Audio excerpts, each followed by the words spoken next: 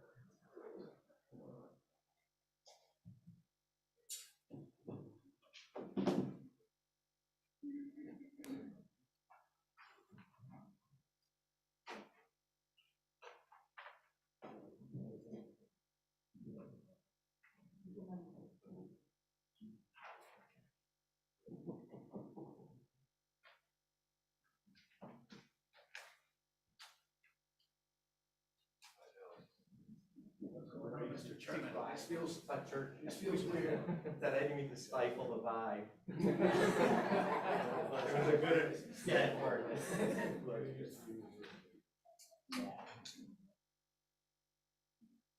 It's good that we're all here.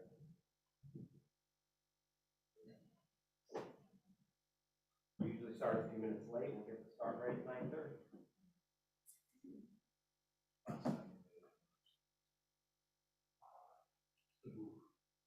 Sandy, I don't know if you really don't have that question. Wait, 19.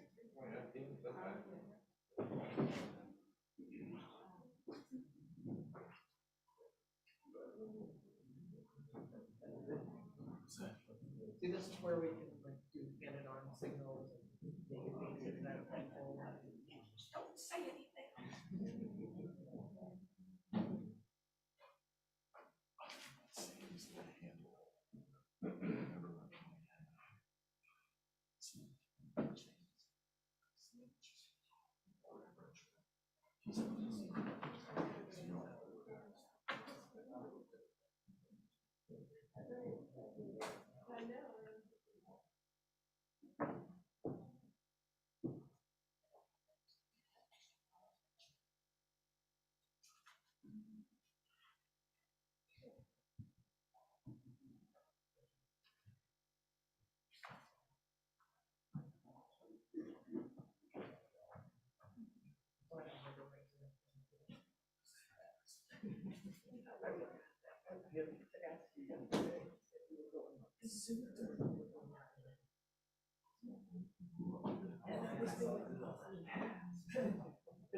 That's what I would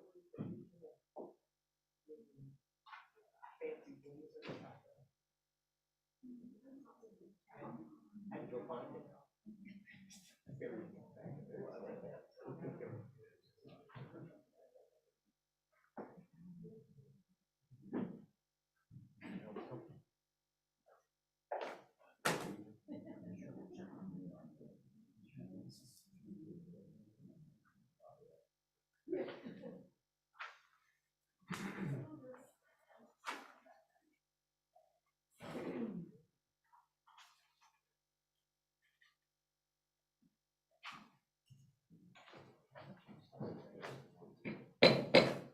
Morning, everybody. 9:30 is Chair James Erskine.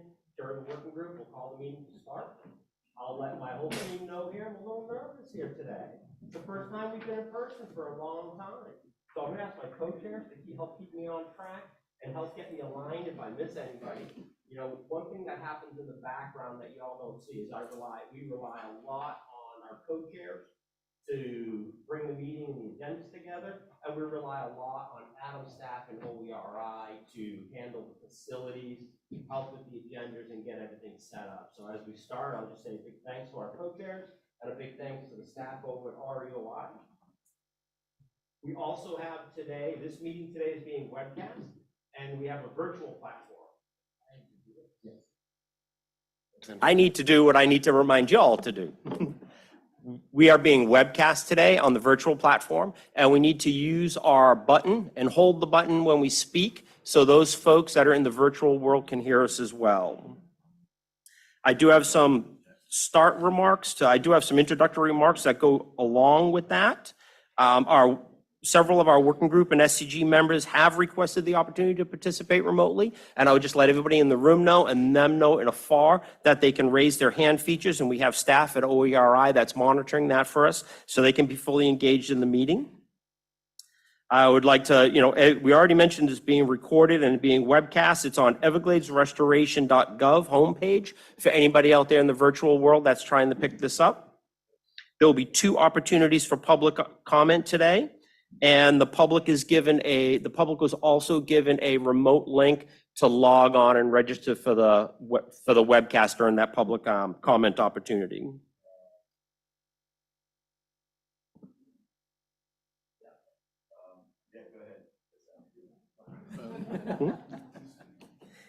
We're getting somebody squared away in the virtual world. So like I said, it's great to be here in person. It's good to see everybody. This is a great team. This is truly a great team of scientists and managers that is at the top of one of the largest restoration, if not the largest restoration project in the world. That is arguably one of the most complex restoration projects in the world. And we're going to hear a little bit about that today, some of those complexities and some of the projects that are moving forward. As we go through our agenda, most of what we see many of the items we see on our agenda will move forward to task force items in October. So that's one thing that we hope to accomplish during this meeting is to lay the groundwork for that so we all have the appropriate information to update our principals and task force representatives. With that being said, thank you all for being here and thank everybody that's in the virtual world for joining. I'd like to turn it over to Nick Almond for any introductory remarks he has.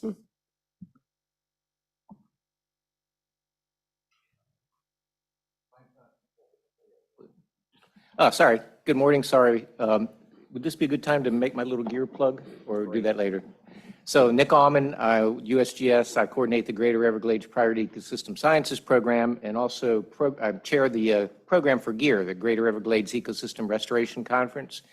And just putting in a plug for that, it's April 17th through the 20th next year.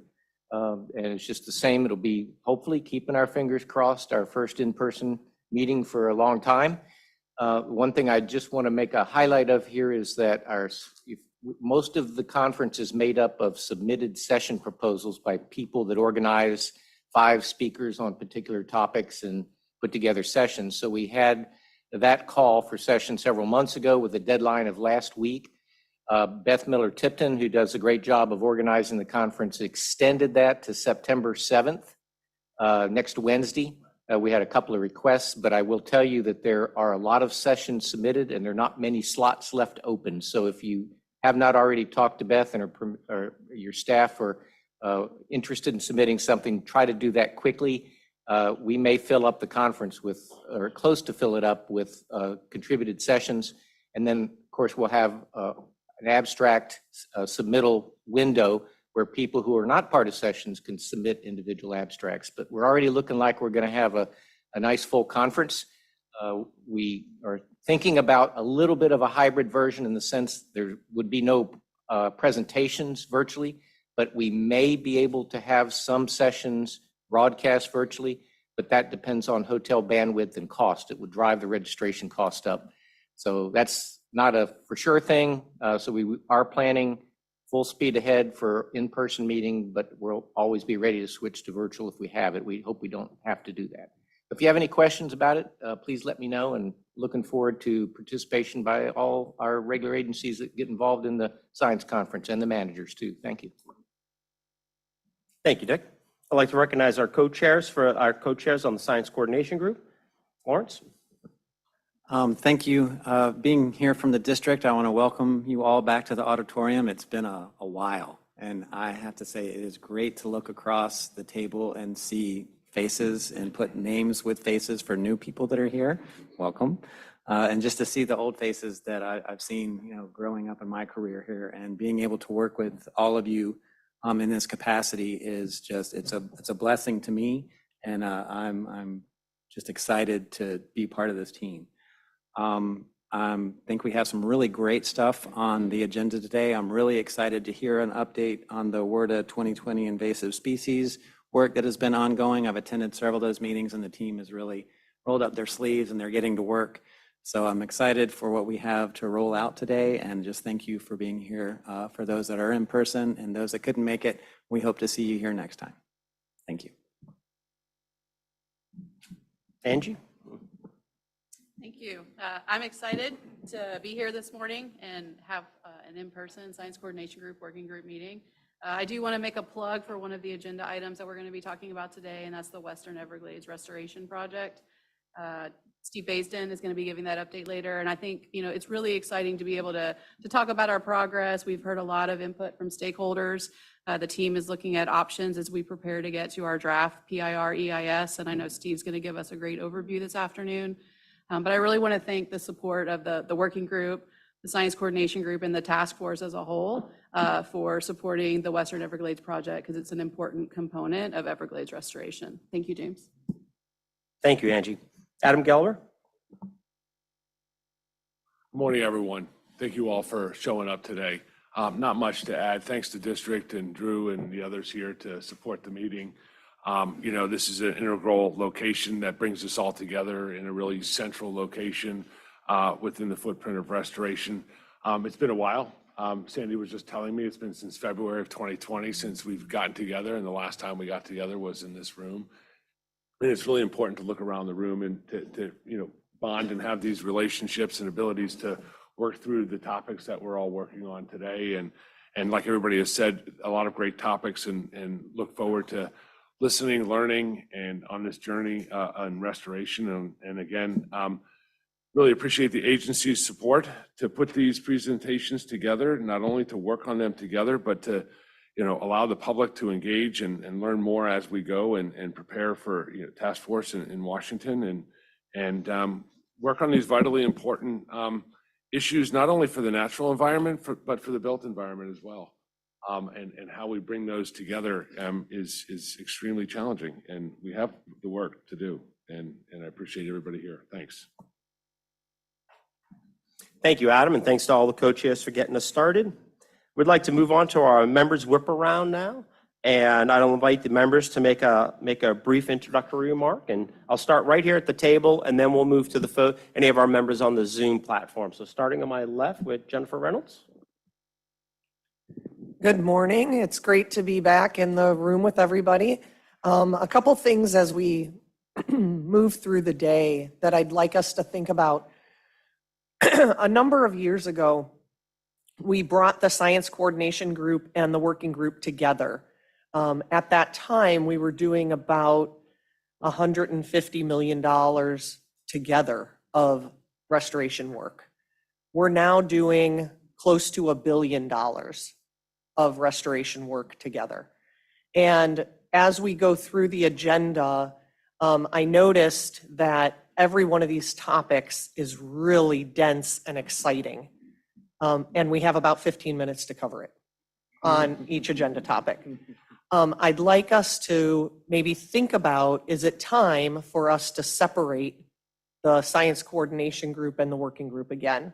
And at these meetings, think about whether we come together, have maybe those big agency overview briefings, and then separate so that we can tackle more topics with a little bit more time. Because I think one of the real advantages of this meeting and doing this meeting in person is building this team and having the opportunity for dialogue, discussion, and working on solving problems together with the brain trust that's in the room. And I feel like with this many topics and the amount of work that we have going on, it's really hard to do that in the time that we have. But maybe if we come together, do breakouts, and then share that information across our agencies, we could do more in one day than this agenda will allow. So I just wanted to bring that up at the beginning, but I'm really excited to be here and excited for the topics and look forward to the agenda. Thanks. Thank you. Gil McRae? Good morning. I'm Gil McRae. I represent the Florida Fish and Wildlife Conservation Commission on the Science Coordination Group. And I would second your comments, Jennifer, on the density and amount of information and considering providing more time with perhaps a split of the groups.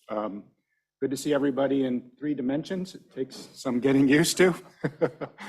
We were having conversations on this side of the table about the spacing of the nameplates and the chairs and what went behind that, but we're not taking anything personally.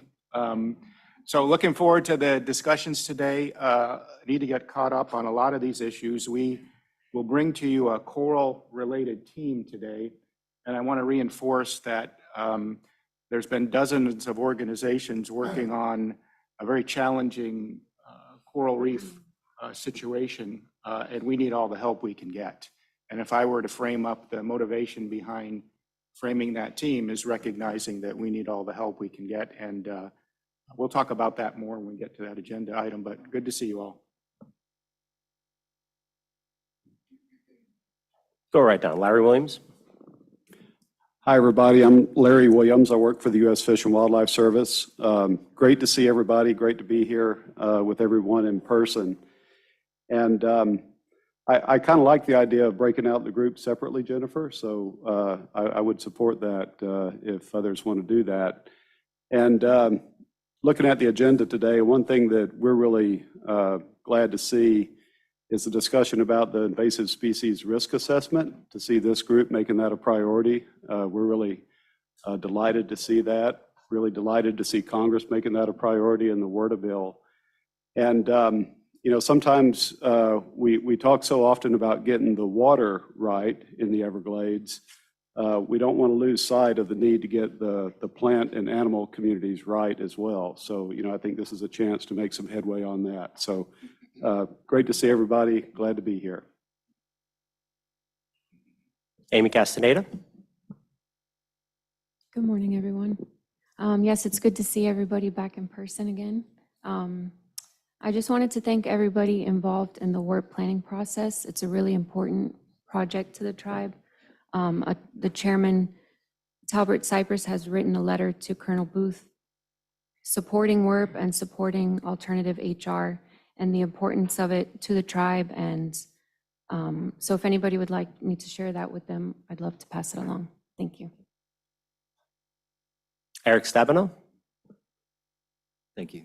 This working for us? Okay.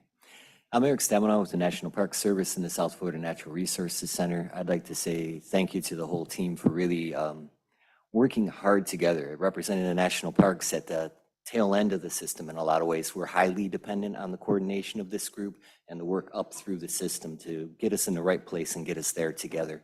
To that end, the South Florida Natural Resources Center has recently gone through a bit of a structural reorganization. And in that process, we're working much closer with OERI. We've been putting a renewed effort on what we do with modeling. In that area, thank you to the district and to the Corps for inviting us and helping us get on board inside the IMC. So we're really looking at this as kind of a new step forward. And then we, of course, get to literally step forward together and sit in a room together, which I loved seeing everybody's face as well. So we've got some other exciting news coming our way, and we've got comments and information on a lot of the topics here today. So again, thank you, and really looking forward to this work. Thank you. John Mayle? You have to push and hold. Okay, I gotta hold it. Good morning, John Mayle, Martin County. I want to echo Jennifer's comments about the robustness of this agenda. It does seem to reflect historic funding levels and momentum in Everglades restoration that I don't think any of us have ever enjoyed.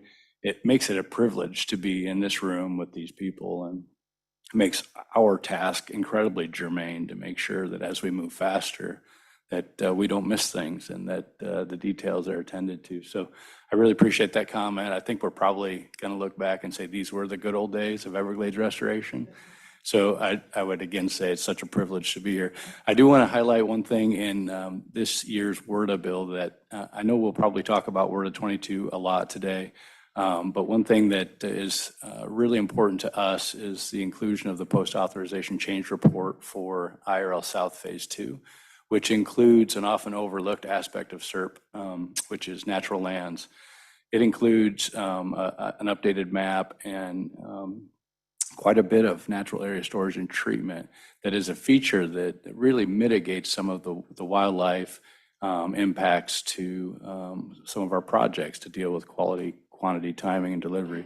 So to that end, we're moving forward even before that's complete with a really exciting project that the district has taken the lead on that would acquire almost 2,000 acres of really pristine, nearly pristine natural habitat in a keystone location to augment the C44 reservoir and STA. They've done a great job of negotiating with the seller, and we're looking at perhaps closing in January with a funding agreement with Martin County. It's something we're really excited about. We'd like to see more of that as a result of the new WRDA bill and the authorized spending limits for IRL South. Thank you. Holly Milbrandt. Thank you. Good morning, everybody. My name is Holly Milbrandt. I'm the Natural Resources Director for the City of Sanibel. I was not at this meeting in February 2020 when you all last met in person, so it's really great to be a part of the Science Coordination Group and to see everybody here in person. The one comment I would make, our recent attention on Sanibel and on with our West Coast stakeholders has been the review of the environmental impact statement associated with the Lake Okeechobee regulation schedule. You know, everybody at this table has been involved in that process as well. We're certainly encouraged by a lot of what we see in the preferred plan, but still have some concerns, particularly about what that plan will do for the Caloosahatchee, both making sure that we can realize some benefits of the new plan prior to the completion of the C43 reservoir, which unfortunately I know is a bit behind schedule, so hoping to keep that project underway, and then concerned about some of the high flow situation that might still occur with the current plan. So we have a technical team that we've assembled to review those documents and are preparing our comments for the Corps. It's been a really open and transparent process. Look forward to the overview that we're hearing today. Thanks. Roland Ottolini. Good morning. Good morning. I'm Roland Ottolini. I'm Director of Lee County's Division of Natural Resources. I'm not going to repeat what Holly mentioned. We're in lockstep with some of these issues, but I'd be remiss if I didn't honor one of our commissioners. Commissioner Mann passed away a little over 2 months ago. Those who don't know him, he was probably best known for his folksy and thoughtful demeanor. He was no stranger to Florida politics. He started in the 70s. He was a member of the House as well as the Senate. Even took a run for a governor in '86. He was a county commissioner for several terms, and he was also a governing board member. Strong advocate for water policy as well as environmental land preservation and conservation. He was instrumental in some of the early marine mammal, panther, and wetland policies and protection acts in Florida. He was involved with our Lee County's conservation land program as well as Carl Lands in its beginning. So just thank you very much for letting me honor him for a minute. Thank you. Veronica Harold James. Good morning. Thank you, Mr. Chair. I'm here from the U.S. Attorney's Office, representing the Department of Justice, Miami office, and I'm happy to be here and good that we're back in person. Thank you. Rebecca Elliott. Hello, everyone. It is good to be here. I'm glad to be in person. Last time, I had a terrible time keeping connected to the meeting. You know, I kept on getting bounced off. And it's really good to see a packed agenda with so many key topics for the work that's getting done. But the invasive species I'm really interested in too. Unfortunately, I got bounced off at the end of the meeting and wasn't able to say for FDACS. We have scientists from our Department of Plant Industry who are participating in the invasive species. And Dr. Eric Roerig is the main person for that.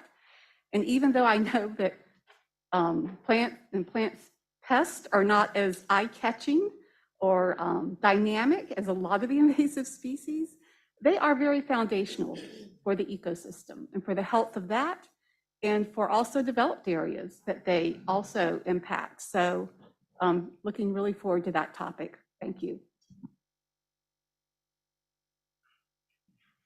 Mark?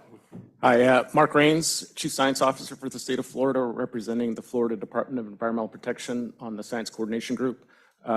As you probably know, I was appointed in April 2021, so this is my first face-to-face meeting. I appreciate the opportunity to get to know some of you a little better and some of you for the first time. I'm looking forward to the conversation today, especially surrounding the Coral Reef Coordination Team Charter. I was with Secretary Hamilton yesterday, and he expressed his full-throated support, and we appreciate the feedback and support we've received from both these working groups so far. I'm looking forward to continuing that conversation a little bit later on this morning. Thank you. Deb Drum?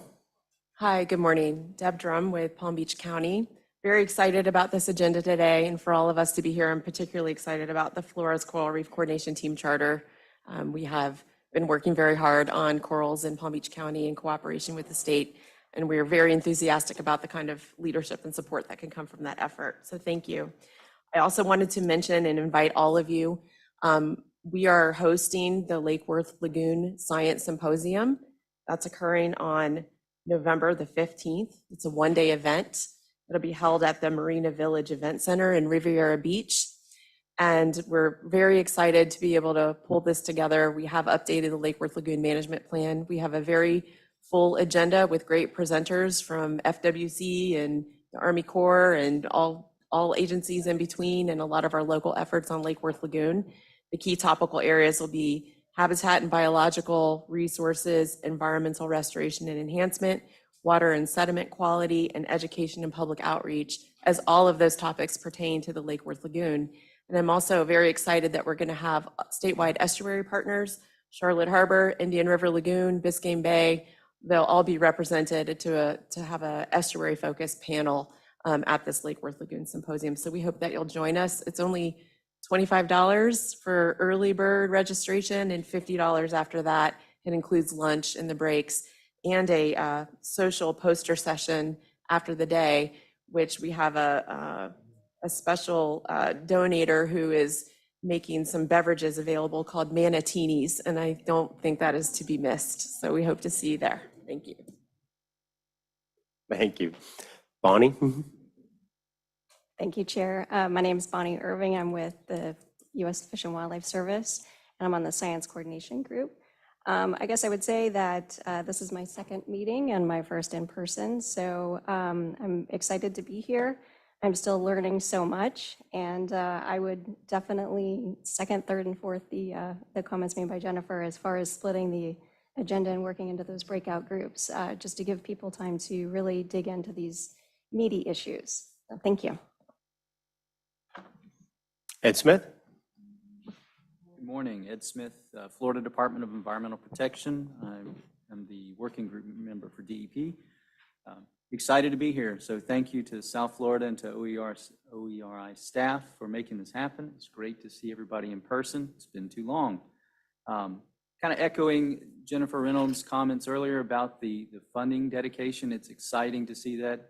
John, I know you think this is the good times, but I really believe there's better times ahead of us. So thinking back to when I first started in 2014, we were excited when we'd get $60 million.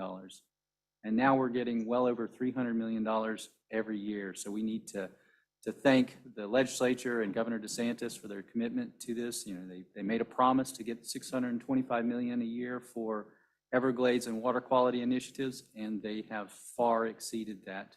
We're well over $2 billion in that, and we're still moving. So great to be here. Looking forward to a good meeting. Pedro Ramos? Love that optimism. Better times ahead, that would be amazing. Pedro Ramos, I'm the superintendent for Everglades and Right Tortugas National Parks. And in that role, I also oversee Big Cypress National Preserve and Biscayne National Park. And it's great to be here today, but I think one of the things that should be said is that even though we haven't been together for 2.5 years, we have achieved a tremendous amount of work, meaningful work over the past 2.5 years. And that, I think, ought to be recognized. It speaks to the commitment that we have around this table on this issue, which is unlike any commitment that can be found around a topic like this anywhere in the country, I would say. Over the past 3 years, we continue to enjoy ecologic benefits to the park, which I think should continue giving us all a sense of urgency to complete all this work that we've got ahead of us. We've seen super colonies of birds coming back. We're seeing more water coming under the Tamiami Trail. We're seeing hydro periods that are longer in the park. And we're seeing the water stay in the park, something that we need to thank the state of Florida for their work on the seepage walls that are being constructed at the eastern edge of Everglades National Park. A little concern about an alga developing now for a couple of months. Contrary to some belief, I think that we are attributing that alga bloom that's been developing in Florida Bay to the decay of this massive mangrove loss that we had as a result of Hurricane Irma in 2017, not as a result of bad water coming into the park. And that's something that we all need to be helping the public understand, because we don't want any misunderstanding around that. We need to continue bringing that water under the bridge and continue doing all of the work that's being done upstream. Tamiami Trail Next Steps Phase 2 is on schedule still for 2024. We're also pushing projects like the Rollerson Canal in Cape Sable that will help that area on issues related to sea level rise. Thanks for partners that have contributed money to that project. And I would not let go of this button without giving a plug to our 75th anniversary. We're celebrating 75 years as a national park here in Florida. We will be celebrating big in December. The date is December 3rd. It's going to be in Flamingo, where we are constructing a brand new hotel, restaurant, bar, a brand new visitor center.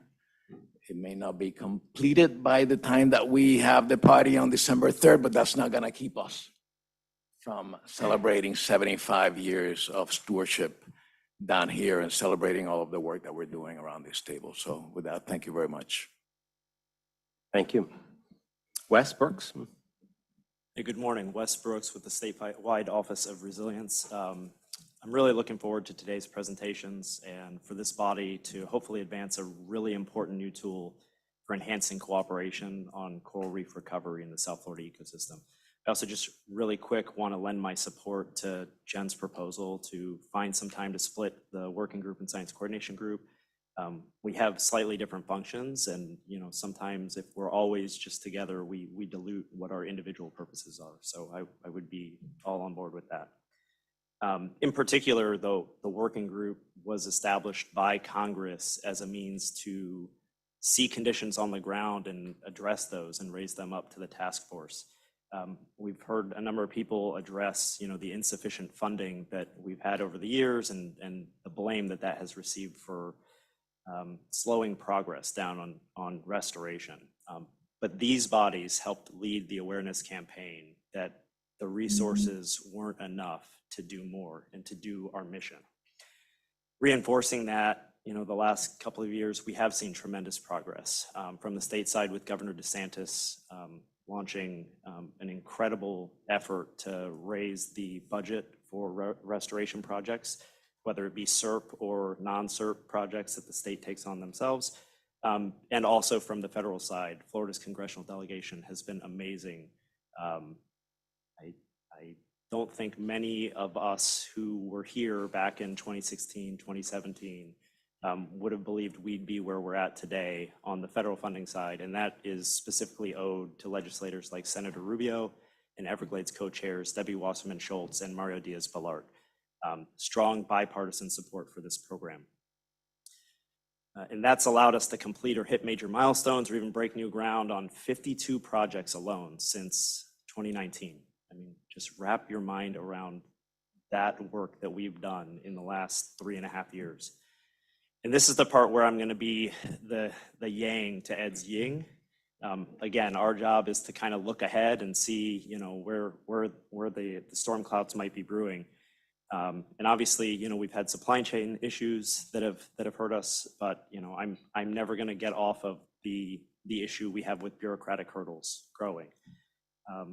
We've got more money than ever, and yet we're still not able to push forward at the rate that we need to, the rate that funding level implies.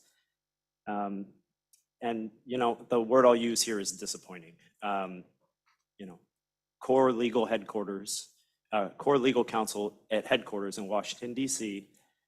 really, to me, seems hell-bent on keeping Jacksonville district's one arm tied behind their back. And every time they come try to help work in partnership with the state and the Water Management District. I mentioned in July the core timeline for the Lake Okeechobee watershed restoration project slipping to October. If it's true that that timeline has now slipped into 2023, you know, there is no chance for authorization in 2022 WRDA. That means we pushed the timeline back on even beginning construction at least 2 years. Where are the consequences for that? Who's responsible for that? And who's going to be taken to task for that? To the south of Lake Okeechobee, the state's been waiting nearly a year for the Corps to make a decision to enter into a project partnership agreement with the district so we can start beginning construction of an important phase of Central Everglades Planning Project, the North Phase. The North Phase, which will be constructed entirely with state dollars. Not a single federal dollar required for that. We just need cost share credit. 2 weeks ago, unfortunately, we received word from the Assistant Secretary of the Army for Civil Works that they could not enter into a project partnership agreement with us on a project that was authorized back in 2016 and that was the feasibility study was supposed to be done within 3 years, and yet here we are still studying the thing to death, even after congressional authorization. I want to be clear. I personally, and I know many state leaders are really grateful for Mr. Connor's interest in expediting restoration issues. I believe he's a sincere partner, and I do believe he's committed to expanding options for us to move forward, looking to find other ways to move project timelines forward. Unfortunately, once again, Corps attorneys, quote, determined that pursuant to congressional authorization for the project, the federal government lacks the authority at this time to move forward in signing a PPA. They cite a single sentence from the SEP Chief's report, which states that, quote, all features of the state restoration strategies must be completed and meet water quality standards prior to initiating construction of most SEP project features, end quote.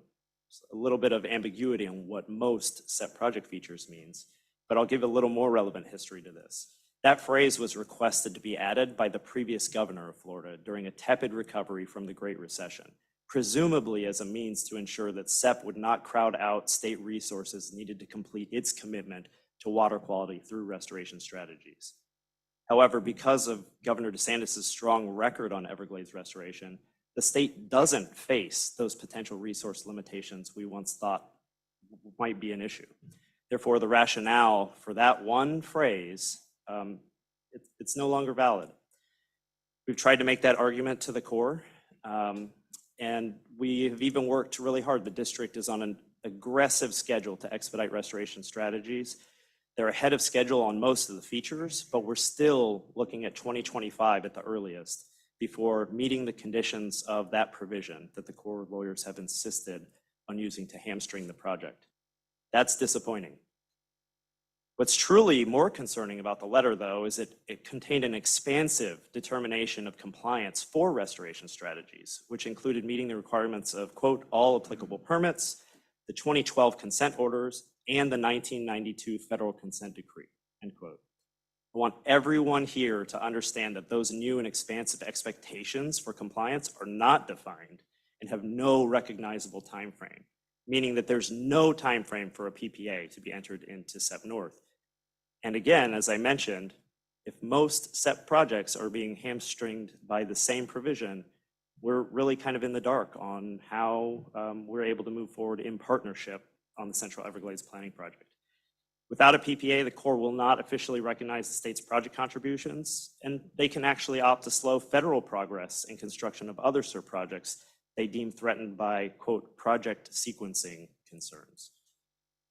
Thankfully, we've gotten pretty good at anticipating obstruction from Corps legal counsel, and we've worked closely with Congress to secure more flexible cost share provisions that will provide the Corps with the authority and direction to recognize the state's investments at the outset of project development using a more flexible approach than SERP currently allows. Once these provisions pass as part of WRDA 2022, state progress on SERP will no longer be held captive by the lack of a PPA for an authorized project. The state of Florida, with or without the Army Corps' support, is poised to initiate construction of SEP North in December of 2022 to restore the northern end of the Everglades Protection Area, as originally authorized in WRDA 2016. But honestly, it shouldn't be this hard. I'm concerned there's more momentum sapping red tape lurking on the horizon of other critical projects. And these bodies need to be aware of that and looking for that and trying to get ahead of that so that we don't put the leaders on the task force in difficult positions. And Congress and the Biden administration need to focus more attention on why policy decisions, like a PPA for SEP North, and for a project that has bipartisan political support and exists in a robust funding environment, keep being ensnared by dubious legal determinations by Corps headquarters. SERP is critical to enhancing resilience in South Florida, and all of these delays threaten accelerated impacts to communities in the region, human and wildlife. There must be consequences, and those consequences, for once, must not fall on Floridians, and they must not fall on the invaluable ecosystem we're all working to save. So I want to do that now. I want to get that out of the way so we can enjoy the presentations and focus on the good, but please keep that in the back of your mind. We have to find a way to overcome these obstacles. Thank you, Wes. Sandy, I think we have a few people on the phone we're going to turn to on Zoom, and I'll let our co-chairs know. We've had a number of folks mention both agenda density and meeting format, so I'm going to turn to my co-chairs for a discussion when we finish on Zoom, just if anyone wants to make a comment about that.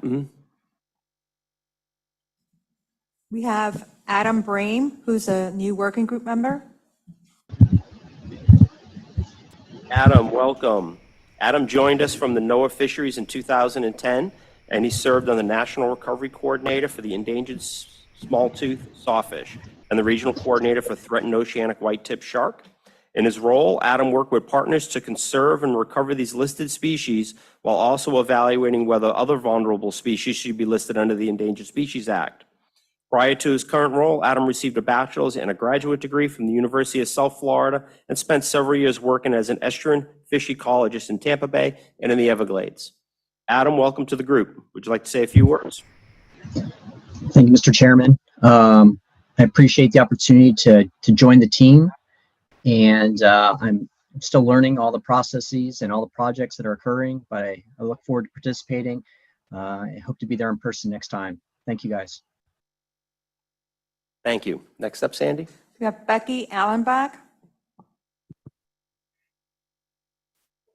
Hi, sorry, I was trying to start my video, but evidently that's not the function that we have here. Good morning, everyone. Thank you for the opportunity to provide some brief comments from EPA.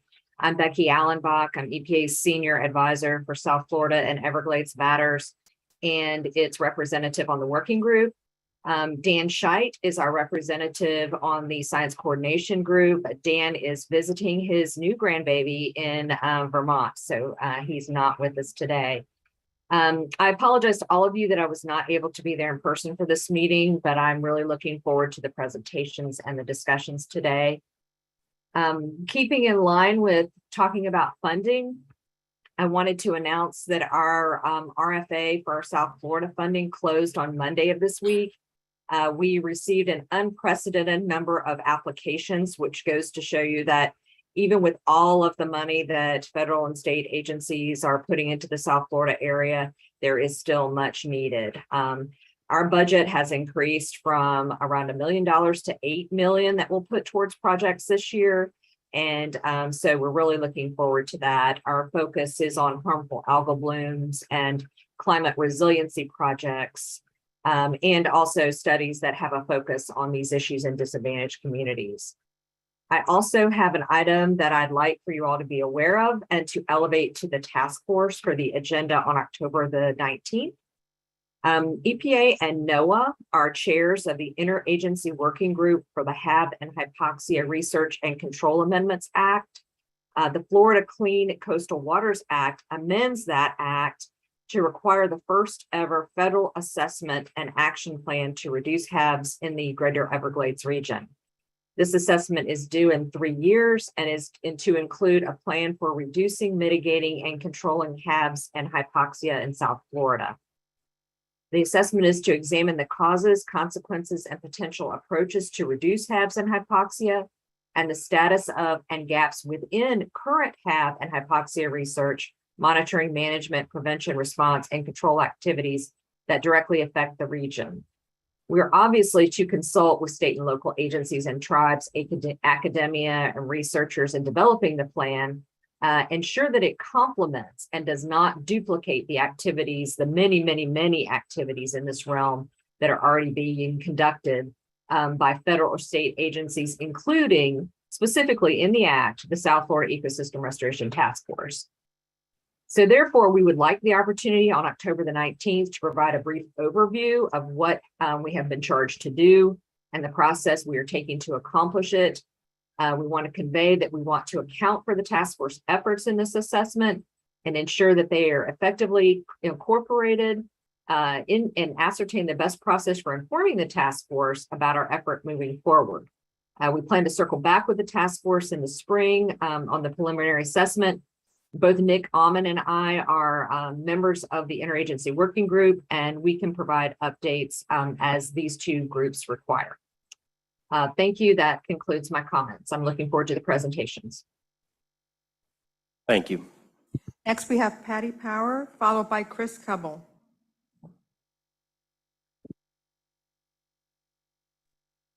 Good morning, everyone. It's great to see everyone here. I am filling in for the tribe for today and looking forward to all the presentations. That's all I have. Thank you. Chris? Hello, everyone. This is Chris Cowbell from NOAA's Atlantic Oceanographic and Meteorological Laboratory. Sorry I couldn't be there in person today, and I really don't have anything else to add right now. So thank you very much. Look forward to the presentations.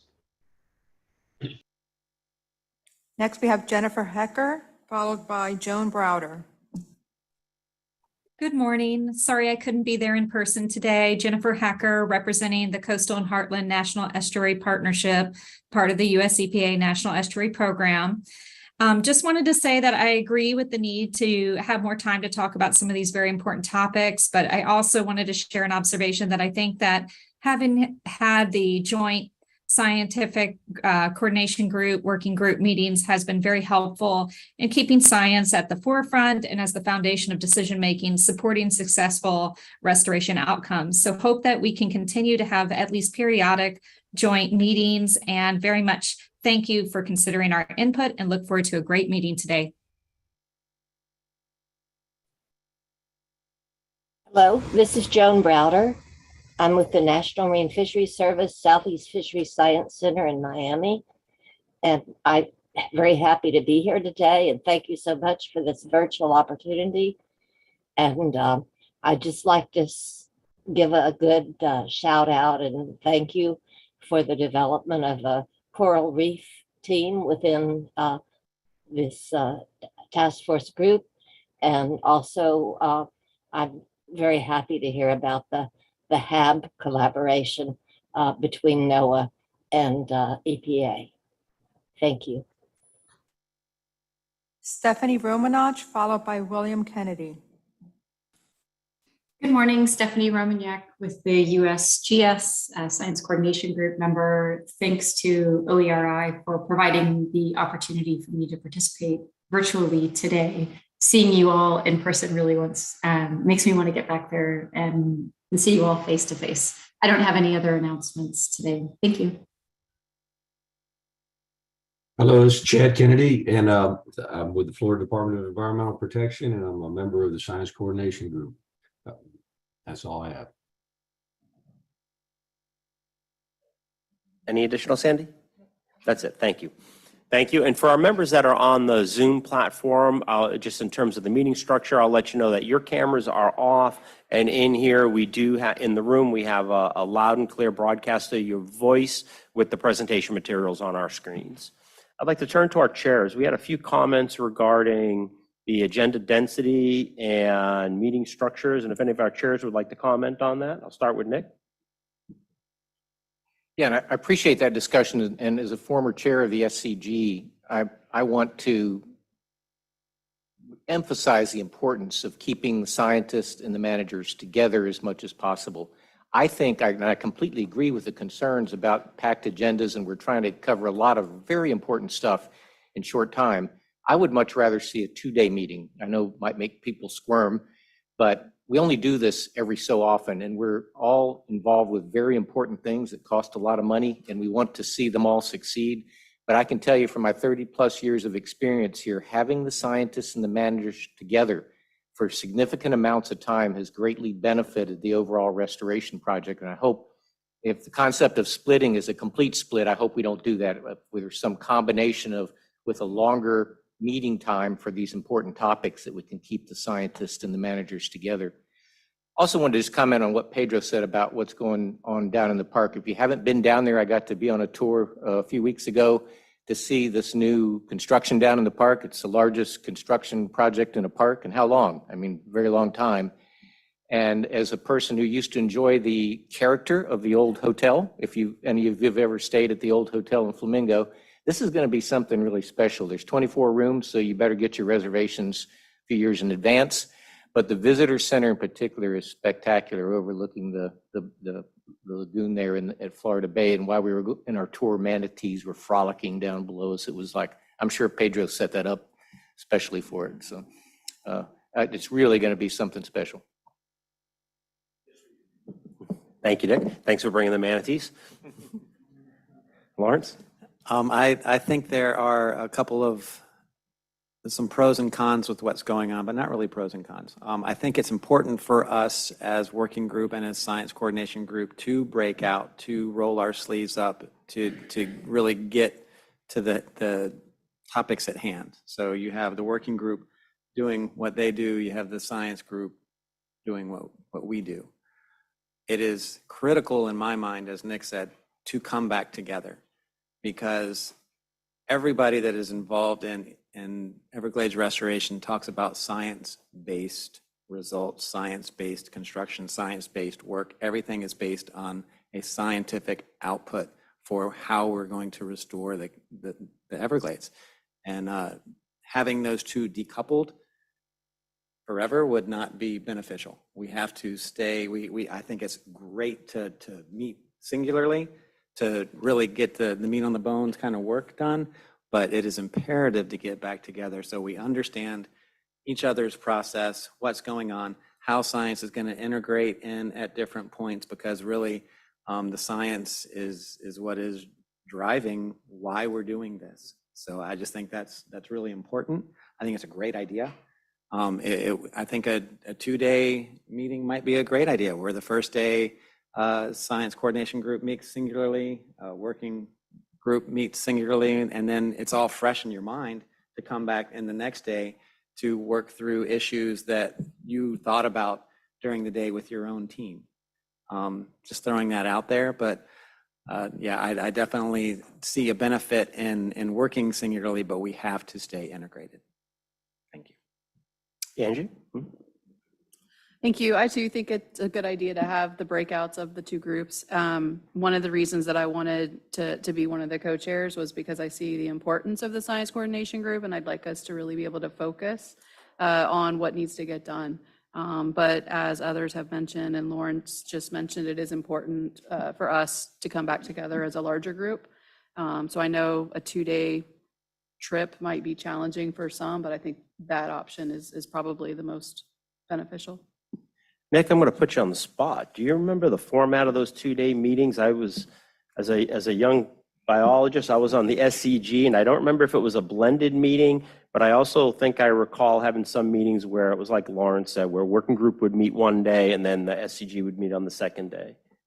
I'll ignore that young biologist comment because it probably means that I'm an old biologist. But yeah, I think that we did have longer meetings and we had more frequent meetings in the past. And like I said, this is multi-billion-dollar stuff we're working on. It really, and I will easily dedicate more time. I want to sit on when the working group, well, I'm on the working group now, but as a scientist, when the working group drills down into things, I want to hear it and learn from it because, especially in my job, I can help steer science more effectively if I know what the management needs are. Also keep in mind that I know the science coordination group in the past has done 2-day, 3-day workshops that are on specific topics. So we have taken and broken off separate things to do separately, in which I'm sure there was participation by some working group members at the same time. We've had those workshops. So I just think we need to devote more time, not to sacrifice coordination and learning from each other, but to devote more time. I think that I can't remember exactly how we did it years ago, but I think there were longer meetings. I know they were more frequent. Dig on that. I think the message here from the chair is, loud and clear from our members, and we're going to follow up and have some additional discussion about this with Adam and his staff as well, because it does take a lot of support. So expect to hear back from us as a group on that.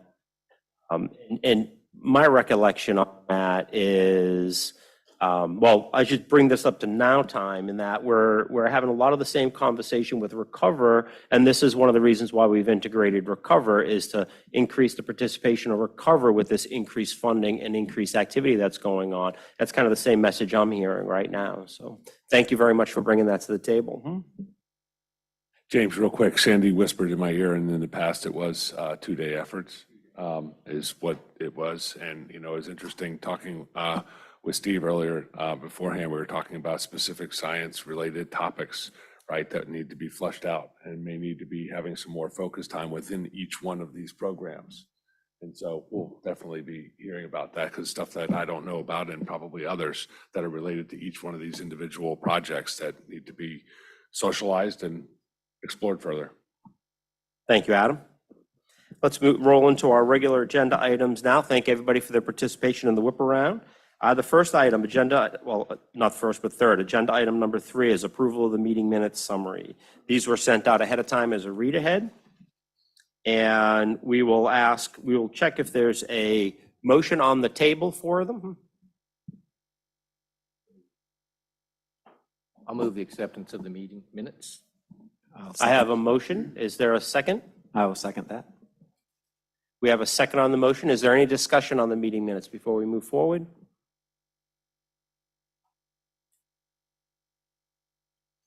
No discussion. We'll ask for a vote in favor of the meeting minutes from our members.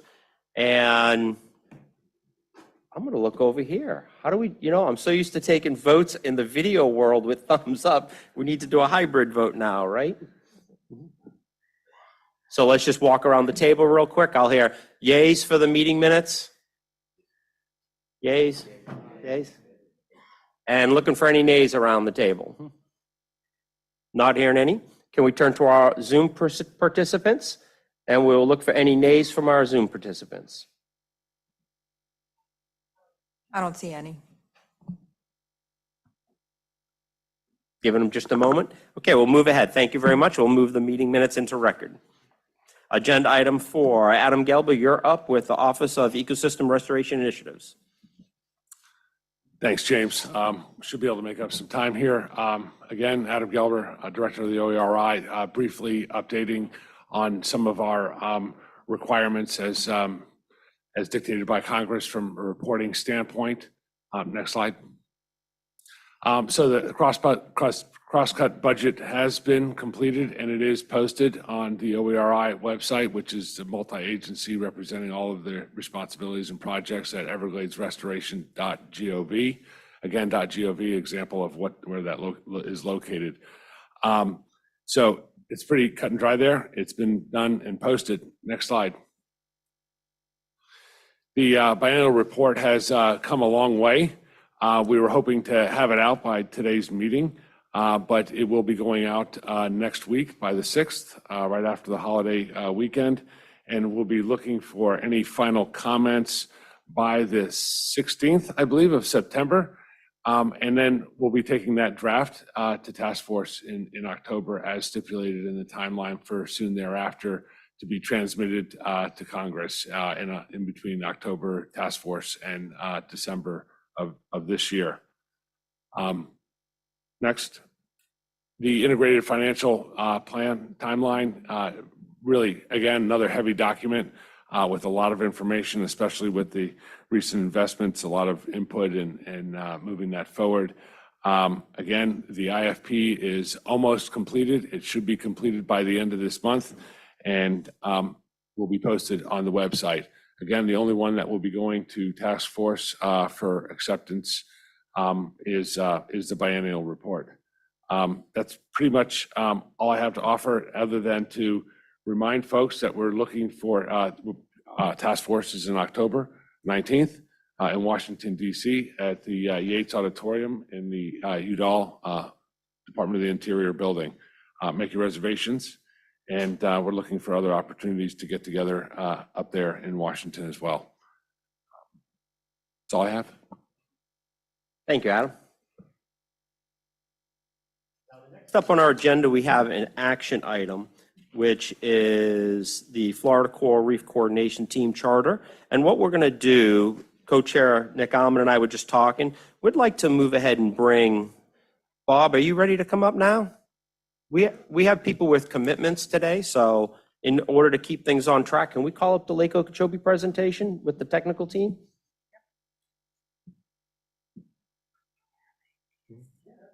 Okay, so let's go ahead and we're going to move to the we're going to swap item agenda number 5 and 6. Lake Okeechobee Watershed Restoration Project will come up first. And Jen, would you Lawrence? like to recognize and introduce your team members? Yeah, sure. So we have our ASR team from the district here. This is not the whole team, but this is the brain trust of the team. And so many of you know Bob Verastro. He's been talking to us about ASR for some time. We also have Liz Kaneha in the yellow jacket at the podium at the moment. She's our PM who's trying to coordinate the multiple aspects of this program as we're moving forward. Also seated in the chairs, you can see Jennifer Gent in the pink blouse. She is our construction PM. So she is managing how we are actually executing this construction program on the ground. Most of the work we're doing right now is not actually considered construction yet. But those of you who don't care about whether something is considered design or construction for cost share crediting, it might look like construction, right? Because we've got people who are drilling holes in the ground in order to retrieve data that we use to inform the design process. That's the part of the program that we're working on now. And then Anna Washnicka is really trying to keep all of the science pieces together and coordinate across multiple agencies, including stakeholders and non-federal and non-state agencies, and bringing really a wealth of information and peer review into the program as we look at all of these aspects. And so thanks to the team for being here. Don't take too long on your presentation so you can all get back to work. Just kidding. Thanks so much for the opportunity to introduce that team. All right. Good morning. My name is Liz Kaneha. I'm the project manager in the Ecosystem Restoration and Capital Projects Division at the South Florida Water Management District and serve as the planning project manager on the Lake Okeechobee Watershed Restoration Project, also referred to as LORP. I'm going to be giving an overview on the LORP planning project and the LORP ASR component, or Aquifer Storage and Recovery component, and then I'll hand it over to Dr. Anna Washnika and Bob Barastro to give the update on the ASR science plan. So the map on this slide is the revised recommended plan, which is alternative ASR that was selected for the Lake Okeechobee Watershed Restoration Project. The purpose of LORP is to increase water storage in the watershed, improve the quantity and timing of releases to the estuaries, restore wetlands in the watershed, and improve water supply for existing legal users in the Lake Okeechobee service area.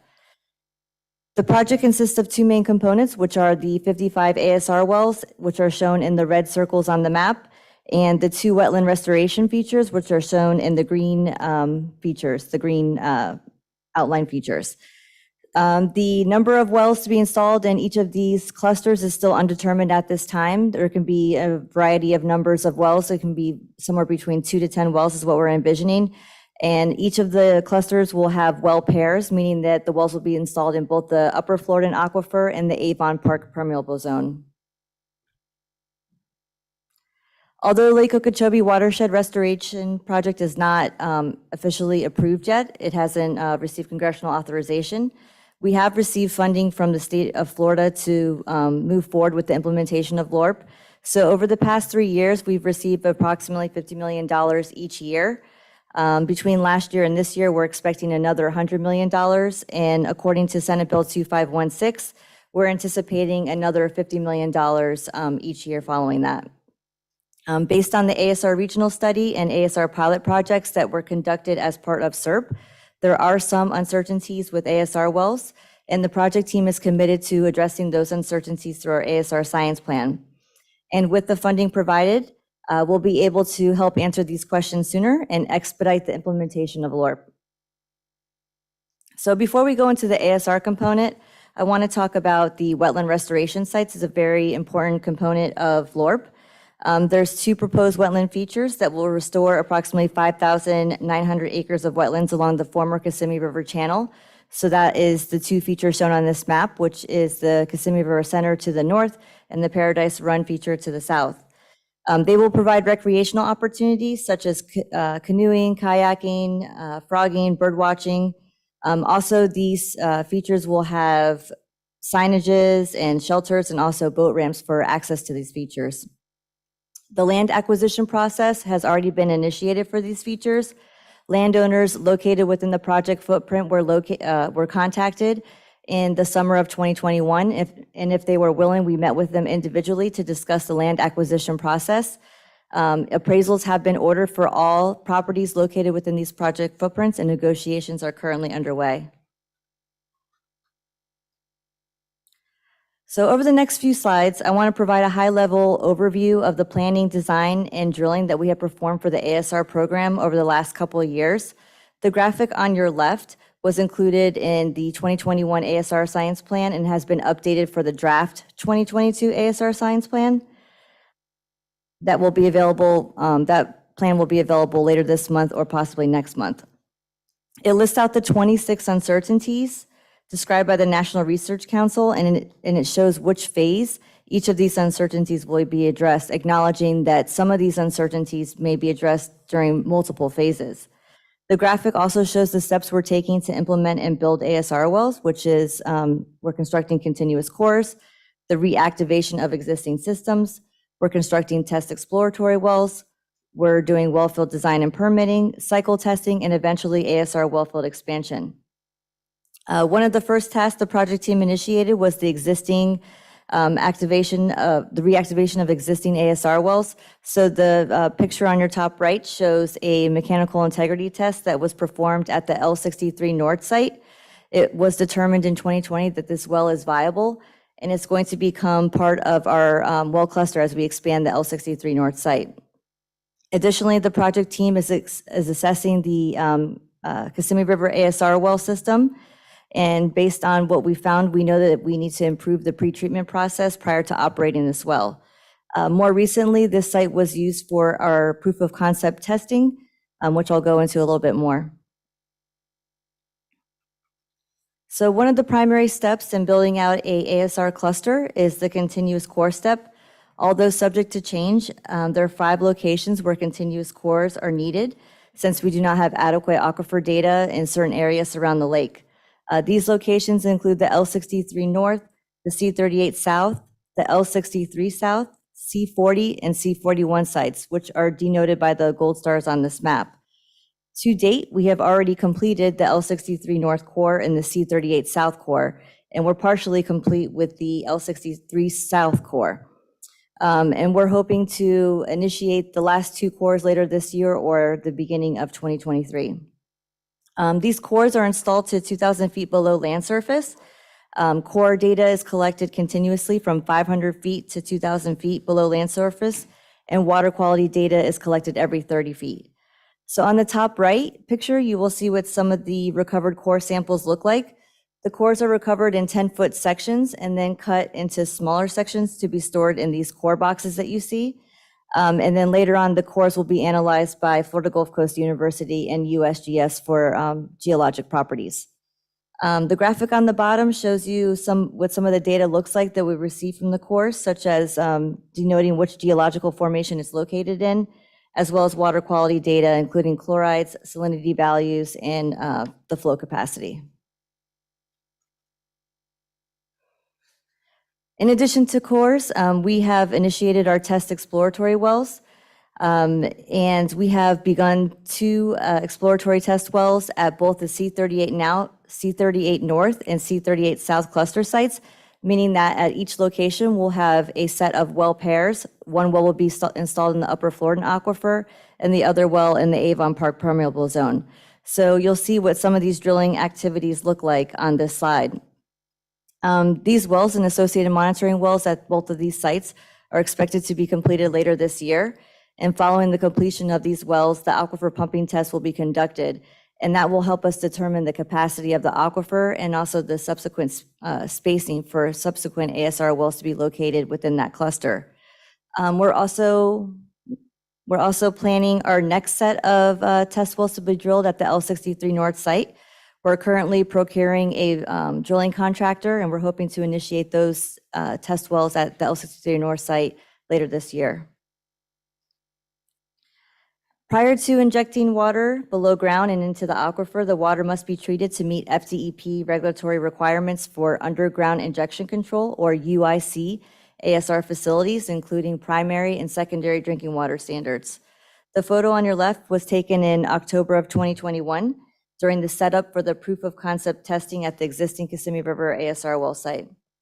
There was a 3-month test that was conducted at the site from November of 2021 through January of 2022, where we had 5 different vendors providing treatment trains.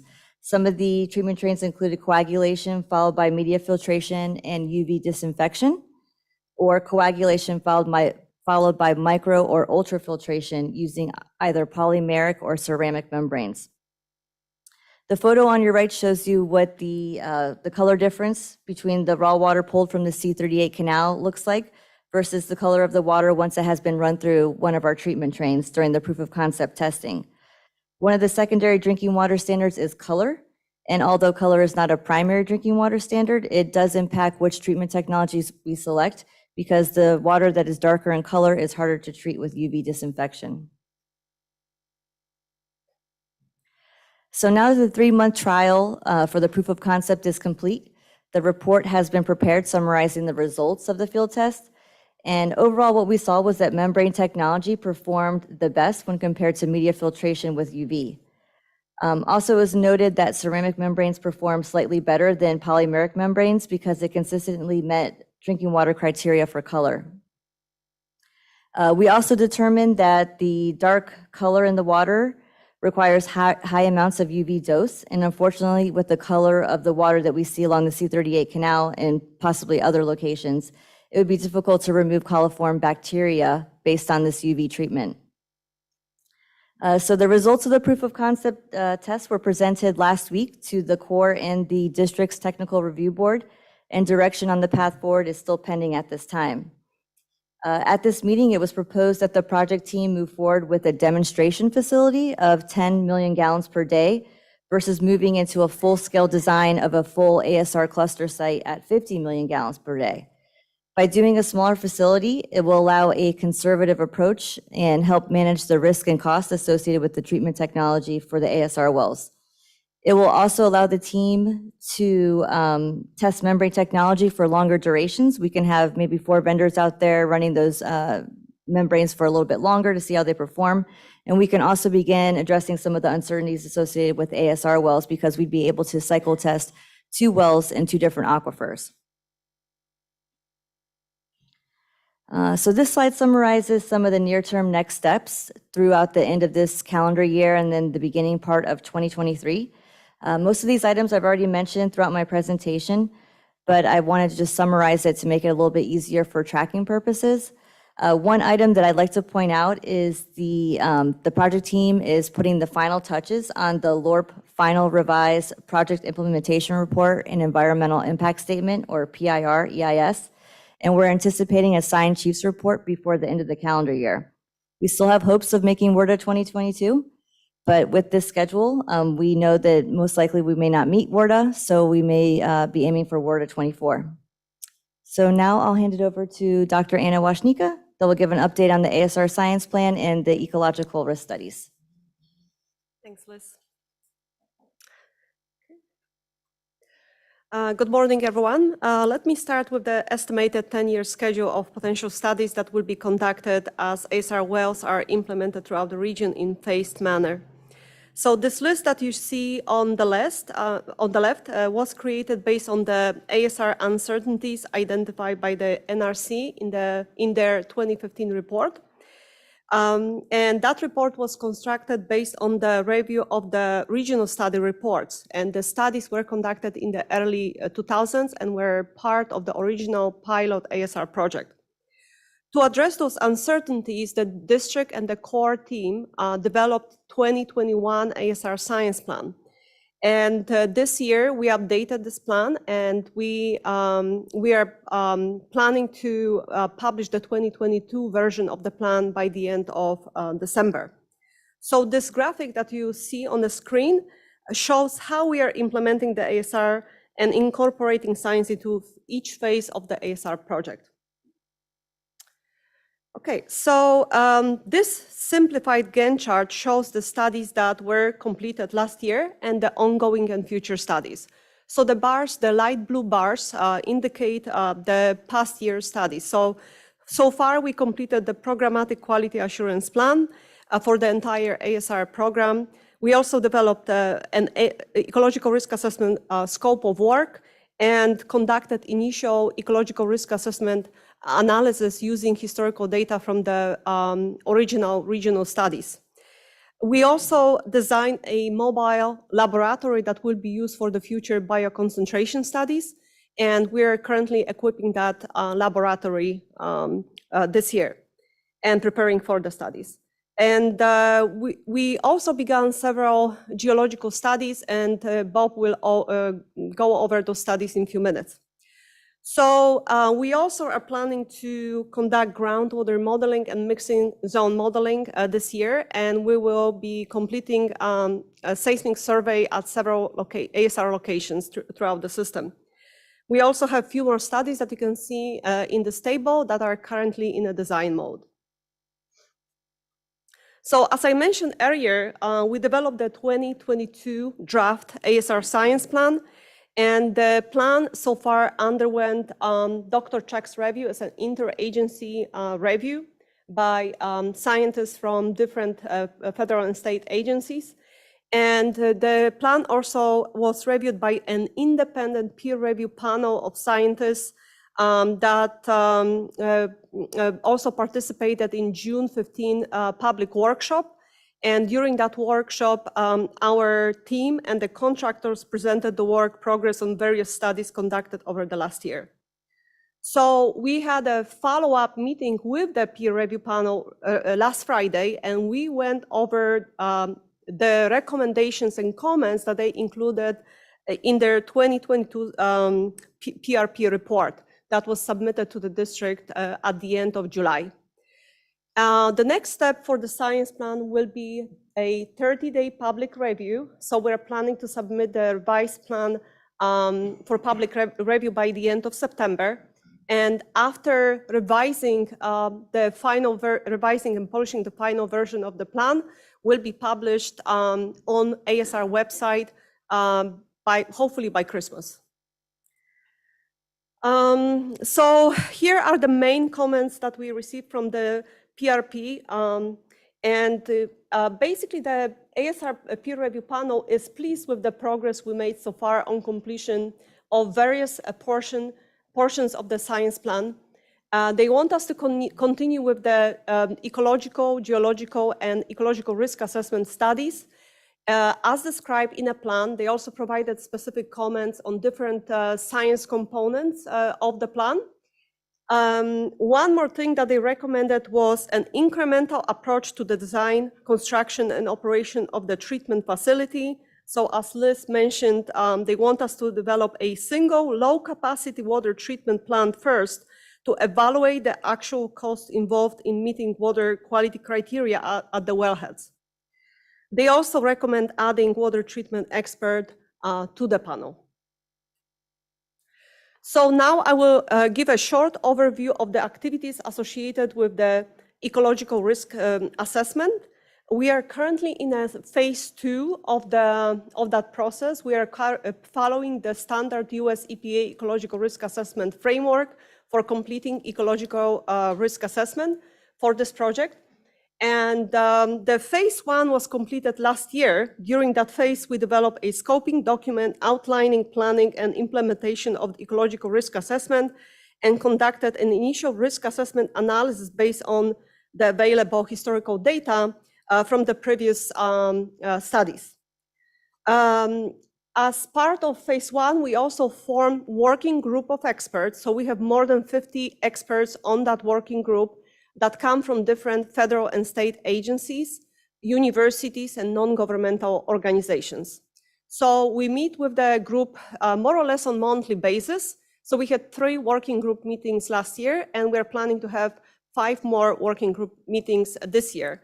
And the role of that group is to basically provide a feedback to the ecological risk assessment team on the work that is currently being done towards completing the risk assessment. So as part of phase 2 of the process, we are developing work plan for completing ecological risk assessment in the upcoming years. And we are also identifying data gaps. So basically essential data that are essential for completing ecological risk assessment. And in the next phase of this process, we will be collecting the data that are needed in addition to the historical data that we already have to complete ecological, local and regional ecological risk assessment. And the final step in this process will be developing a quantitative ecological risk assessment at the local and regional scale. This month, we also began the pre-operational ecological monitoring along the C38 canal. So as you all know, this canal is very important for Lake Okeechobee. It's an important source of water for Lake Okeechobee, northern part of Lake Okeechobee. And along that canal, we are currently developing 2 ASR facilities, C38 South and North. And we also have the original pilot Kissimmee River ASR on the east side of that canal. So this pre-operational monitoring along the canal at the 8 locations that you can see on the map are part of the longer term before-after control impact study that was recommended by the National Research Council in their 2015 report. So after initial 1 year of pre-operational monitoring, once the cycling at those locations begin, we'll continue with monitoring and we will be evaluating ASR-induced perturbations on different key ecological components that are characteristic for this part of the system.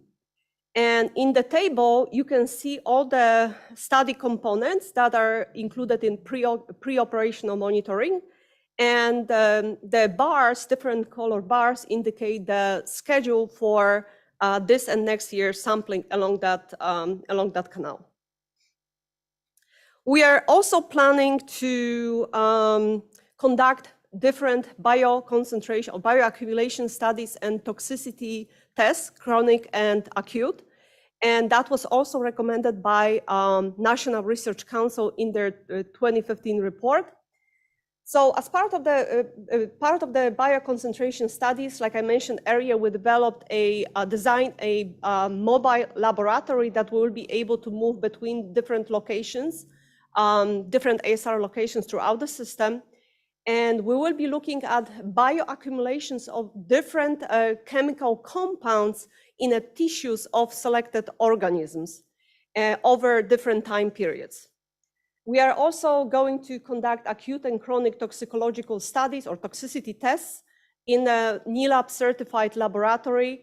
And those tests are, some of them are required by the different permits. And we'll be looking at survival, growth, and reproduction of different selected organisms. And just to also add, we will be concentrating on native species that are characteristic for the areas adjacent to the ASR locations, but we will be also using for some chronic and acute toxicological tests, US EPA standard organisms that are usually used for those kind of studies. And here is the list of more detailed recommendations that the panel included in their 2022 PRP report. And most of the things that they mentioned in the report are already part of the work plan that we're currently developing. And like I said, we'll be concentrating on using native species in our studies. And we are also planning to use Bayesian networks as one of the additional, one of many actually risk assessment approaches that we're using for completing ecological risk assessment. And now I'm going to hand it over to Bob, who will go over the geological studies. Thank you.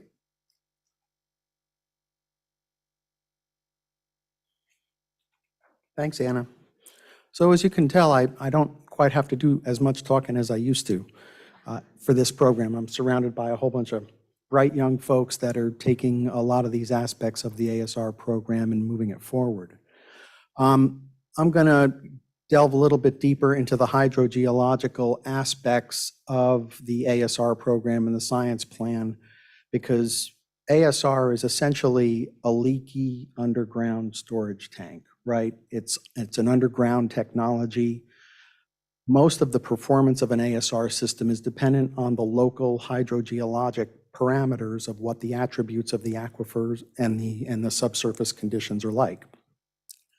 So just to let you know what we do with these test wells is we are drilling a series of large diameter test wells, 24-inch diameter well casings down to about 1,000 feet, looking to pump about 3,500 gallons a minute per well, 5 MGD per well. And what we're doing with the test wells and with the continuous cores is we're trying to figure out if we can actually vertically stack storage zones underground.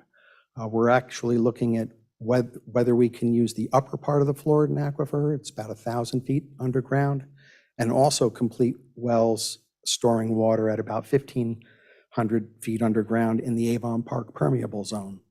So when we're drilling these wells, we're collecting cores, we're collecting cuttings, we're collecting water quality samples at very discrete intervals all the way down. But that's one of the big concepts about these test wells, is looking at stacking storage zones underground in the Floridan aquifer. We're also looking at the confinement, because when we pump water into a storage zone, we don't want that water moving up or down. We want it to keep in that rock interval that we're pumping water into. So we're looking at what we call confinement of the storage zone, and we're looking at leakance, how that water might diffuse or disperse within the aquifer. When we complete the wells, we pump into the wells and out of the wells to try to determine how much water we can pump in and what those pressures are like, so that we will not fracture the formation. And all of this information is ultimately integrated into a local scale groundwater model where we actually can predict how many wells, where they can be completed, and how many essentially well fields we can complete, how large each well field can be. So that's sort of the next phase after we get all this information from the test wells, is we build a local scale groundwater model. And what we're starting with at these local scale models is using the models that were developed from the ASR regional study by the Army Corps of Engineers and the South Florida Water Management District. And what these groundwater wells can tell us is when we pump water into the wells and we create this bubble underground, how far will that bubble be? What will the water quality be like in that bubble? Will that radius of the bubble influence any users of the water that may be close by? Again, that model will be used to tell us how many wells we can have in each well field, how closely the wells can be drilled next to each other, again, predicting injection pressures. And one of the concepts that we want to evaluate when we do begin operating these ASR wells is can we create a buffer zone in order to maintain water quality and have the highest quality of water when we recover from the wells? Can we maintain a buffer zone around the wells to keep water that we don't want to have come back to Lake Okeechobee away from the well? And so this groundwater model will be used to permit the ultimate size of each of the ASR well fields. And it will also help us formulate what kind of a cycle testing plan we want to have when we pump water into the wells and out of the wells. So the first batch of wells that we're drilling are going to be pretty much completed by the end of this year. We're already started. We've got the groundwater modelers beginning to develop what the groundwater model will be like. And so that's all going to be coming out probably by early next year. One of the interesting things that we are doing that Liz mentioned was we've got a contractor that's collecting continuous cores, literally from 500 feet down to 2,000 feet, a nearly intact cylinder of rock, phenomenal source of information. That information is, we've got the cores, we're first sending them to Florida Gulf Coast University. They've got a ray gun there on the slide. It's a handheld X-ray fluorometer. And we've got the cores actually being shot at a 1-foot interval by the students to do a complete elemental analysis of what the rock character is like. Just a beautiful, beautiful piece of information that we can have. What that's helping us do is determine where there could be mineralized zones within the strata that we want to stay away from, like for arsenic, which you've probably heard about. That's one of the big issues with our ASR. Everyone's got question about how much arsenic might come out of the wells, amongst other things. So we've got the Florida Gulf Coast University taking these samples from there. We're also having Mineralogy Inc.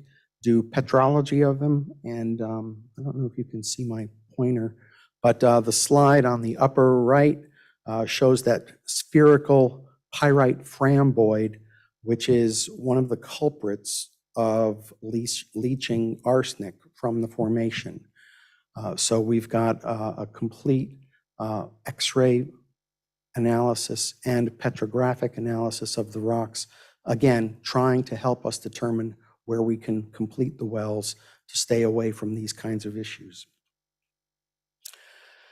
We also have 2 different USGS offices working with us. The office in Davie, from Florida Gulf Coast, we're having the cores delivered to the USGS in Davie, and they are doing an analysis of the porosity and fracture trends within the rock. That picture in the middle shows the orientation of fracture planes within the rock. And what that's hopefully going to tell us is when we pump water into the rock, where is it going? Is there a way that we can use this information to predict where the monitoring should be and how much recovery efficiency we can get from the wells? So that's what the USGS office in Davie is doing. And then we're also sending cores over to St. Pete. John Lyle, he's grinding up the cores and creating flow-through experiments in rock chambers, glass rock chambers, to see what kind of geochemical reactions are taking place. When we operated the Kissimmee ASR system, we saw a substantial reduction in phosphorus when we pumped water out of the wells compared to the water that we pumped into the wells. And so we've got John Lyle taking a look at what kind of geochemical reactions are taking place within the rock. So if there is any ancillary benefit of water quality improvement from using ASR, we're certainly wanting to be able to explain that. And also we're looking at clogging potential. If there's any kind of a buildup in the aquifer, we want to know that so that we can pick the highest quality treatment process for what kind of water quality we pump into the wells. And so that's a lot about the rock. In areas where we don't have a well, a test well or a core, we can do some geophysics. We're going to some sites that we don't have a lot of information and doing essentially a large-scale sonogram of what the rock looks like underground. It's called a reflection seismic geophysical survey. That figure is a diagram that we collected from underneath Lake Okeechobee that shows the Floridan aquifer and various vertical fractures that exist within the aquifers beneath Lake Okeechobee. And also, we are doing some benchtop geochemical testing. June Maricki at the Army Corps of Engineers is doing some predictive water quality analyses to look at what kinds of radium and gross alpha, which has been seen elsewhere in Floridan aquifer well fields, and doing a mixing model which can help us try to determine what the probability of arsenic mobilization could be. And again, that work might also help us pick what kind of water quality treatment might be preferable to minimize arsenic mobilization. So here's just a little bit of the geological aspects of what we got from our 2022 peer panel. They suggested that we archive all of the rocks at the Florida Geological Survey, which fortunately they've just recently expanded their storage capacity. So they are going to be able to ultimately take all the rocks for future researchers in posterity, continue studies on mineralogy, X-ray fluorescence to determine storage zone selection, develop a cycle testing plan with a logarithmically based water quality and frequency for metals, arsenic, sulfate, and gross alpha that we are interested in, and integrate whatever regional fractures or faulting or anisotropy into the groundwater model. That's going to come from the geophysics that I showed you before. We're looking to try and determine where the preferential flow patterns are and to influence what could be the water that we ultimately recover from the wells. Is that enough? I'm going to give it back to Liz, and she's going to close with a couple of more slides. All right, thanks, Bob. All right, so on this slide is the ASR report card that was prepared for the draft 2022 ASR science plan. It shows the progress that we've made towards addressing some of the uncertainties associated with ASR wells brought forward by the National Research Council. So on the left side, you'll see the list of all the uncertainties, and the shaded cells indicate where we've made progress. So the yellow cells are the progress that we made in 2020 to 2021, and the green cells are the progress that we made from 2021 to 2022. So just a few things I'd like to point out is, I don't want to list all of them out that we've worked on this year and made progress on, but I just want to point out that we have begun locating ASR clusters near large bodies of water, such as Lake Okeechobee and its tributary canals to the lake. On other projects, we're also looking at co-locating ASR wells with stormwater treatment areas and flow equalization basins. We have, as Anna had said, we've initiated or executed work orders for ecological studies and have begun our baseline monitoring along the C38 canal. The project team has completed our ASR programmatic quality assurance plan, and the plan will require some updating as we move along with the program, but the main document is complete. We've also made progress towards our data storage and public access, and I'll go into that a little bit more on the next slide, but that's going to be a continuing effort throughout the lifetime of the project. If you want more information about our website, we always encourage you, if you want more information about our program, we always encourage you to visit our website. The 2021 ASR Science Plan is posted and available on our website, and the draft 2022 ASR Science Plan will be hopefully posted later this month or next month. Also on our website, you'll find historical information about the ASR pilot studies and more recent information about our ASR Science Plan workshops, as well as our peer review panel meetings. What's new this year is Data One, which is the image shown on your left. Data One is a web-based database, and it's accessible at the link shown on this slide. The image is what the main page looks like, so if you simply just type in ASR, you'll be able to search anything pertaining to our program. The good thing about Data One is that you do not need an account. It's just simply a website you go to and do a search. Also, we have data stored on DB Hydro. That's not new. That's been around for a while. But all of our geologic, hydrogeology, and water quality data for our continuous cores and test exploratory wells can be found in DB Hydro. So here are the website links for the Lake Okeechobee Watershed Restoration Project, as well as the ASR program. And with that, our project team will take any questions that you may have. Thank you very much. I'd like to say thank you to all our presenters. And when I opened my remarks saying we had a complicated restoration project, we just added, Jennifer, your team just added a completely new level of complication to it, right? But I appreciate all the science that's going into this and all the thought process and the very thorough planning, and that we're picking up some of the native species studies that were brought to light early on by the national academies as well. We're going to go around the table for questions, and we're going to ask our folks in the audience in the Zoom world, our members in the Zoom world, to remember to raise their hand so we can acknowledge them for questions. I'll turn to Lawrence Glenn first.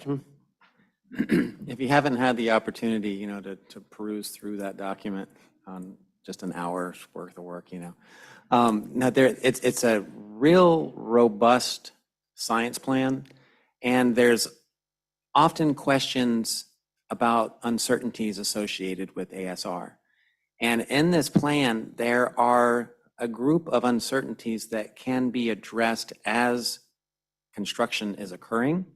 And so that kind of gets you to, okay, some of those questions can be pushed aside. We can get answers there. There are others that cannot be answered until these wells are run.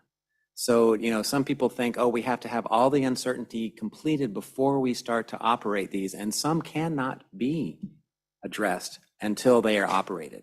So I want the public and everybody that's involved to understand that there's two types of uncertainty there, and there's two ways that they're being addressed in the science plan. So it's not that we're kind of, throwing caution to the wind and say, let's just operate them. We have to operate them to understand some of the uncertainty that's there. So I just wanted to make that distinction for everybody to understand. Thank you. Appreciate that, Lawrence. John Mayle? So I also want to throw in my compliments to Jennifer and this team. This is some really cool science. Maybe it was early last year, there was a workshop of a couple of days, and I remember just geeking out on this. Sometimes I feel like I'm getting it, and then Bob says things like pyrite flamboyant, and I realize, yeah, I'm on the working group, and I'm in my place. But it is really impressive, and from a geologic standpoint or from a water treatment standpoint, it's kind of like NASA.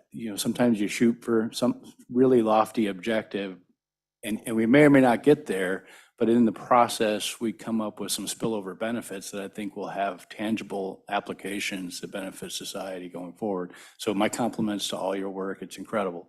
A question, you mentioned that there may be an extended demonstration. One of the clusters, did you mention which cluster or what factors you're using to determine that cluster? Well, most likely we're going to be pursuing the C38 South site. It hasn't quite been determined, but that's where our first set of test wells is going to be complete.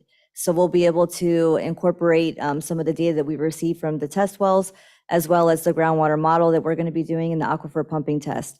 So that's probably the best suited location. And plus, it's right across the canal from the existing Kissimmee River ASR well site. And then the other thing I wanted to kind of ask to this group maybe, it seems like as this project has evolved from its inception in the Yellow Book that, it may be challenged to meet its objectives for water storage. Would it be appropriate for our group to suggest to the task force that, someone needs to be, or some agency needs to be assigned to start looking at ways to augment this if it's not going to reach those storage objectives?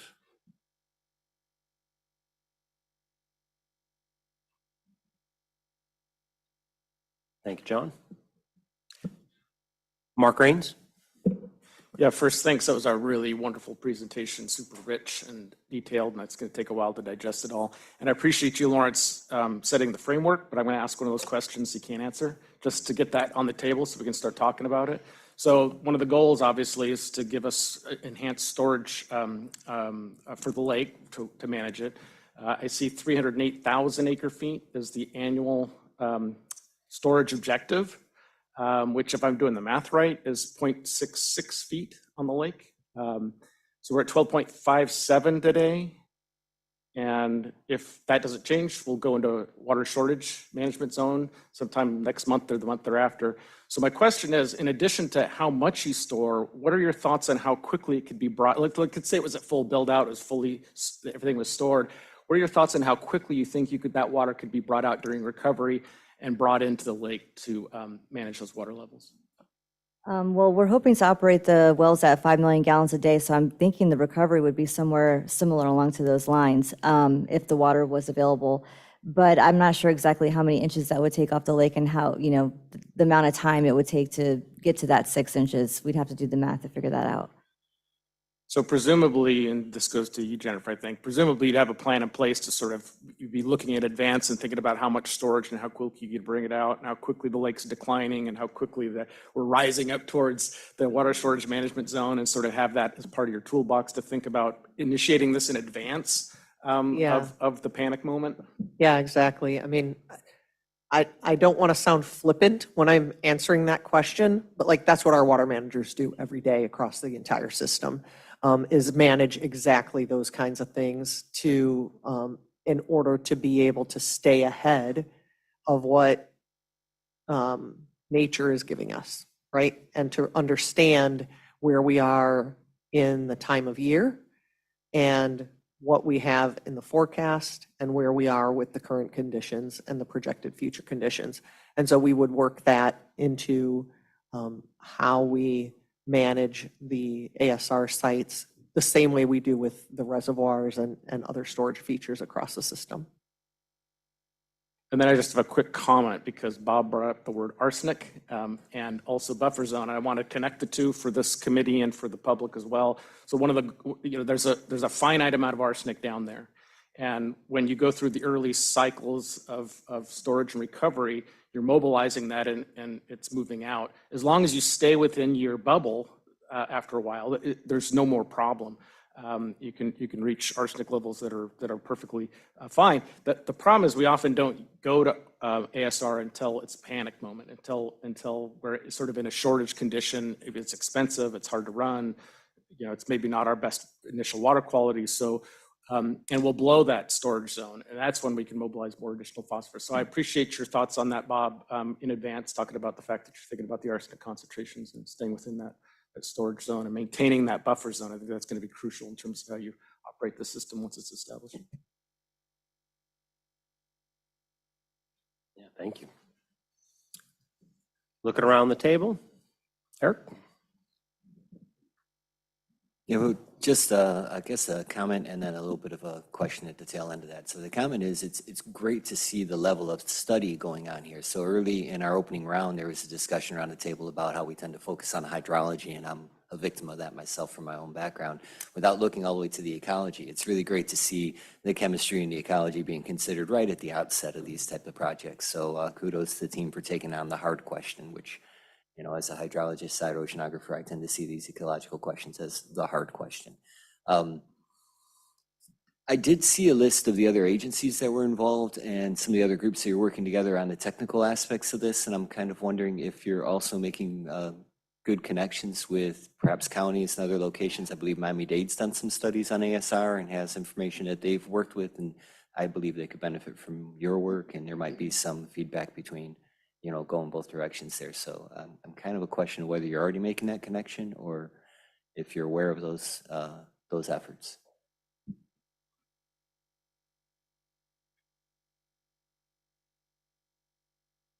Not so much. We certainly know all the county folks that are working on ASR. Virginia Walsh in Miami-Dade, has been involved in the UIC program forever.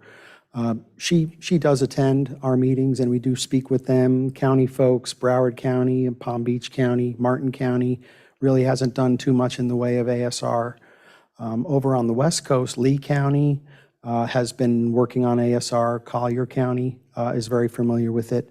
Anna has got a huge team of ecologists and biologists on the program, but county folks have not really shown all that much of a desire to join the team, but certainly always open to have them participate if they'd like to. Well, maybe they're just seeing it as being as complex as it is, so they'll be watching you. So that's great. That's all I have. Thank you. Thank you. Roland Ottolini? Yes, I was curious a little bit about the thought process and the clustering.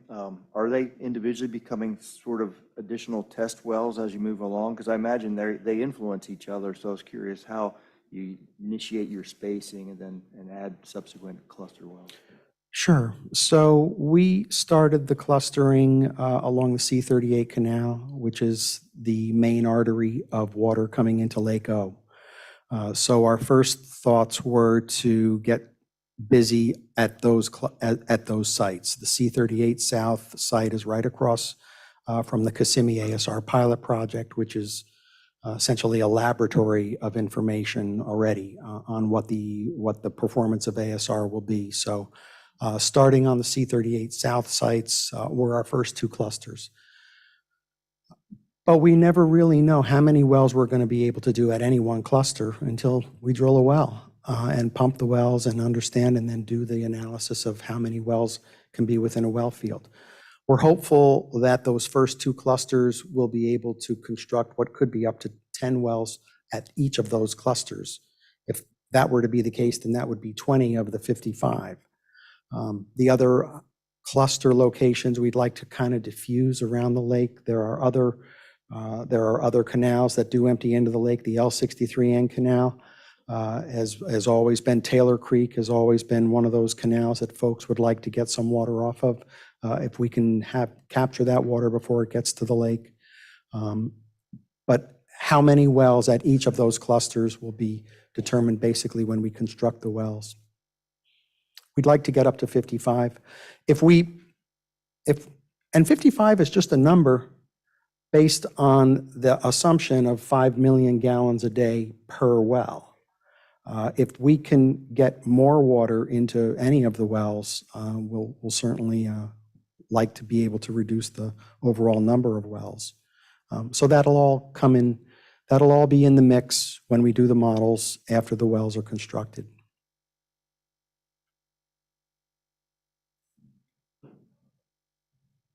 Excellent, thank you. Looking around the table, Sandy, do we have any hands online?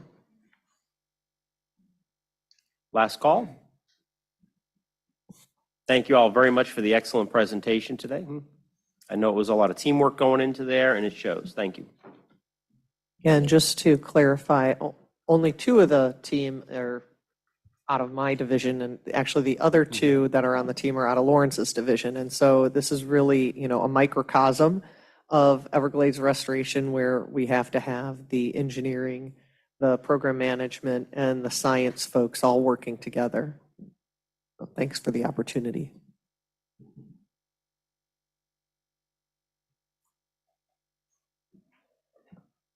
Thank you. Okay, next up on our agenda, we're gonna backpack just a little bit. We switched two agenda items. We switched items 5 and 6 for time constraints. We're going to move into agenda item number 5, the Florida Reef Coordination Team Charter. And I'd like to recognize Wes Brooks. Thank you very much, Mr. Chair. I'm going to try to run through this pretty quickly because we received about roughly 5 different types of comments. And you can see in the slide, we're showing where some of the changes were reflected, and I'll go through them all, like I said, in brief detail. We can leave it open for more discussion as needed.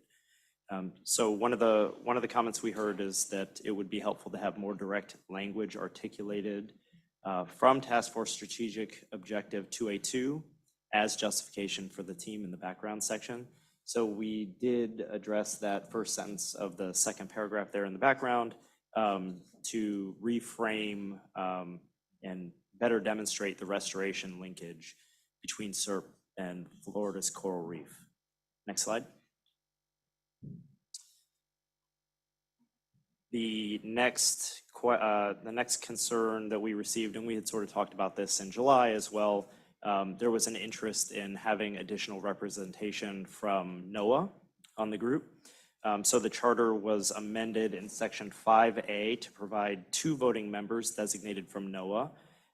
The sub-agency designations suggested were from the National Ocean Service representing the Florida Keys National Marine Sanctuary, and then from AOML on the Ocean and Atmospheric Research side. The charter was also amended in section 5B to provide a non-voting member designated from NOAA, which again, the suggestion was for someone from the Southeast Fisheries Science Center. To maintain the federal-state balance of voting membership, which again, this body addressed in July as a priority, the charter was amended to be specific that the chair of this coordination team would be a state representative from the working group, and that the vice chair would be a federal designee from among the voting members of the team. This increases the team's membership to 10 voting and 10 non-voting members and maintains that federal state balance 5-5 on the voting side of the docket. Next slide. We had 3 other, next slide again, sorry. It's just a little more detail. And again. Oh, actually, can you go back? I'm sorry. Let me just highlight for everyone there that new provision C under section 5, that also came out of our meeting in July, where it was recommended that the charter be adjusted to reflect that the sub-agency listings in the document be a suggestion rather than an ironclad designation. So we're really looking at the overall agency designations, and then the agencies do have fairly free hand of who they'd like to appoint. The sub-agency suggestions are merely to try to give folks some comfort that, how we can build a diverse team that covers all the bases of what we're trying to do here. Next slide. So there were 3 other main suggestions or concerns, I'd call them, that were not adopted, and I'll just go through them very quickly as well. One was to allow the chair to be selected from the working group or the science coordination group. That wasn't adopted in part because the direct linkage to the working group had been judged in the July meeting to be a critical element to the effective and sustained function of the team. As we talked about today as well, the working group and the science coordination group have slightly different functions, and if we're all not going to be meeting at the same time as historically was done, that may create some complications as well. And finally, the statutory authority for the team is actually derived from the working group. No such authority exists through the science coordination group. So that was the decision there. The next slide. There was an idea to expand team membership to include scientists from academia. This wasn't adopted for a variety of reasons. Number one, the team is really focused on coordinating agency management and restoration activities. And team membership with the new adjustments already includes 10 voting and 10 non-voting members. So trying to add even more to that could make the group a little bit more and potentially less effective. Additionally, the thought was some agencies and members will likely bring some of the scientific and maybe even a little bit of an academic perspective to the team, and the charter already provides the team with the authority to solicit outside advice as needed through provision 6M. And finally, other entities with academic involvement, such as core-related technical advisory committees, which the team is authorized to coordinate, also likely fulfill the overall intent of this suggestion. Next slide. And last slide. There were also some concerns that the charter might limit the group's flexibility to act because of rules requiring official meetings and quorum. The charter is aligned to follow working group and science coordination group precedent on meeting procedures, and especially with respect to public transparency and accountability, which are statutorily required through SERP. Additionally, the quorum rules are designed to ensure federal-state balance and ensure a majority of members are present to advance items. So as currently drafted in 6D, a quorum consists of at least 3 of 5 federal and 3 of 5 non-federal voting designees being present. And I think that is appropriate to maintain. Wes, thank you very much, and thank you for all the work you've put on the charter and addressing the comments from the group very thoroughly. At this point in time, I'll go around the table and look for comments or questions from our members. I'll remind everybody that this is an action item for the charter, and with the action today, there will be well, if there is an action today, this would be the formation of the team. So looking around the table for questions and comments and to our Zoom world.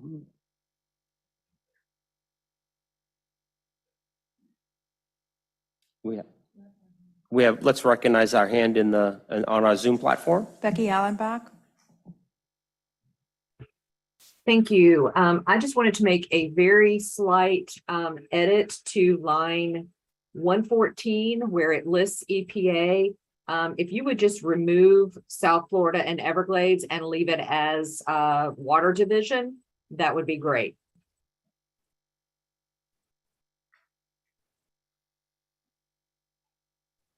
And that's the end of my comment. Thank you.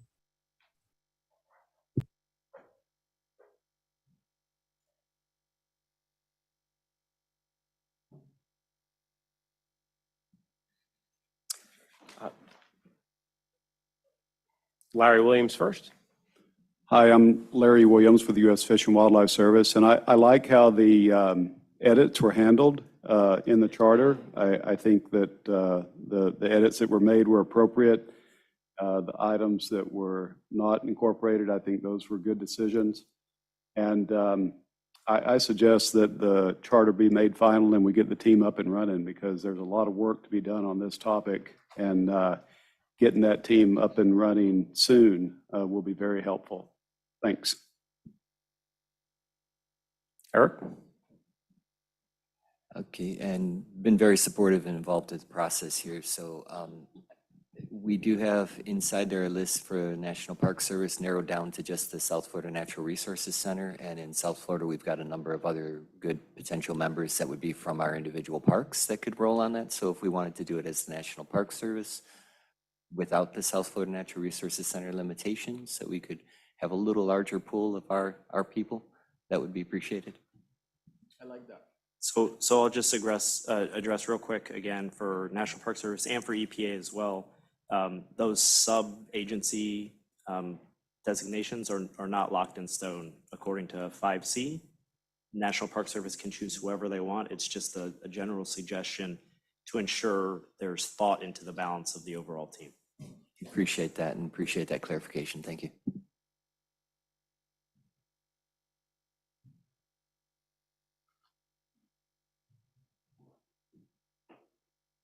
So let's just touch on that again, Wes, and I don't want to harp on it, but we had 2 suggestions from 2 agencies here in 5C.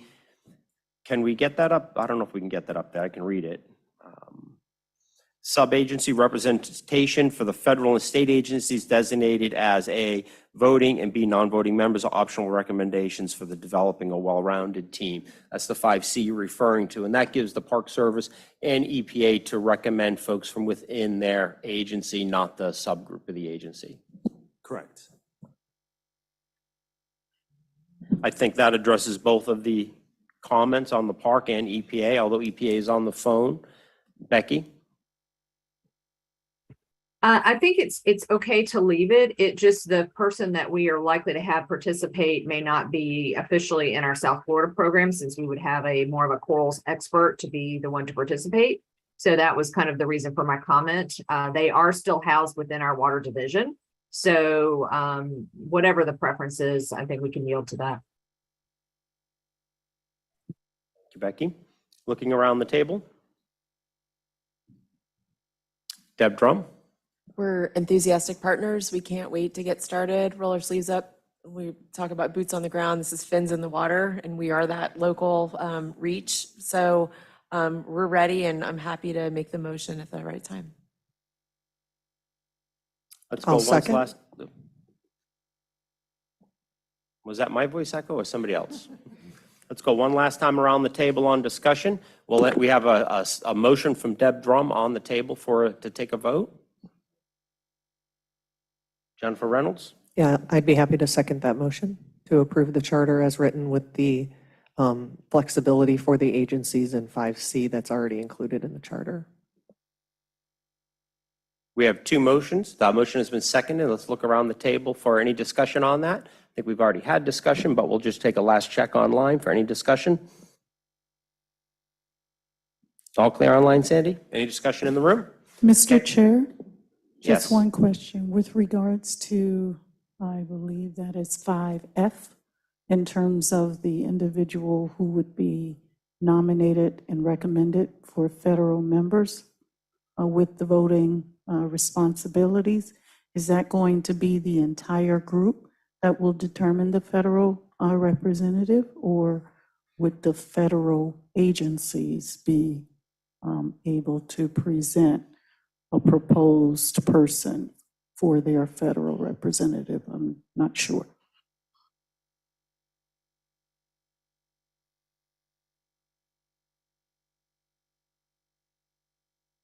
And that was under 5F, you said?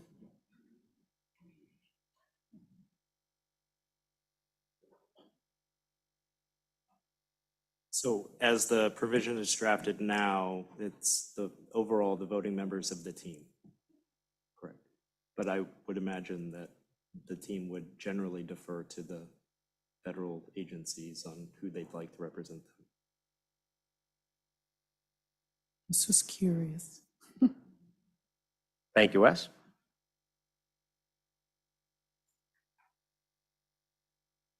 Okay, let's go ahead and take a vote on this, and we'll look around the room for yeas and nays. I'll start on my left here, and I'll look for an acceptance of the charter. I'm seeing thumbs up down the line. For any nays, looking on the right side of the room here, I'm seeing thumbs up. I'm seeing hands waving. Okay, we're looking for nays on the charter this time. Anybody in the room? I'd like to turn to our online representatives for we have in favor. Okay, charter approved, team created as proposed. Thank you for the work, Wes. James, if I may, I'd probably be working through you, our You may. office, and supporting you and rolling this out and soliciting for nominations from each of the members, and then putting this group together shortly here after this meeting, and official representatives to be designated. If we had more time, we would probably do it here, but we do need to keep going. But we'll move and roll this out extremely quickly. Okay. Yeah, thank you, Adam. I think the support on that will be needed and be appreciated.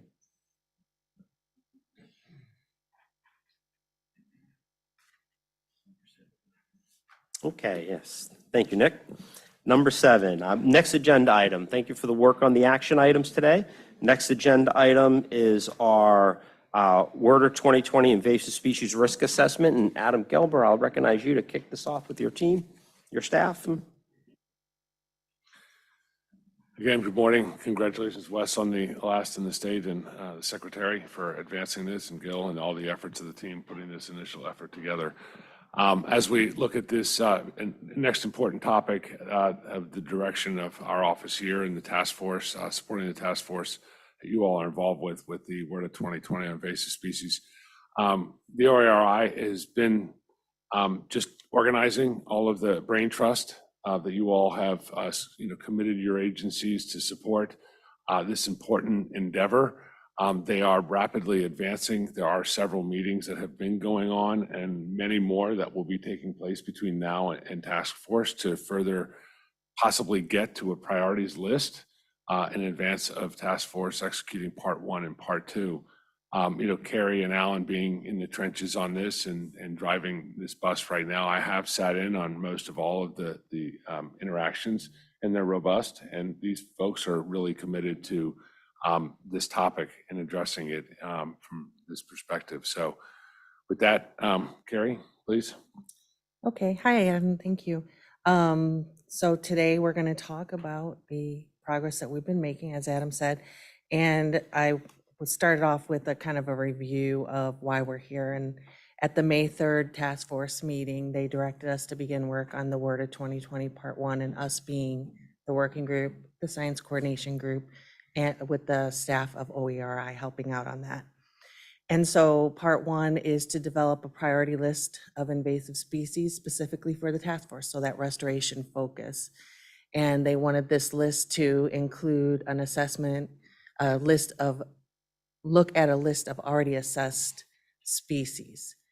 And it has to be things that we care about, that they're impacting. And so for this, for us, for the restoration effort, it is, those ecological communities, native species, or habitats within those areas.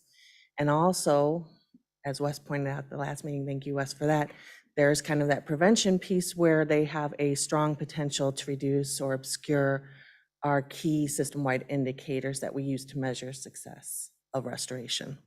So we're looking at both of that. Now, even though we're working right now on part 1, we still have to kind of be aware of what part 2 holds, because we're going to use that priority list of species, and the task force can use their tools of cooperative and collaboration to help guide the applied research with that list, and to develop innovative strategies and have additional specific management opportunities, as well as to have some new strategies related to prevention.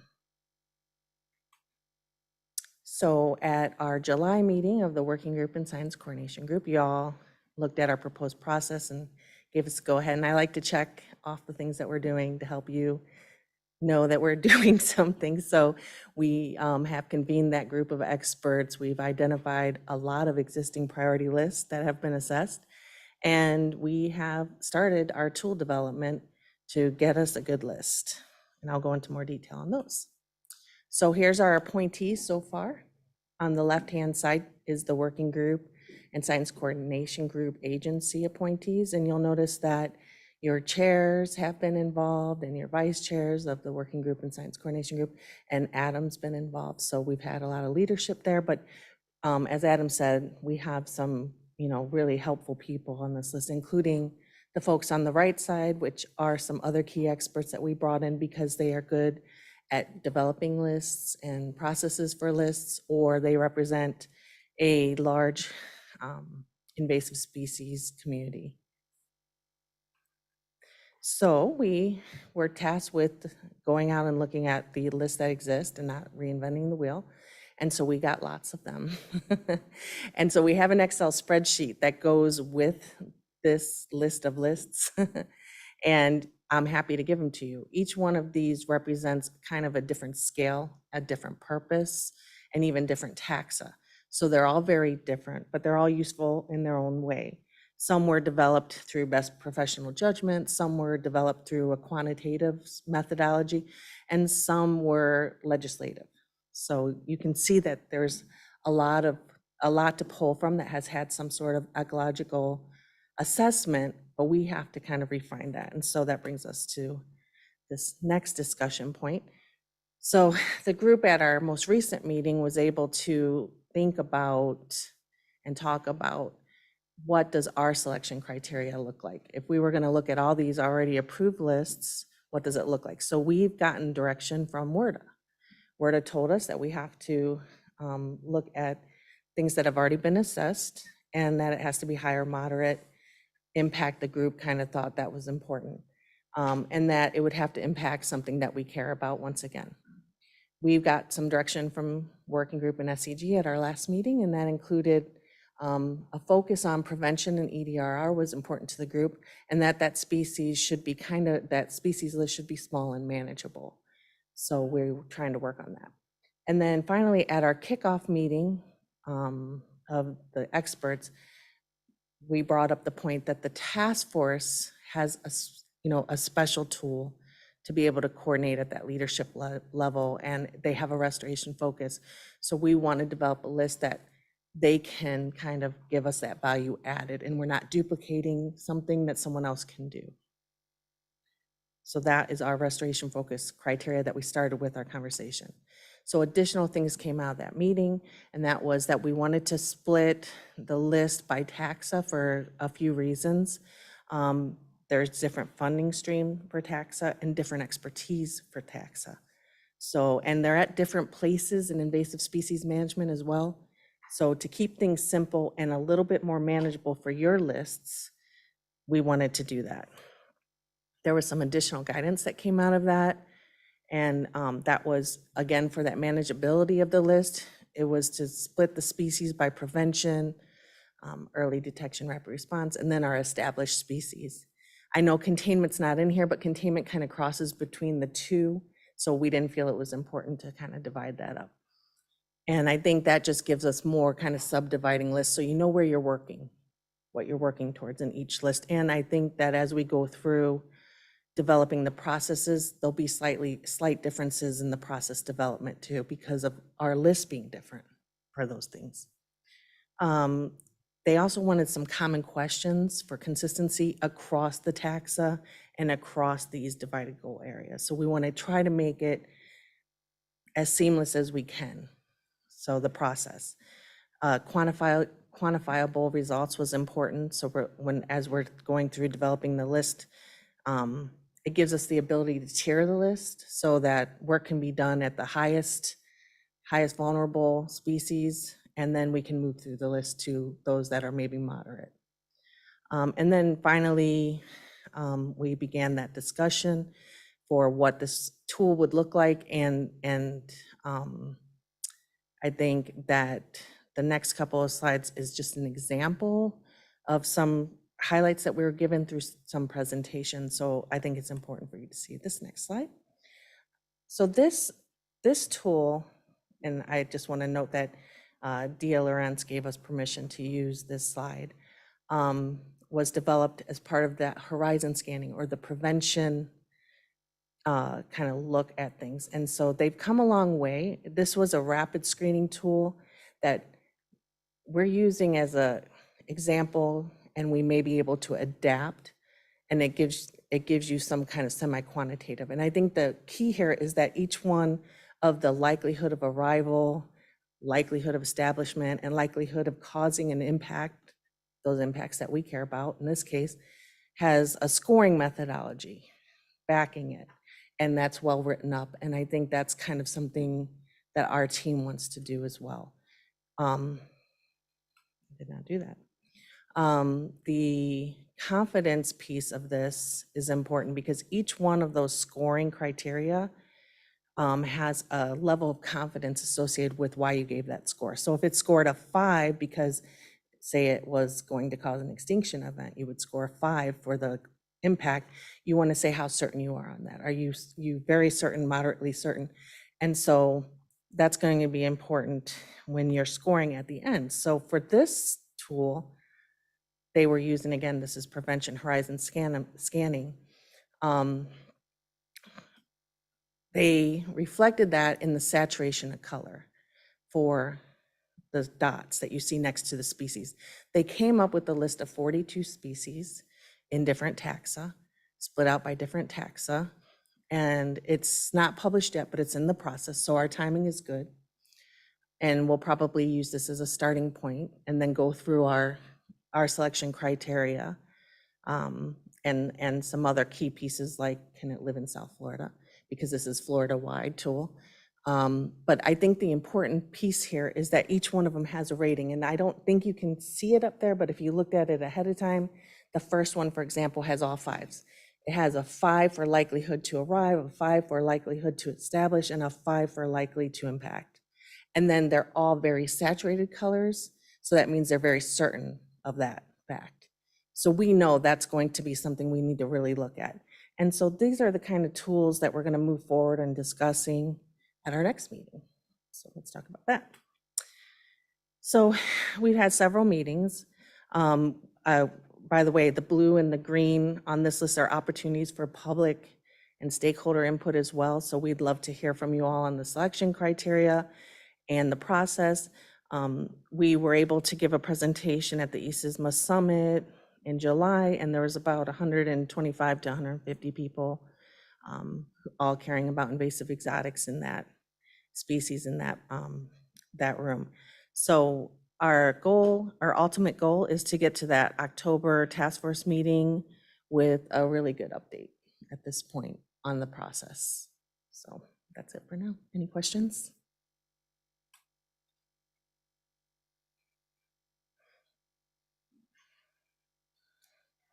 Thank you very much for the presentation. I'll speak for the team a little bit and say they've done a lot of work here. Certainly a lot more than just pythons that we see in the news all the time when it comes to invasive and exotic species.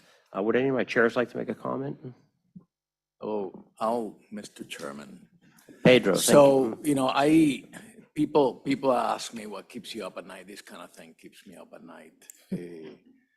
And I just want to say that we've come a long way from when we first started grappling with this problem.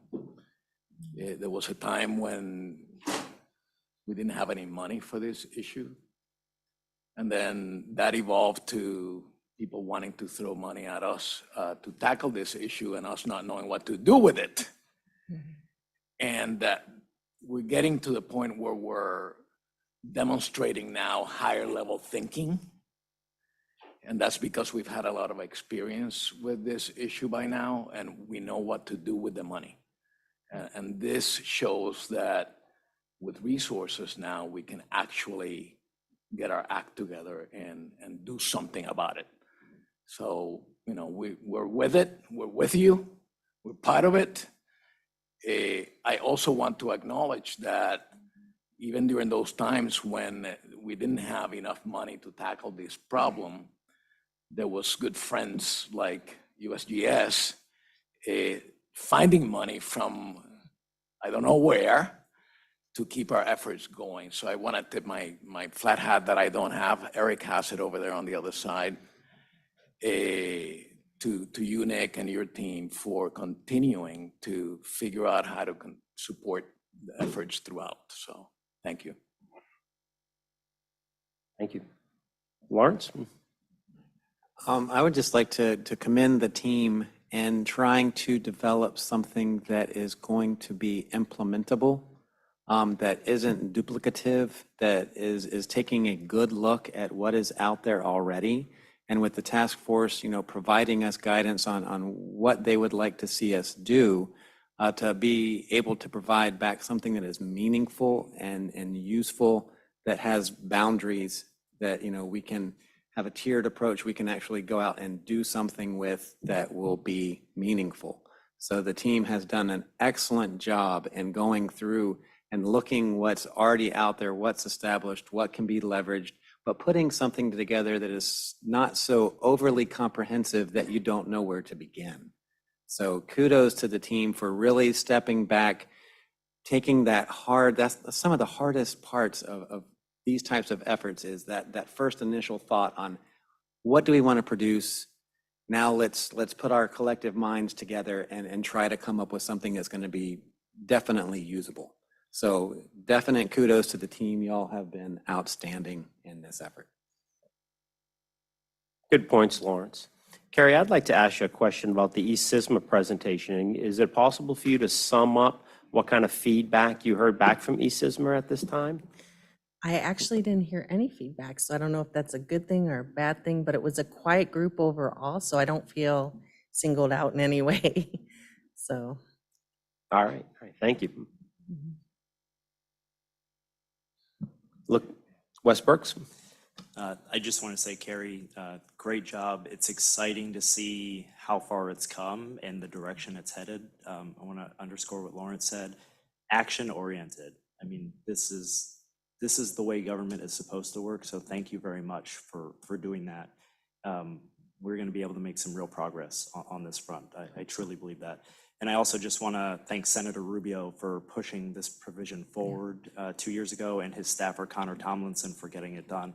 I believe they deserve proper appreciation for getting us this far. Thank you.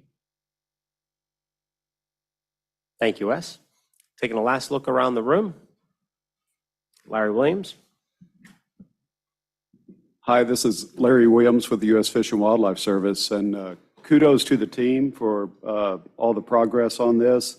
This is a hard assignment. You know, when you start talking about list of list, it kind of shows you, just how many species we're talking about, and it's easy to get overwhelmed, when dealing with those kinds of numbers. So the team has done incredible work, and I think this idea of coming up with priority species is exactly the right thing to do, because I was just thinking in my mind about some of the invasive species that I saw on the way down here, and I'll give a couple of examples. There's mother-in-law's tongue, the plant that's kind of sharp, and you see it around old home sites, which I think is probably a pretty low priority species. It doesn't spread very rapidly. But then there's old world climbing fern and air potato and things that spread really fast. And making a distinction between species like that about which ones we would focus our resources on would be really valuable. So I really support the team's work on this, and credit to the team for all the progress. I want to also point out just how hard it is on the political and social levels to make progress on this. And I'll give a couple of examples. And one is a kudo to the Fish and Wildlife Commission. I think most people know in the past 5 years, they did some serious revisions to the list of prohibited and conditional species that they regulate here in the state. And that was some really heavy lifting that they had to go through to do that. And a few years before that, our agency, the U.S. Fish and Wildlife Service, we proposed the listing of the 9 constrictor snakes as injurious under the Lacey Act. And we were litigated for that. And the outcome of that litigation was some of the teeth in the Lacey Act kind of got pulled out. And that was unfortunate. But I share those 2 examples just to make that point of how challenging it is socially and politically to make progress on this. So maybe that's just something that we can be aware of, and we can all hopefully commit to working on those fronts as well. But again, credit to the team for all the work on this, and look forward to the final products.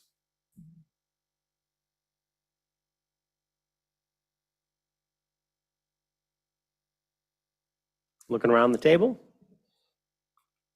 People keep creeping out on this one, so I'm going to give it a minute. Anybody online? Sandy with hands up? Okay. Carrie, thank you very much for the great presentation and the leadership you're providing for the team. We all appreciate it.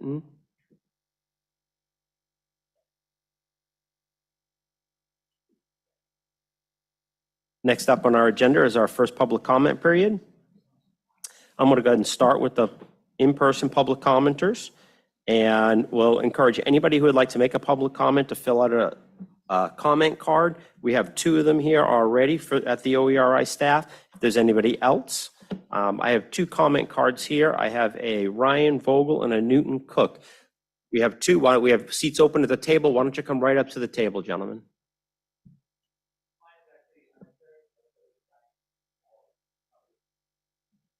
Thank you, Ryan. Newton, come right to the table, please.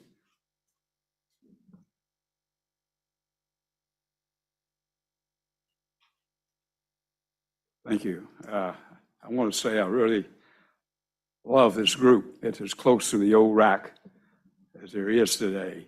And we actually have people sitting around the friggin' table that know what the hell they're talking about. Not like we had when we had a rack. And a lot of people sitting here were on that rack. I want to talk about a positive thing first. 20 years ago, that's about when I started fooling with this stuff. In the early days of restoration, the major goal was to save the park. Everglades National Park was in danger, and that's what this whole thing started off as, I believe, right? We got to do something about the dirty water that's going to Everglades National Park. We've got to stop it or we're going to lose the park. We're going to lose the park. Okay, I think you'll hear me today talking about we're going to lose the lake. We're going to lose the lake. But to go on, it's been a great success story. The farmers have met their BMPs. The Corps has built some projects, not many, but some. The district has done a tremendous amount of work. And guess what? What's the water in the park today? 8 parts per billion phosphorus. Healthy. Park's too dry. That's another subject we're going to talk about. Larry and I talk about it occasionally. But this is a big success story already. And we got a long way to go because we've had some missteps and some delays that have created some problems. First thing I want to talk about is Lonesome. Heart of the Everglades, Lake Okeechobee. Lonesome, if you look at the little splatter chart that they throw up, God bless them. The only two things outside the circle, way out on the left hand and the right hand side, ecology of the park. Everything else is good. You put the chart apart. I don't think we have it here, but you put it up, and here's these two numbers way out here. Ecology of the park. Outside, in other words, it means the ecology is going to be damaged by the program. Why are we putting together a program to manage Lake Okeechobee that purposely, blatantly says that it's going to damage the ecology of the lake? Makes no sense. It's politically done. It makes no sense to this committee.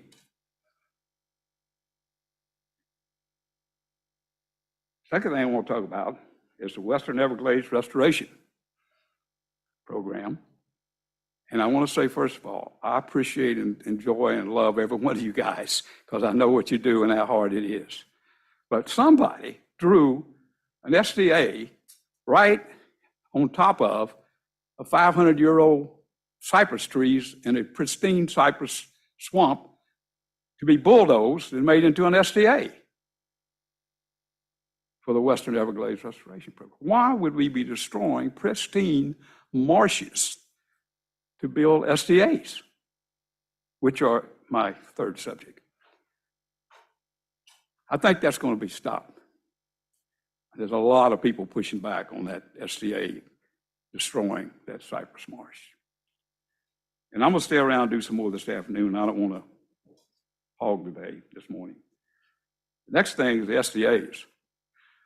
I was down to the SDAs the other day because we put together a great duck hunting program out there. Thank you, District FWC and everybody. Cattail monocultures. We spent $1 billion growing cattails. You can dike any water place in Florida and put water in it, you're going to grow cattails. Now, it's not anybody's, this table's fault. It's political. It's all political. Because when we started putting the lake water in that SDA 5-6 years ago, the SDAs did exactly what we said they would do. They went to cattails. And the poor SDA managers who got to meet Kubel in 2026, the water's going the wrong way. We went from 18 parts per billion to 28 parts per billion, and right now we're pushing 50 in all except SDA 3-4. All because we're putting water in the SDAs they were never designed to take. They were built to take EAA farm water. The only lake water going there was to keep them hydrated during dry period, and that was it. Missteps, $1 billion missteps. And yet we've been very fortunate to save the park. Thank you.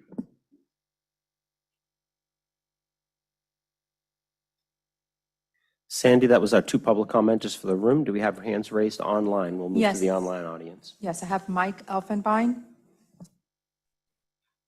Good morning, everybody. Can you hear me well? Good morning. Yes. Hi. Happy Friday Eve. Great to see you all. I wish I could be there. It looks like a lot of fun. The presentations were great. There was a lot of technical data there, and I appreciate the opportunity to absorb all that. I'm still kind of stuck on the whip around comments from this morning, so I'm going to address them. Wes Brooks made some very, very valid discussion points about his frustration with bureaucracy and accountability. And as a stakeholder, I struggle with that on a daily basis. It is probably one of the hardest parts about trying to do the right thing. And I think what, Wes, especially to you and to the others around you, what I want you to consider when you have those thoughts on your mind about how frustrated you are, and consider the level at which you guys are at in government, right? You're on the inside. Wes, you're in DC, which is an anomaly, right? Because most of the state agency folks are here in the state. And think about how much frustration you feel at that level. Now imagine what that's like for a guy like me or a guy like Newton or any of the other handful of people that participate in every single one of these meetings and actually do something to contribute to what you guys are doing. I just want you to think about that. When you're thinking about your level of frustration, what that feels like on our end, magnified times 100. And Pedro, it's very nice to see you today, sir. You're very good at not being visible, so it's enjoyable to get to hear and see you today. And one day when I get really, really good at this, I'm going to be as good as you. You are, you could write a book and teach everybody a lot. But, you know, you mentioned the super colonies in the last 3 years of improvements down in the Everglades. But 98% of the mammals are still missing from the Everglades. And that phenomenon continues to expand throughout the Big Cypress National Preserve. In the last, not this last month, which was a week ago, but the previous periodic scientist call for Area 3A, in which I've participated every month for several years now, there was mention that there was a bad hatch this year for wading birds. So we might have a couple good years, but I don't think, and I don't have the chart in front of me, I don't think the trend suggests that we're going in the right direction. And another subject I'd like to broach with all of you, and it's been in the forefront of my mind with work. A lot of the people in the public don't distinguish one federal agency from another. They just recognize it as being the federal government. So when you guys approach people and you identify yourselves as Army Corps or USGS or National Park Service, many times that's not picked up on by people. So currently, and you guys have discussed a lot of things today, currently the National Park Service, and Pedro, I hope you're listening, is in the 9th year of trying to implement a backcountry access plan. And when that plan started, I told Pedro that by the time he was done, my children would be gone and moved off to college. My son's a sophomore in high school. To this day, he's never seen those trails since they've been closed. And my point to you is that you have a deficiency in trust between you guys in the agency and the stakeholders that you're intended to serve. And I get that it takes a long time for you guys to do projects. There's no doubt that that's just part of the process. But you continue to degrade that trust with the people when you can't fulfill simple things. It's taken 17 years to build a hotel that was destroyed in a hurricane. And it's taken 9 years to complete a document and put a signature on it to give the public access to the lands that you guys are purportedly working to save, that continue to degrade with invasive species like Melaleuca and Brazilian pepper and pythons and tegus, which we're crazy to think we'll ever have complete control over. So I won't go on. I hope you have a takeaway from that. As you know, I think about Lawrence Glenn's comments about uncertainty with ASR wells and the idea that we have to move through with projects to figure out what the consequences are.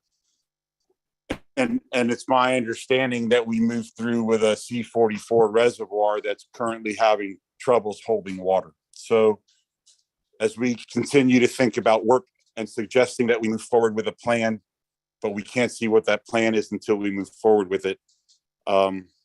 Anyway, I hope I'm driving home my points, and I'm looking forward to the rest of this meeting. Thank you guys so much for all of your hard work and dedication.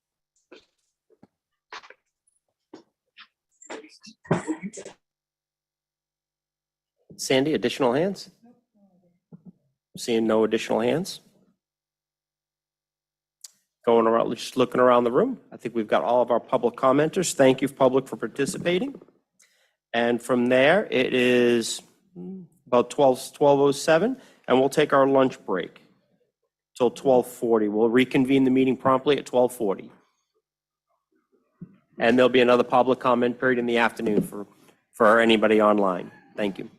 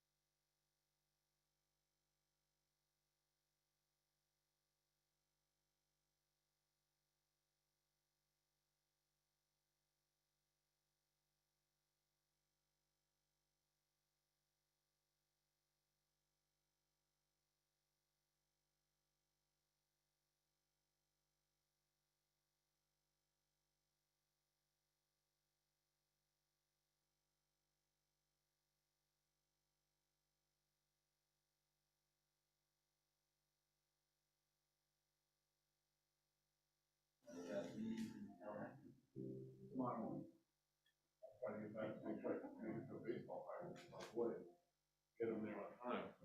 Lock here on time. We can just wait to get started. Why don't you go rally your troops? Why don't you gather in there and Yeah, you know how that was going.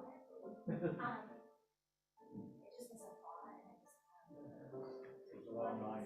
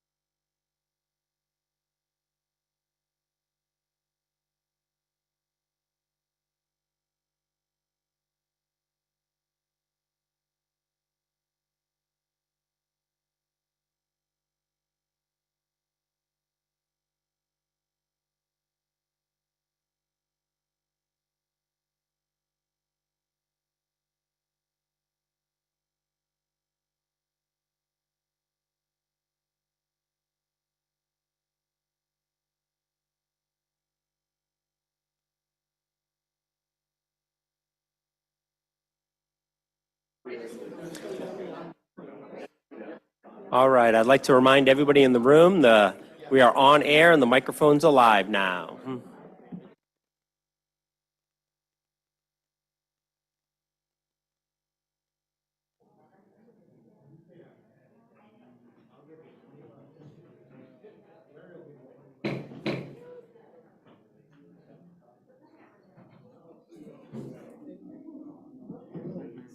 Welcome back to all our members in our room. Welcome back to everybody online as we take our seats and get ready. Your microphones and video webcast is live for everybody online.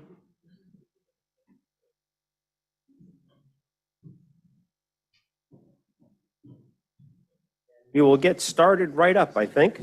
We'll start right up with agenda item number 8, the USACE program and project update. Angie?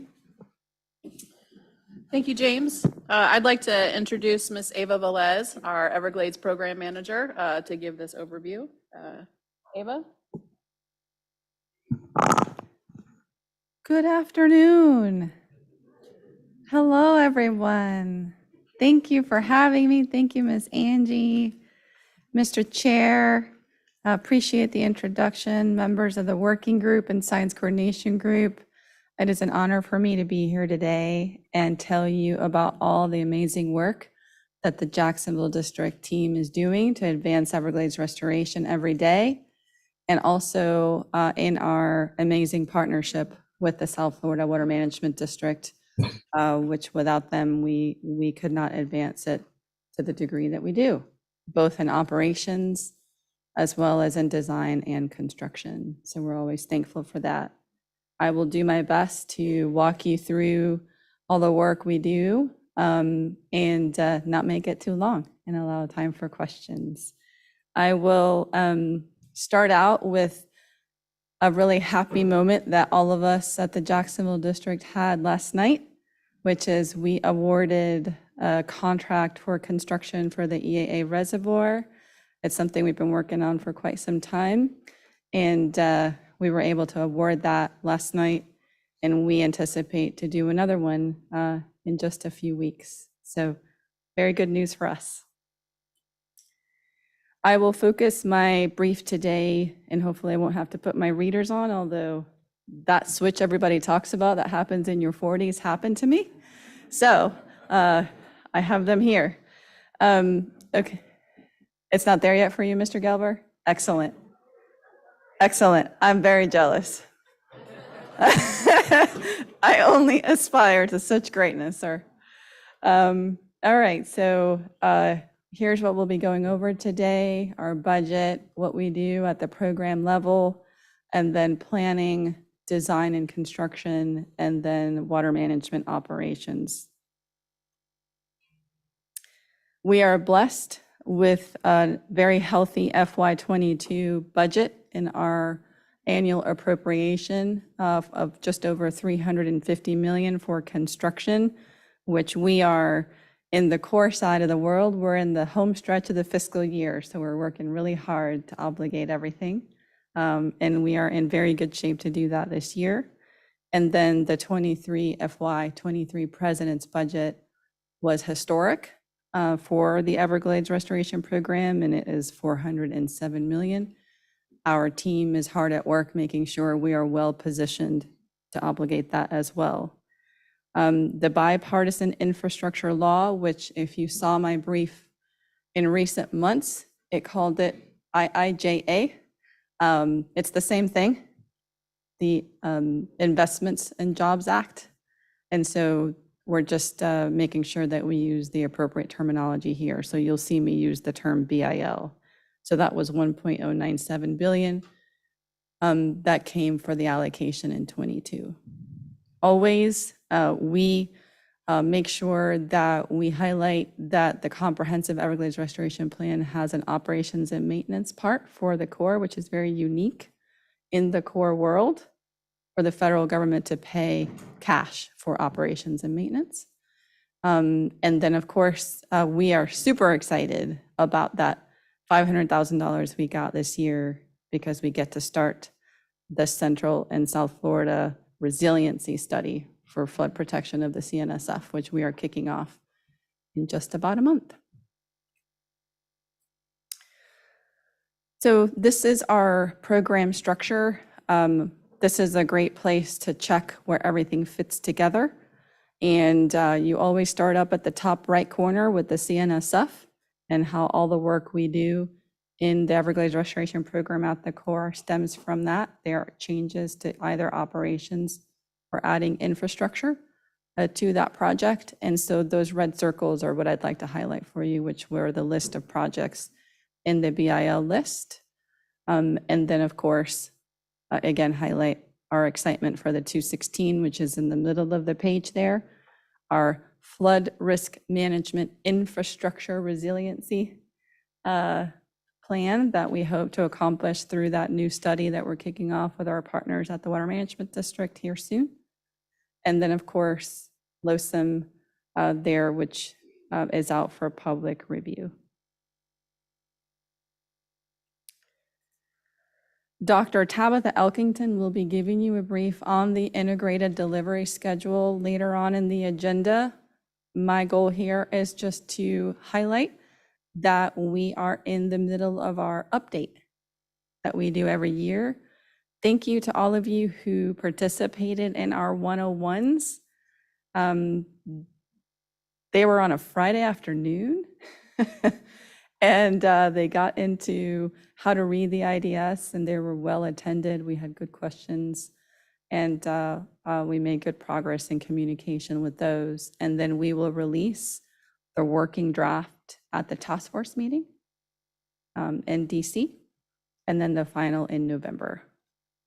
Thank you to the OERI team for supporting us and for being willing to host that workshop in November for us. So this is similar to what I covered last time that we were together, highlighting all the work that our scientists are doing, many of you around the table and others that are online. We are hard at work, and the FY23 work plan shows you how we are supporting projects or recover supporting projects, how we make sure that we communicate science and where, how we work on adaptive management, system-wide review and integration, and of course, system-wide evaluation and assessment. I want to just highlight that we have that monitoring and assessment, the MAP synthesis, which is one of the areas that is of most interest to me as a program manager, is the synthesis of the data and kind of how to use it and what to do with it. So that's really important to me. And this is where Recover is supporting projects. The list is long and grows every day. Very briefly, we are also moving on to a different kind of program level activity. We are working through the second periodic SERP update. What that means is that it's a technical evaluation of the work accomplished in the overall SERP program. Things like when we did the last update in 2005, we didn't have the RSM, the Regional Simulation Model tool. We were still using the South Florida, this FWMM model, right? Things like that. And so it's important that periodically we come together and we update all the tools, update all the projects that were authorized, and take a look. And so that's what we're doing with the Water Management District. We'll continue. This will be the place where as we make progress, we will come back and report. So we're in model tool development. Moving on to planning. So we have 4 projects that have planning or have completed a planning effort. In BBC, Biscayne Bay, and Southeastern Everglades restoration. I am proud to be able to highlight that our team, together with the project delivery team, released model results for the alternatives that have been developed over the last year or so. And so that was a huge milestone for us for the Interagency Modeling Center. The project delivery team meeting was yesterday, and just kudos to the team for all of that work. Now begins the really, really hard work where everyone engages and tells us what they think about those model results, and we try to figure out how to come up with a plan from that. So very exciting to be able to help with the resilience effort of Biscayne Bay, the Southeastern Everglades, and Miami-Dade County as part of SERP. Indian River Lagoon South, just wanted to highlight, I know we talked about it last time, but that this is still on track for consideration in WRDA 2022 to update the total project cost. There's a lot more going on IRL, which I'll cover shortly, but this is just so that we don't lose track of the fact that that director's report was completed, and we'll be updating the project cost there. The Lake Okeechobee Watershed Restoration Project is one where the core team is working really hard to release the final report, which we are scheduled to release in the month of September. Ms. Angie's team especially is very hard at work trying to make that happen. And so we released a draft, an additional draft a few months ago, and the review period of that was through the 1st of August.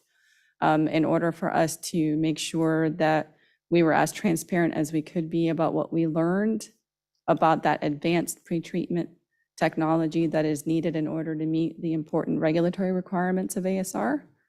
And so we added another draft. We received mostly positive supportive letters in that comment period. And then we had some questions and support for continued careful implementation related to the science plan. And so that was kind of the big picture of the themes that we received in LOPE in that comment period. And again, we are tracking September release of a final report and environmental impact statement, and hoping for a chief's report here in a couple months. Okay, under Western Everglades Restoration Project. And so we will also have an individual agenda item by Mr. Steve Bazin, who's there joining us today in person. And so thank you, sir. So I will just do the real big picture highlights. The Western Everglades Restoration Project has an alternative called Alternative HR, which has several components in 4 distinct regions within the study area. We, within the core leadership and policy and review within our program, achieved a milestone called the tentatively selected plan. At the same time as we were doing that, we have been in a lot of engagements with the public, as well as we held a series of meetings with landowners by region over the last several months. The last one was a few weeks ago, and that one centered around the landowners related to the Wingate Mill stormwater treatment area. And so there is a lot of concern by those landowners and other stakeholders. And we are listening to those concerns, and we are trying to come up with options to address those concerns. We had a target date to release the draft project implementation report and environmental impact statement in early November. We think that we will need more time than that.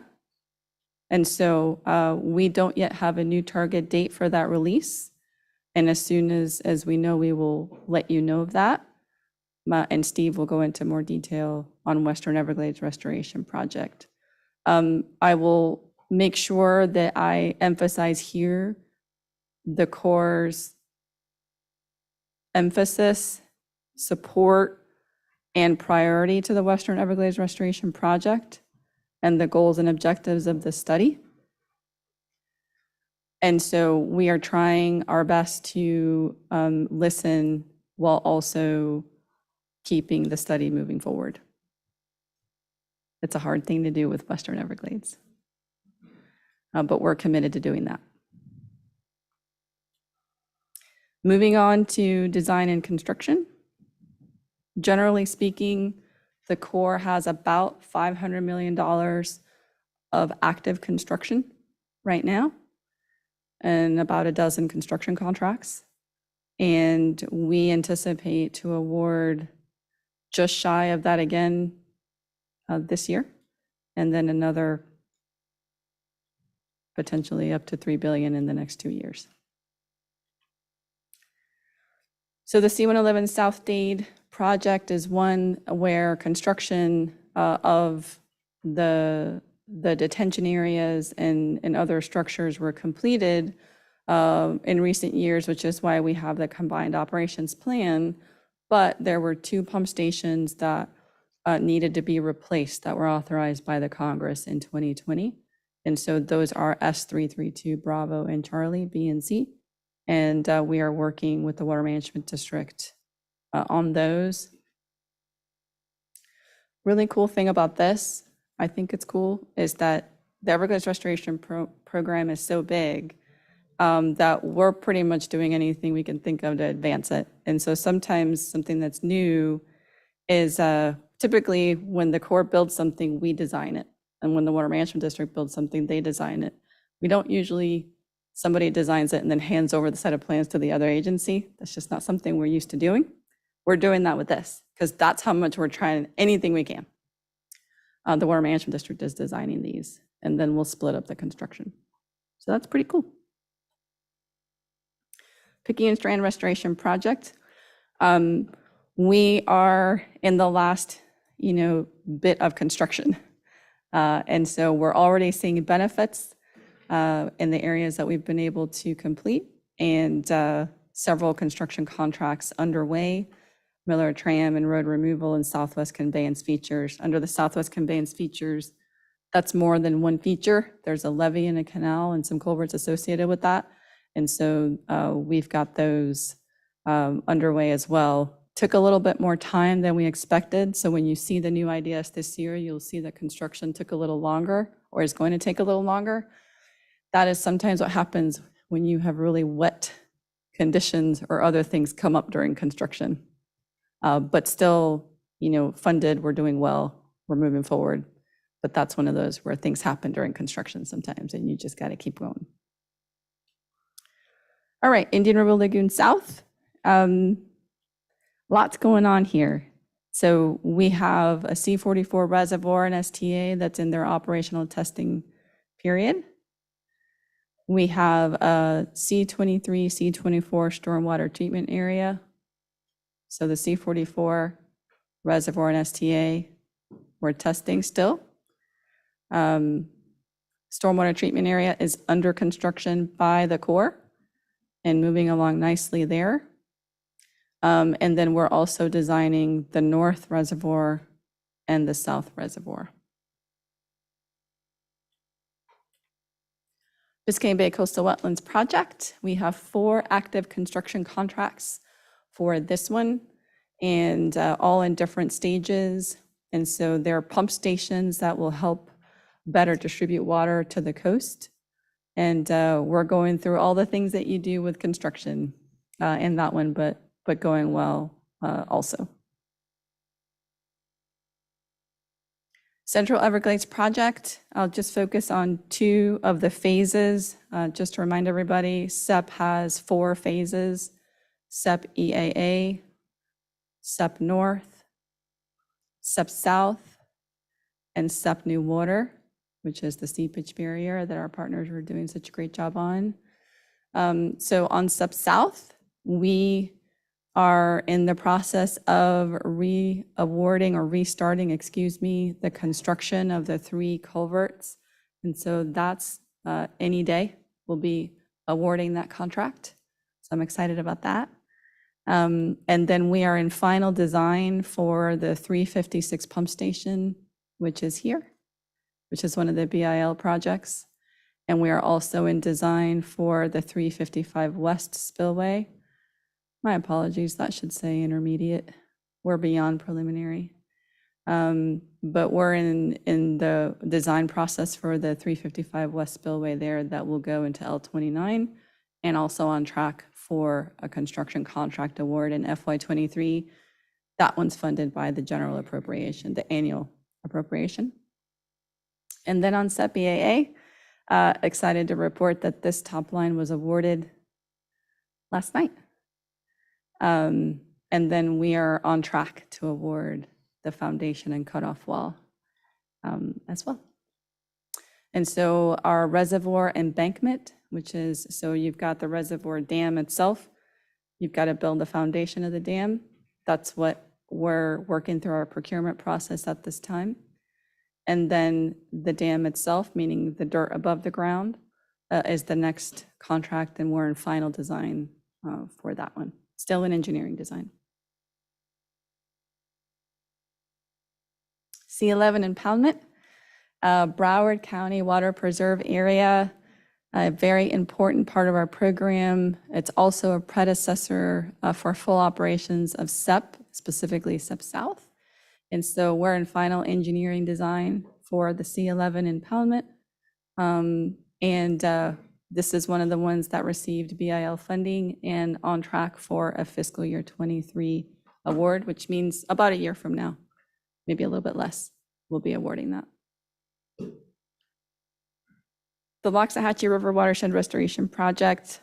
This one, really, the design and construction will be by the Water Management District, but just wanted to keep a focus on the fact that we're working on the project partnership agreement and on track for that. We're sharing drafts amongst the two agencies at this time. Okay, I'm almost there. Moving on to water management operations, which is where we get all of our benefits. Always want to remind all of us that the Central and Southern Florida system connects all of our communities. We have people in each of our communities. And so when we think of structures, sometimes our engineers think of it that way. I call myself a recovering engineer, but we need to remember that there's people behind where we move water. And so just reminding all of us that we're from the Kissimmee, Okeechobee to the Everglades, connected by the CNSF. And so the Kissimmee River Restoration project, of course, construction was completed, and we're still continuing to do operational transition there for the headwaters revitalization part of Kissimmee. LOSIM is on all of our minds. We just completed the Lake Okeechobee System Operating Manual Roadshow, where we held several NEPA meetings. We will also have an agenda item on LOSIM today. And so all I will leave you with is that we have an open comment period through the 12th of September. And I hope sincerely that every single one of you send us a letter so that we can make sure that we get as much input as we can. We need it, we want it, and we encourage it. So moving on to the water conservation areas, just want to make sure that I highlight it here. We are in a dry, wet season, and so our water managers are doing the best that they can to manage that and to make sure that all of the project purposes within the CNSF are met, while also trying to achieve our ecosystem restoration goals. And so I'll leave you, or I'll end with a COP update. And I know this is a whole bunch of numbers, but the combined operations plan has done very well for the Everglades. And so looking at those pink boxes, you can compare, those are color coded. And so if you look at this legend here, you can see how since the implementation of the combined operations plan, Everglades National Park has gotten water in higher volumes and in better distribution. And so that's great news. That concludes my brief.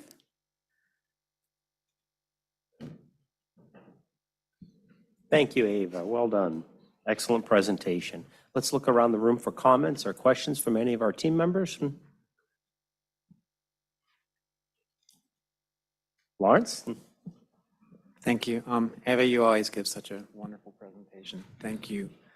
There's so much work that's going on. Of course, I glommed onto the science when she got to the Recover slide and she said, look at what Recover is supporting. And the quote was, the list is long and it grows every day. So being on the science side of the house, I mentioned it earlier that science is really what is driving the reason we're doing restoration. We saw a need. We're trying to make very specific science-based decisions as we move forward, and we like for science to be the basis of that. So there are Recover teams out there that still need support. I mean, Recover has been reduced. It is doing a lot of work. There are several Recover team members here at the table that wear multiple hats, and there's many people here that have staff that are on Recover teams. So if I'm just putting a request out there, if you have staff that come up to say, I think I can support Recover somehow, consider it, please, because Recover definitely needs the assistance in order to be doing the incredible science that Recover does and the information that it brings to bear on the projects that we're doing at the different places where it is inserted and used for decision making. So that list is growing, as she said, so that we need to make sure that we have staff that are able to help and keep our science sound. Thank you. Thank you. Ava, I'd like to ask you a question. In terms of the IDS and the IDS development that's happening, you had a slide 10, that showed 4 planning projects that are underway right now: Biscayne Bay, Indian River Lagoon, Lake Okeechobee Watershed Restoration, and Western Everglades. How much does the IDS weigh into to filling out this slide in the upcoming years? Oh, okay. So the IDS has these colored bands. Let me see if I can. It's really hard to see there. All right. Can y'all see these colored bands? You've got green, purple, orange, and then this little blue down here. The white band, those are the planning studies. And so what we do is that we will show one line for the whole study, and then generally tell you it started in this year, it will end in this year, and we anticipate WRDA consideration. And there's a little box there that tells you for each of the studies, like BBC, or if I remember correctly, it's 2026 WRDA consideration. I'm going from memory. Can somebody get, yes, thank you. And so that's how we show planning, Mr. Erskine. And then what happens is that once it goes to Congress and we have authorization for construction, it comes up and it gets its own section, and we break out all the features so that you can really see what's happening in each of the individual features. Does that answer your question? I think that does. Thank you very much. Looking around the table for last call for Ava. Wes Brooks. I just wanted to say thank you to Jacksonville District for that amazing news last night on EAA Reservoir. We look forward to those other contracts going out. As you know, it's been a huge priority for the governor and for the state. So looking forward to help support your efforts there. Thank you. Pedro. Eva, that felt like the grand finale of the fireworks at July 4th or December 31st. Project after project after project after project. So I echo the thanks to the Jacksonville office for all the work. It's good to see Picayune being brought in for a landing. I remember being at that groundbreaking with Colonel Pantano. My boys were in 6th grade, and they came out with their class to sing a song about the Everglades at that event. And they're 23-year-old twin boys now. So it's about time, and I know that that's been a great project. it's good to see the Biscayne work in the mix. That's really exciting. And I heard you acknowledge about WARP that it's hard. And you know, I wanna recognize that. None of this stuff is easy, but that's a critically important project. And I know we're gonna be talking about that a little later. There's an agenda item exclusively for that project. But I wanna thank you and the team for listening. There are some concerns out there that have to be heard, and we've got to show some flexibility to addressing them somehow. And I know that that's easier said than done. So I'll leave it at that. Thank you. Thank you, sir.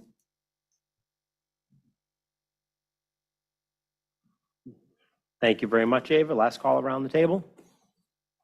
Thank you. We'll move on to our next agenda item. Lawrence? All right, we're going to have Mindy Parrott. She's our principal federal policy analyst, and she's going to come and give an update on basically the South Florida, or the district side of what Ava just talked about. So thank you, Mindy.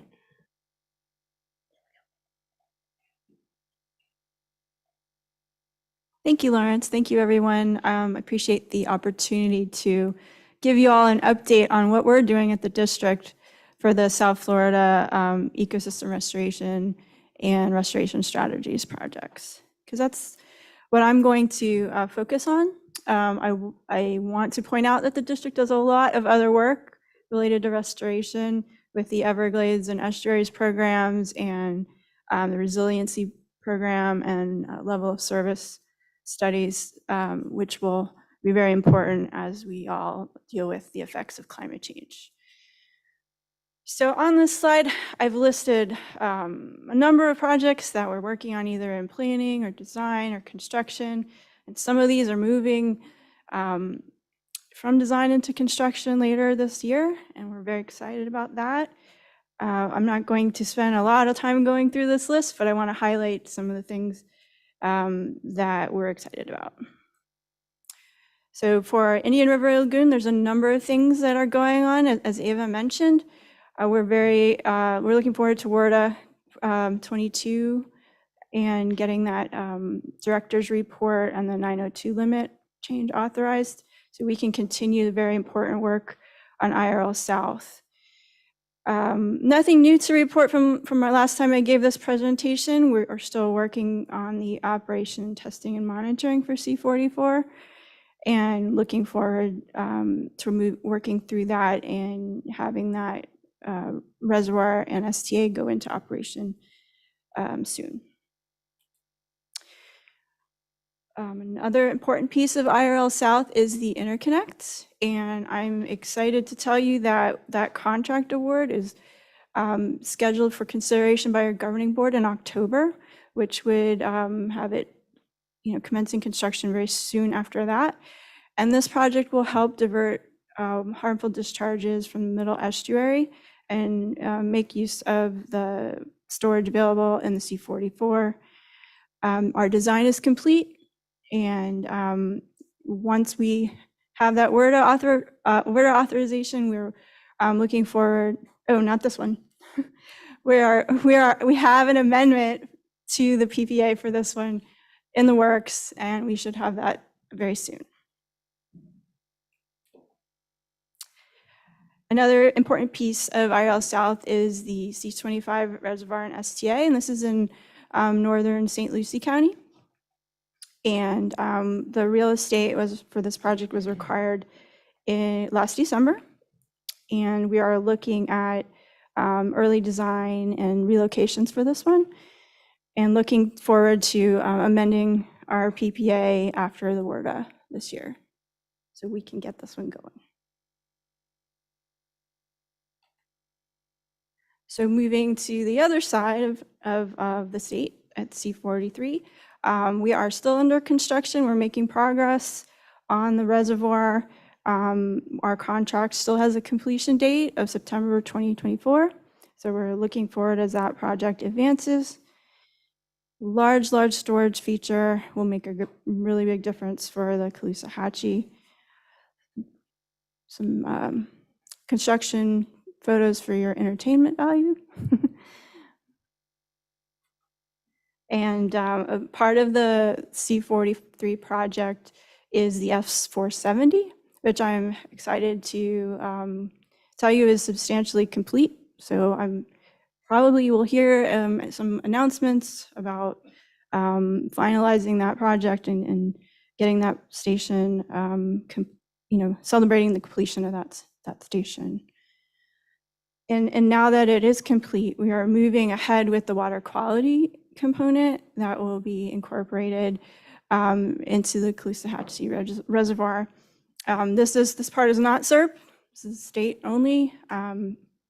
And after the feasibility study and siting evaluation, the treatment selected was alum, and it will be built into that pump station so that when the water is inflowed into the reservoir, it will receive that treatment.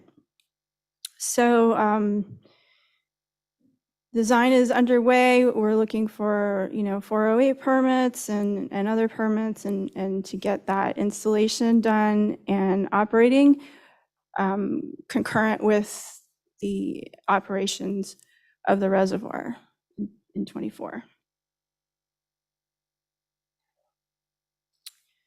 So SEP EAA, I'm so excited to hear that we had that contract award, and I'm looking forward to more good news for this last month of the fiscal year. That's great. It's very exciting. And we're still very much on track for the STA. The inflow-outflow canal is about 80% complete, and we expect STA to be completed toward the end of next calendar year. So here's some photos of that construction going on. So SEP North, there's a number of features for SEP North, and those are very important to improve the distribution of water to Conservation Area 3A, and making sure that water is available for the birds and other critters in the upper northern part of 3A. The first feature that we are moving out with for construction is the S620, and that's the one circled in green here. I don't know if you can see that or not, but and that will be considered by our governing board in November of this year. As for the other features, we are well into design with some of them, and even though we are a bit disappointed in our position on the PPA, we still want to move forward, and we will continue to work with the Corps on how we can design and construct those features and keep that restoration going. So moving south, the seepage barrier, the curtain wall. So the 8.5 square mile limited curtain wall started construction in 21, and we are just about complete. If you see that red star, that's kind of where we're at. There's been a few setbacks with concrete availability or material availability and some other issues, but it is very successful. And as a result of that, we're looking forward to the SEP New Water Validation Report completion and the permits needed for us to start the next phase, which is the SEP New Water Seepage Barrier, which will be 5 miles going from the north to where this wall ends. So we are working with the Corps on those permits and the PPCA so that we can get this going. It was awarded, or we received authorization from the governing board to award construction last month, and we are very excited about getting this going. So. For Biscayne Bay Coastal Wetlands, this is another one that we are going to start construction on soon. In fact, it is up for the governing board as a September item, which is next Thursday. So, and that contract will be for our S701, which is the 400 CFS pump station from the C1 canal that will be built to deliver water to the coastal wetlands along Biscayne Bay. And the second contract will follow sometime next year for the remainder of the project features. So along with the L31 features that Ava mentioned, where she's got with 4 different contracts going, we will be under construction for all the remaining Biscayne Bay features and look forward to getting those wrapped up and in operation in the next few years. So as Ava mentioned, for the Loxahatchee River watershed restoration, we just recently signed a pre-project credit agreement for that, and we are working on a PPA for this project to be hopefully signed early or mid next year. And the Loxahatchee River project has 10 features, and each one of those have components and work that needs to be done. So it is a rather large project, and there are lots of information that we need to collect. And so that is where we are for Flowway 3. We are doing the work that needs to be done to support the design, and then moving out with design for the Gulf Stream at East and Kitchen Creek features, which are in Flowway 3 on the graphic. And similarly for Flowway 2, which is the C18 West storage feature, we are working on a design statement of work, so we'll be moving out on that one very soon.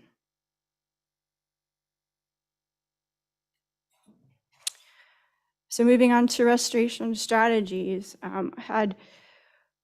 last time I gave this, I had this chart with like lots of dates and things on it, and I just wanted to simplify and let you know that we're on track to meet our goals here. We have completed 8 of 13 projects. There's 2 projects that are construction complete, but they're in the startup mode of getting water in, growing in plants. And then there's 3 projects that remain in construction. The STA1 West expansion, which is the orange triangle right here. The G341 conveyance improvements, Boyles Canal, which is this pink line right here, and the C139 FEB.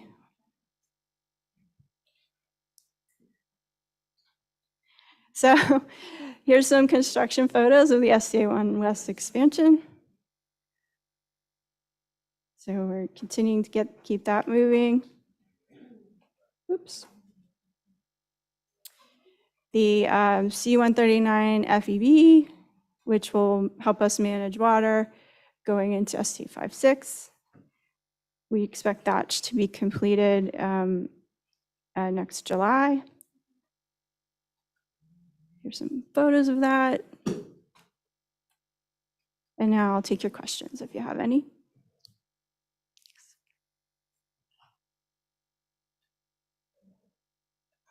Sorry, we're sidetracked by the excellent coffee going around. You Thank you got very some much. shots. There. Distracted.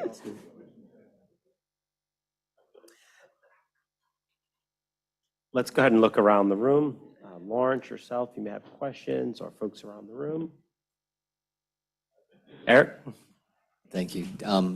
Looking at both of these presentations, this one and the one before it, I love seeing the degree to which we seem to be looking across the entire system and looking for what I would call the small severable project that we can do on its own, make progress somewhere in the overall program, and just keep things moving along.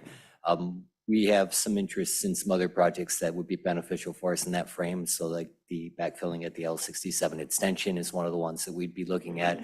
And we just appreciate that constant kind of dialogue and looking for the opportunities that are in there. So not really a question for you right now, but I do appreciate seeing that and seeing that on both, kind of both sides of the people that are really doing the work on the ground out there, the district and USA's together. So thank you. Chairman.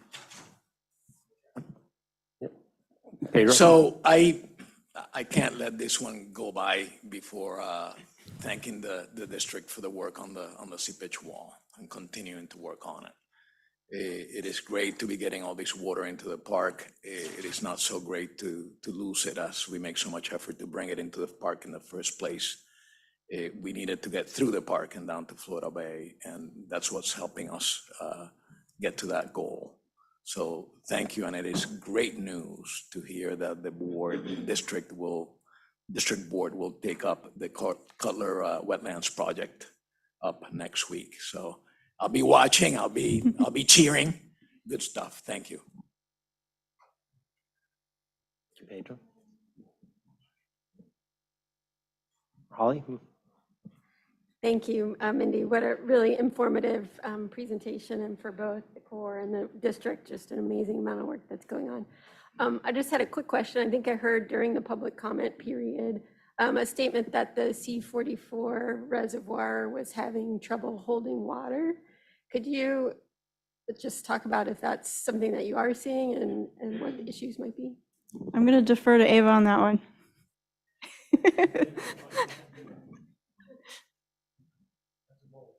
Oh, hold. Thank you, Mr. Galver. I'm out of practice. So the C-44 reservoir is in our testing period. And what we are evaluating, actually, we've even got some folks from another Corps district that have special equipment to help us test our levees, just checking on the seepage. And so we're still in testing. We were able to get 10 feet of water out of the 15 feet in it this year. We held it at 10 feet so that we could check the water levels and make sure that we understood how the water was moving through the levees to the perimeter canals. And so that's what we know so far. That's what I can share with you. We'll keep testing it through the next year. There's not a lot of rain this year, so that's what we got. Thank you. We have a couple in line first. You have a follow-up to that? Is it? Okay. Deborah? Yes, I just wanted to thank you, Mindy, for the great presentation. Palm Beach County is thrilled to see the progress on the Loxahatchee River Watershed Restoration Project. Again, we are enthusiastic partners on that. We are looking forward to sitting down with your staff as we go through, or as you go through the scoping of the C-18 reservoir. And so please know that we're interested partners, and we would like to congratulate you and all of us for moving ahead on that. Thank you. Roland? Yes, could you confirm the completion date on the C-43 reservoir, and when do you anticipate it being operational online? That's kind of important for future discussion on LOSM. So all I can report is our contract date right now, and that has a construction completion date in September of '24. And then, of course, it will go into OMTP, just like the C-44 is in right now, and that will take some time. I mean, it's much bigger than the C-44, so it will take some time to fill it and test it and go through those processes. So I think that's at least an 18-month OMTP, but I'm not completely sure about that. Lawrence? I just wanted to reiterate what's been said here a lot today for both these presentations. The amount of progress that is being made currently, it's unprecedented. And to jump on Ed's positive train, sitting through a lot of these meetings through time, I've been here for 25 years. There are more projects in these presentations than I've ever seen. And, we used to have more in-depth updates because they were smaller projects. There weren't, the number wasn't there. But the amount of work that is being done, the number of projects and the size of these projects is absolutely unprecedented. And the momentum that we have going right now is exciting. I just wanted to thank our partner, the Army Corps, and staff here for just working through problems, differences, being clear and transparent. It's a time that I don't think I've experienced before, where we are making sure that the stakeholders are really part of the process and heard. And it's just a great time to be a part of this whole process. And just wanted to make that comment. Thank you, Lawrence. And with that, Mindy, thank you very much for your presentation. And I'd like to just say a thank you to the district staff for caffeinating the team here and keeping us going for the afternoon. Angie, I think you're up with, Angie, I think you're up with agenda item 10. Thank you. It's an honor for me today to present Tabitha Elkington, our Strategic Program Manager for the Everglades Program. Ava touched on the IDS just a bit ago in her presentation, and Tabitha will be doing a great job, I know, going a little more in depth for the team. Tabitha, over to you. Hello and good afternoon. I really appreciate having the opportunity to present to you all today. It turns out, in addition to not having the opportunity to be in person with all of you, the other downside to presenting virtually is not having anyone deliver me coffee right now. But today I'll be providing an overview of the contents of the Integrated Delivery Schedule, or IDS, using the 2021 IDS as an example. I'll also provide an update on the 2022 IDS development schedule. And I'll go ahead and share my screen.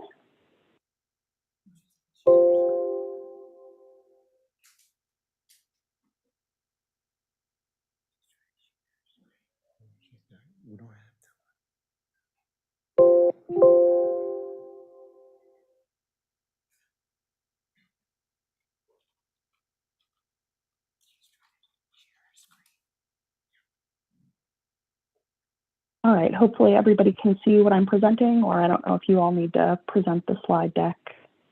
Tabitha, we do not have that yet. Hang tight.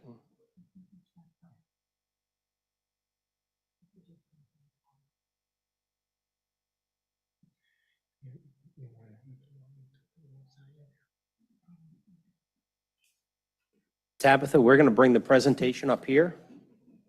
Okay, no problem. Give us just a moment.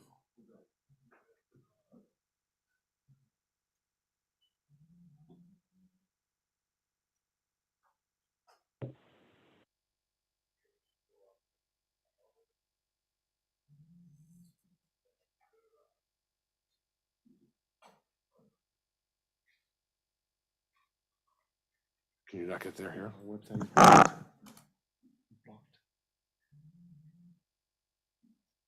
I'll ask the folks in the room to bear with us. Hopefully work through the technical side of this here. And Tabitha, hang tight.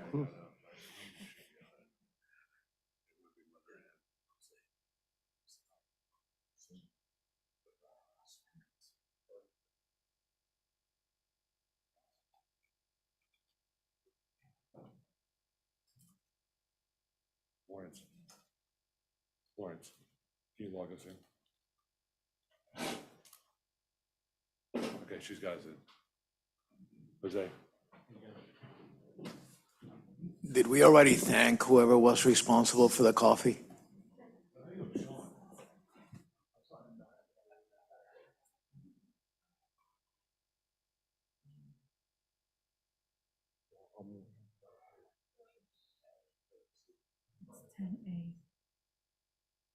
We're almost there.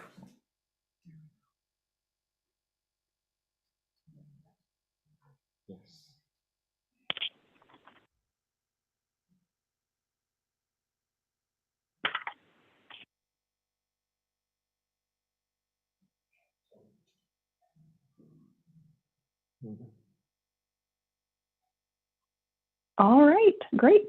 You guys can go ahead and move on to the next slide.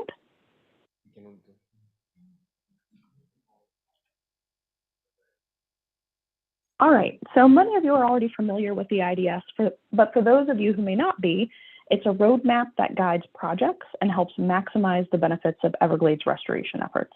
It's also a communications tool we use across the program and across the public. Next slide, please. So this is what the IDS looks like. It's very information dense. It contains information about all stages of implementation of Everglades restoration projects. And page 1 shows the schedules for planning, design, construction, and operation of projects. And page 2 includes a table that shows the status of the 68 components from the SERP Yellow Book. It provides information on science and monitoring in the Everglades ecosystem that informs project planning and operations. And it also includes a schedule for operation planning. So it really does contain a ton of information about our program and is a really valuable document.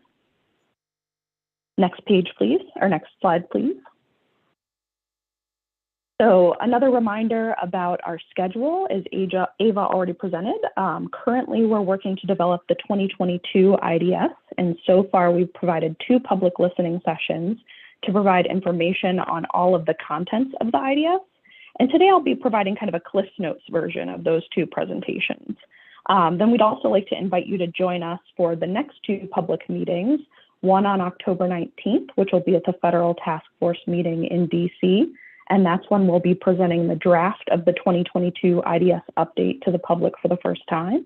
And then on the 18th of November, we anticipate releasing the final draft of the IDS, and that'll be at an OERI hosted virtual workshop. And again, we invite you to join us for both of those.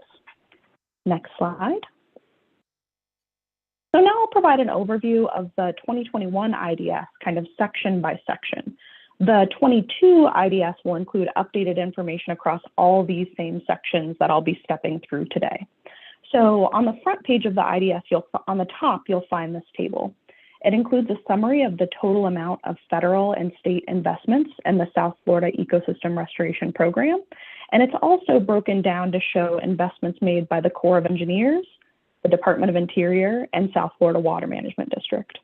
On the bottom of this table, you can also find the legend that will show what stage a project is in, if it's in design, construction, operational testing, and monitoring. So really valuable to kind of see the span of time over which a project will enter into those different phases. Next slide, please. So below that table I just showed you, you'll find this one. It shows if a project is funded by the federal government or the state, indicated whether or not it's shown in blue or black. Projects funded by the federal government show up in black, and projects funded by the state show up in blue. We also show the amount of cost for design and construction. We also include this information in fiscal years rather than calendar years, so something good to be aware of. And then we also include years in which we anticipate additional WRDA legislation. So where there's potential opportunities for new authorizations and, hoping that we keep on the 2-year WRDA schedule, identifying when we anticipate possible future WRDA authorizations. So as of 2021, the final draft estimate for total surfer construction was $8.3 billion from 2020 to 2030. So again, just kind of noting some of the comments of some of the members of the working group and science coordination group, a lot of work is being done right now, a lot of projects, a lot of progress. Next slide, please. So the rest of the table shows project schedules kind of grouped by color, as Ava just kind of showed quickly at the end of her last presentation.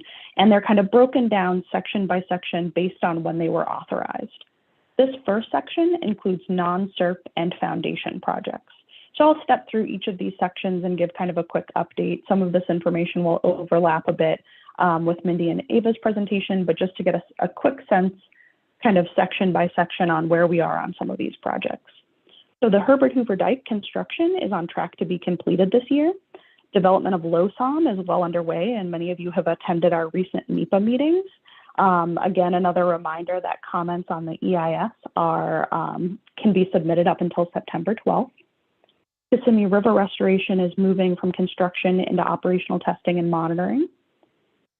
Next slide, please. Oops, sorry, and also one last one on C-111 on that last one. We're beginning to see some ecosystem restoration benefits of C-111 South Dade under that combined operation plan under COP.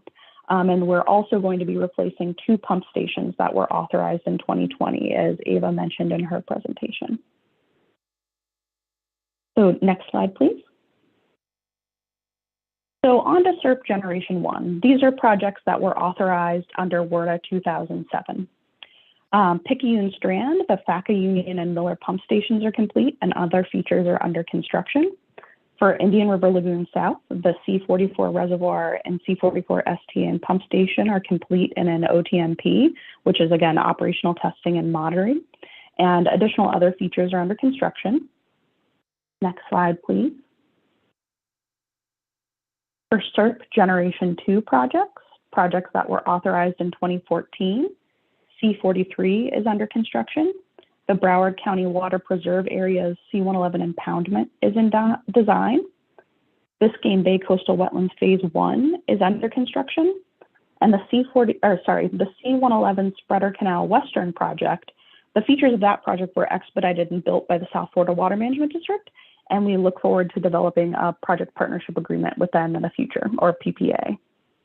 Next, please.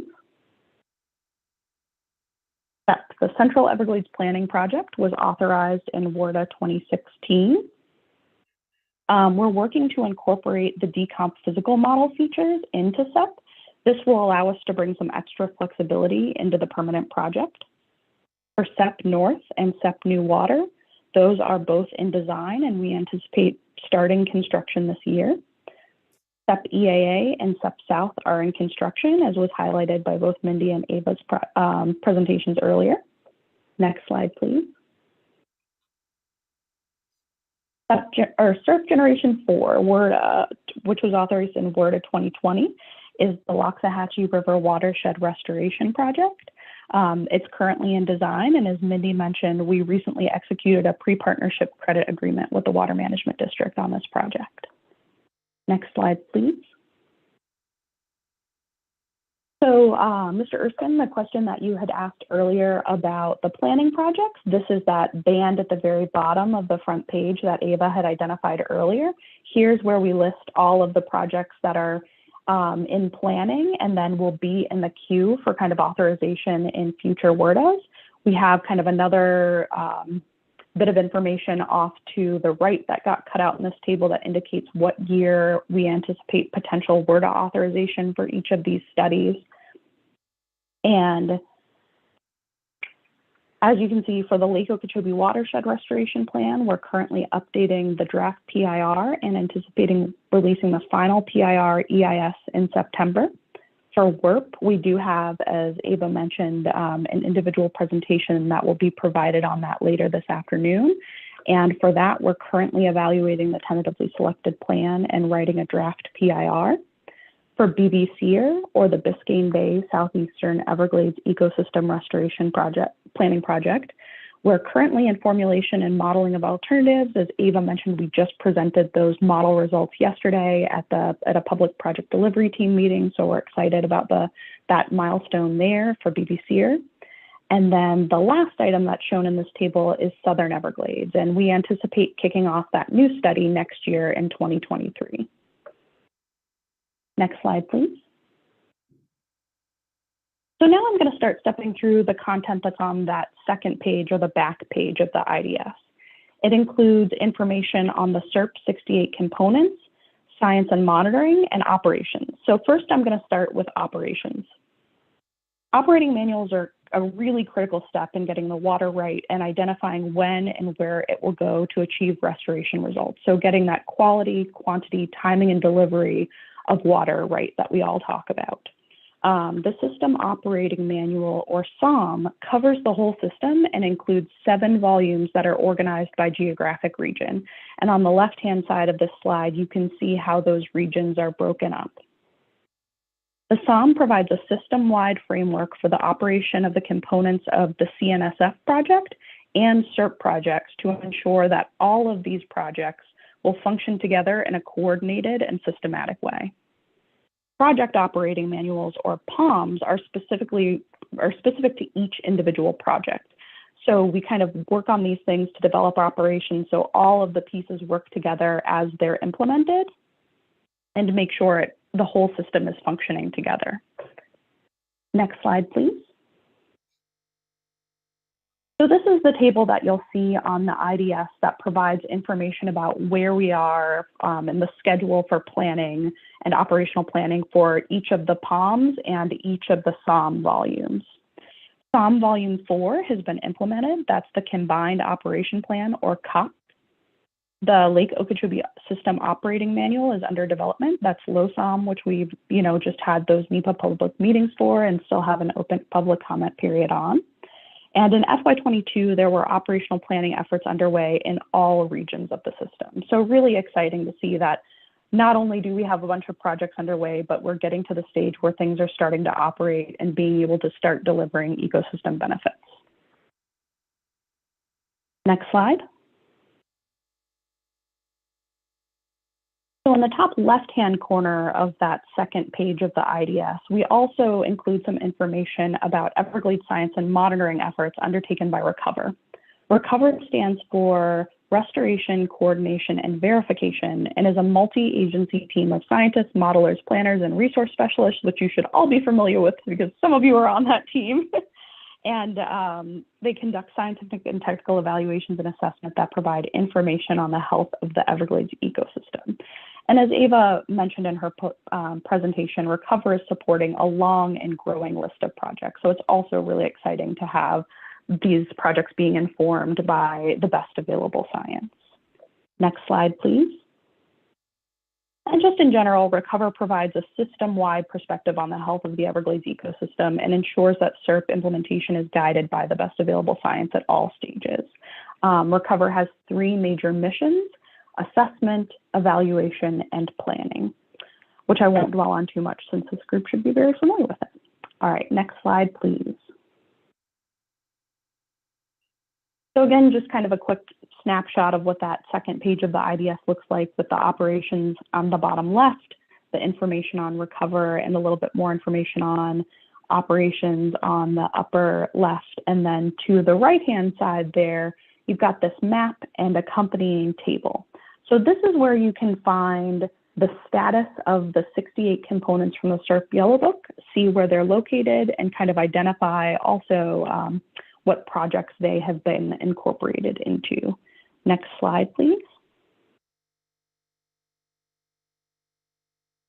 So all of the 68 components from the SERP Yellow Book, or the SERP Yellow Book, those end up being potentially evaluated to be combined into projects and then would get additional authorizations to be approved for construction from Congress. So just here's an example of kind of a SERP component versus a project. SEP includes multiple Yellow Book components. So you can see the Yellow Book components listed out. Component C, E, G, H, V, AA, F, II, and QQ are all components from that SERP Yellow Book that have been incorporated into SEP and will be implemented through SEP. Next slide, please. And that table lists and kind of color codes the status of each of those original Yellow Book components. And those components can either be in pending status, meaning they haven't been incorporated into a project yet. They could be in planning, authorized for design and construction, completed, or deauthorized. Next slide, please. So here's just a quick snapshot of where we stand in terms of implementation and status of those original Yellow Book components. So of the SERP 68 components, 29% have been completed, 29% have been authorized for design and construction, 12% are in planning, and 26% are pending, still awaiting to be incorporated into potential future projects once they're kind of evaluated for feasibility. Next slide, please. So how do we decide which of the pending components to evaluate as a potential project for authorization next? How do we kind of prioritize those remaining components? Well, we really do look to see what the science is telling us.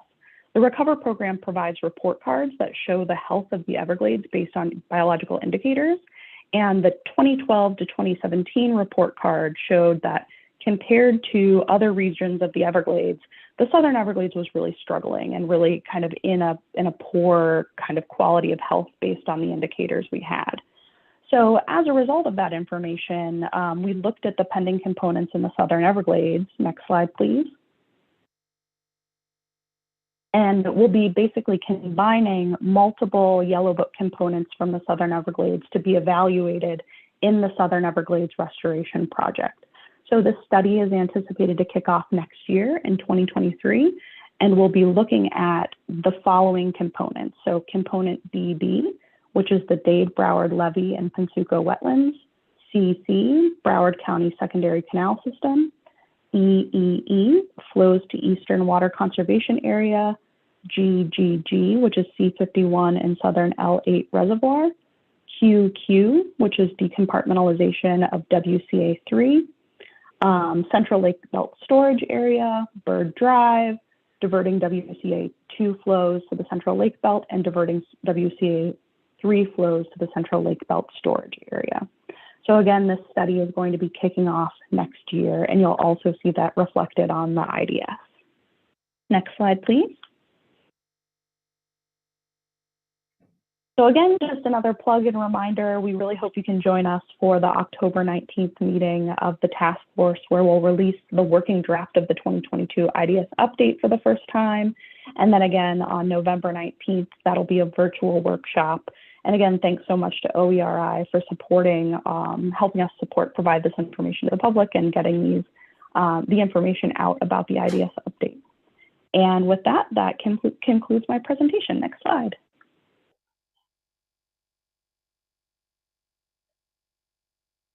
Tabitha, thank you very much for the excellent presentation.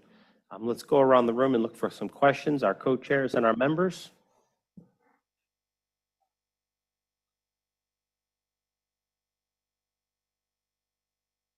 Any hands online, Sandy?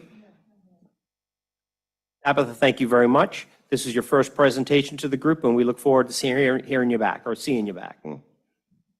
Thanks so much, everyone. Agenda item number 11, Western Everglades Restoration Project. Angie? Thank you. One of our favorite projects, a very important project for Everglades restoration. I'd like to introduce Mr. Steve Baisden, the project manager, to give an overview. All right, good afternoon, everybody. I'm very excited to be here. I'm Steve Baisden. I am the project manager for the Western Everglades Restoration Project. It is a privilege to be here, and it's exciting to be here to hear all of this great stuff that we're doing here. And it does give you a good sense of pride to be part of this restoration project, and particularly because this is one of the challenging ones, and it does give you hope that, hey, we can find a solution. So with that here, I will, as Ava alluded, we did reach our tentatively selected plan early this month, and that is Alternative HR, which stands for Hybrid Revised, and that is basically, I'll just kind of run through some of the main features here. We have some water quality features. This is to help improve the water quality, remove some of the nutrients in the water. We have the Wingate Mill stormwater treatment area here on the west side. More to follow on that later. And we also have the North Feeder stormwater treatment area over here in the northeastern portion of the project site. One of the unique aspects of this project is that it does contain two Indian tribal reservations, the Seminole Tribe of Florida Big Cypress Reservation and the Miccosukee Tribe of Indians of Florida Alligator Alley Reservation. So as we move further down the system here, we do have a weir in the canal in the L28I canal, as well as a plug in the L28 interceptor here about 1.5 miles north of I-75, where we'll also be plugging the L28 interceptor canal all the way down to its terminus down here in the L28 extension, and as well as putting another plug on L28 North, just south of I-75, and plugging the remainder of that L28 North canal. That's commonly referred to as the triangle area. And then as we move further south, we have the L28 South here, where we're going to degrade and backfill the levee tieback, then the canal and the levee tieback. As we move further south, we'll have a series of culverts that we can operate to allow water to flow from the east to the west, from 3A into Big Cypress. And then there's 9 miles of canal that we will plug south of S344, excuse me. A plug in the Tamiami Canal, just south of or just downstream of the confluence of the L28 South and the Tamiami Trail Canal. This will prevent the water from flowing back over here to the west, southwest, into that corner, the southwest corner of 3A. Then we also have culverts that are going in 11 Mile Road, Tamiami Trail, and Loop Road. So we're going to go into some of the benefits of the Western Everglades Restoration Plan. As you can see in the photo on the left is prior to the CNSF construction in 1943. And then over here on the right shows the current system. And with Western Everglades, we're going to remove some of the levees and backfill some of the canals to restore approximately 640,000 acres. So the objectives are clearly are to reestablish some of the ecological connectivity of these areas. And as I mentioned earlier, we're going to degrade this triangle area here by backfilling or plugging the L28 interceptor and the L28 north. And this will restore approximately 8,000 acres within that triangle area. And also there is some areas that have been, some vegetation, some nuisance vegetation has established itself in here. So we're going to restore those vegetation communities down here at the L28 extension terminus and up here at S140. One of the other objectives is, again, as I mentioned, the improvement of the water quality, or removing some of the nutrients from the water column. This is the proposed Wingate Mill stormwater treatment area. This would treat the water in the West Feeder Basin and then allow the water to be treated and rehydrate the Big Cypress. And as there's culverts that will go over here that will allow water to pass into the headwaters of the Kissimmee-Billy Slough on the western boundary of the Seminole Tribe of Florida Reservation. Then over here on the eastern quadrant, we have the North Feeder STA, which is approximately 3,400 acres. This will treat the water from the North Feeder Basin, treat the water, and then allow it to go down, discharge it into a canal that's parallel to the L3, and ultimately hydrate the northwest quadrant of WCA 3A. And the third objective of the Western Everglades Plan is to restore the surface water and groundwater elevations in hydro periods to help reduce the intensity and frequency of the wildfires that we have out here. Wildfires are a natural part of the system. However, because of the lower water levels, the groundwater levels, particularly in the spring, you can see that it has caused an increase in the number of acres that have been burned, particularly in the 2005 to 2019 timeframe. And so by rehydrating those areas or raising the water, again, it should decrease the frequency of the wildfires, certainly caused naturally by the lightning. All right, and so speaking of the challenges, this is particular one of the challenges that we've had with the Wingate Mill stormwater treatment area.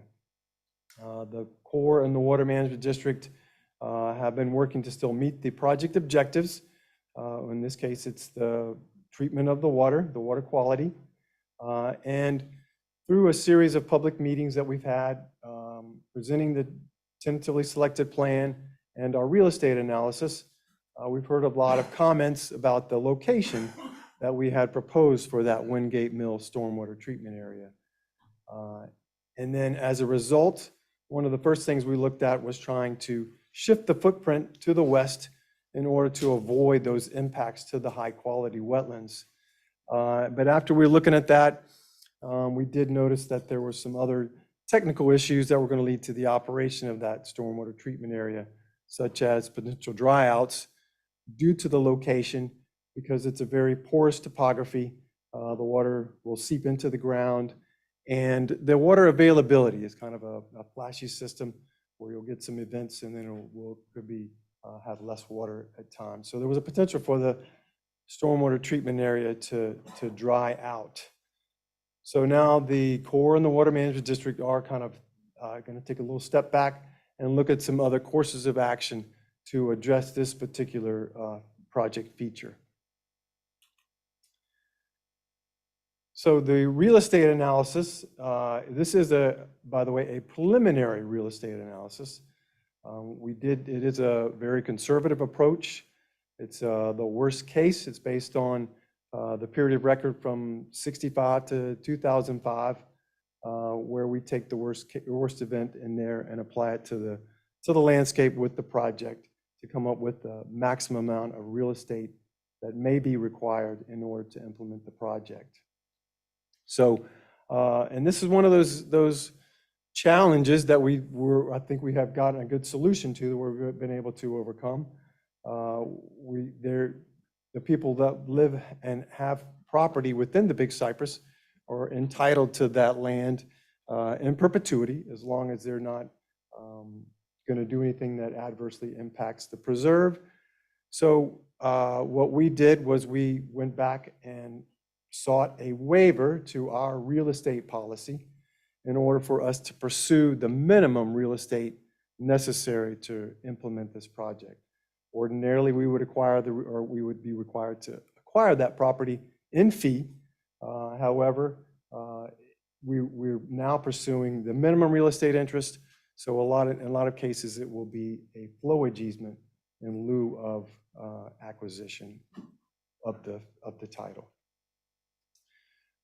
So we have a waiver. We've had conditional approval of 10 of the 14 non-standard estates.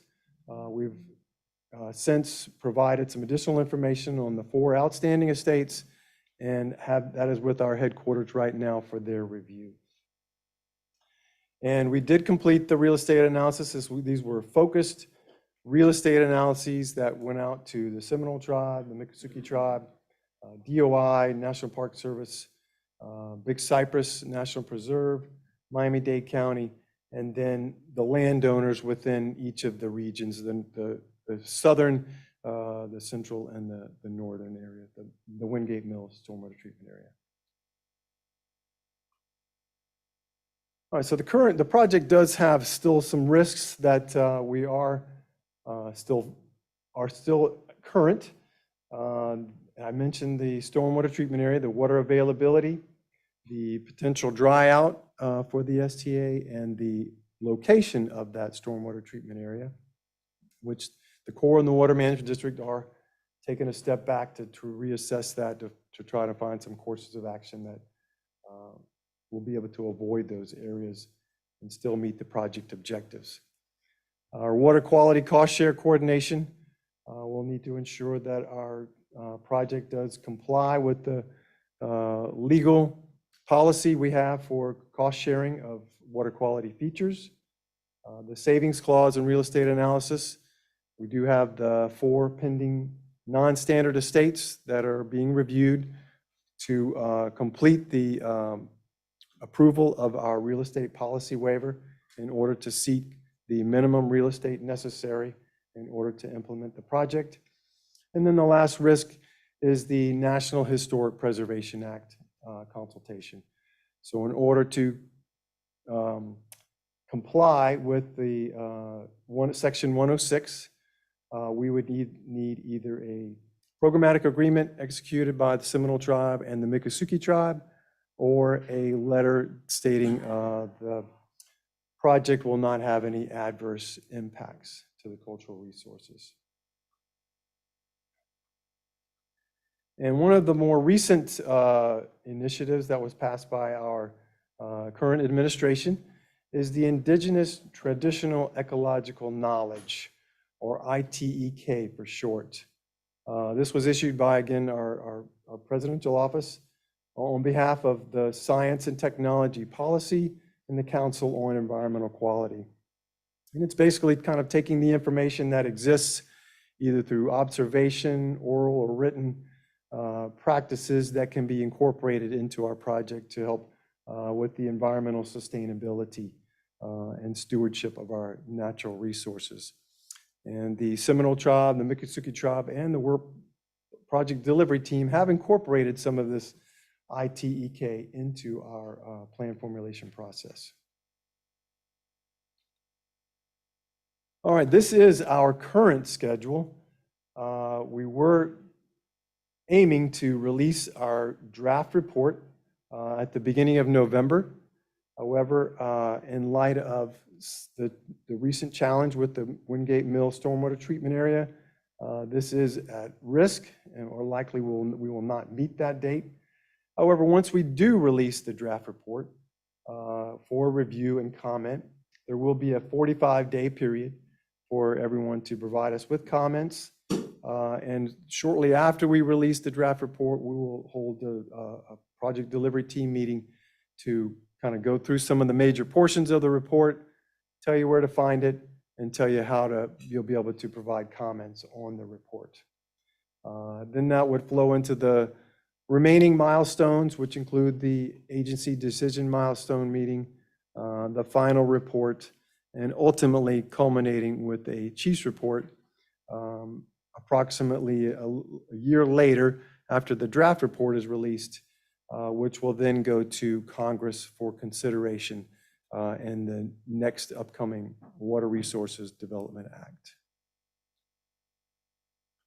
So that concludes my brief, and I guess subject to any questions. Thank you, Steve. Excellent presentation. Let's look around our table here for questions. I take my glasses off to do that.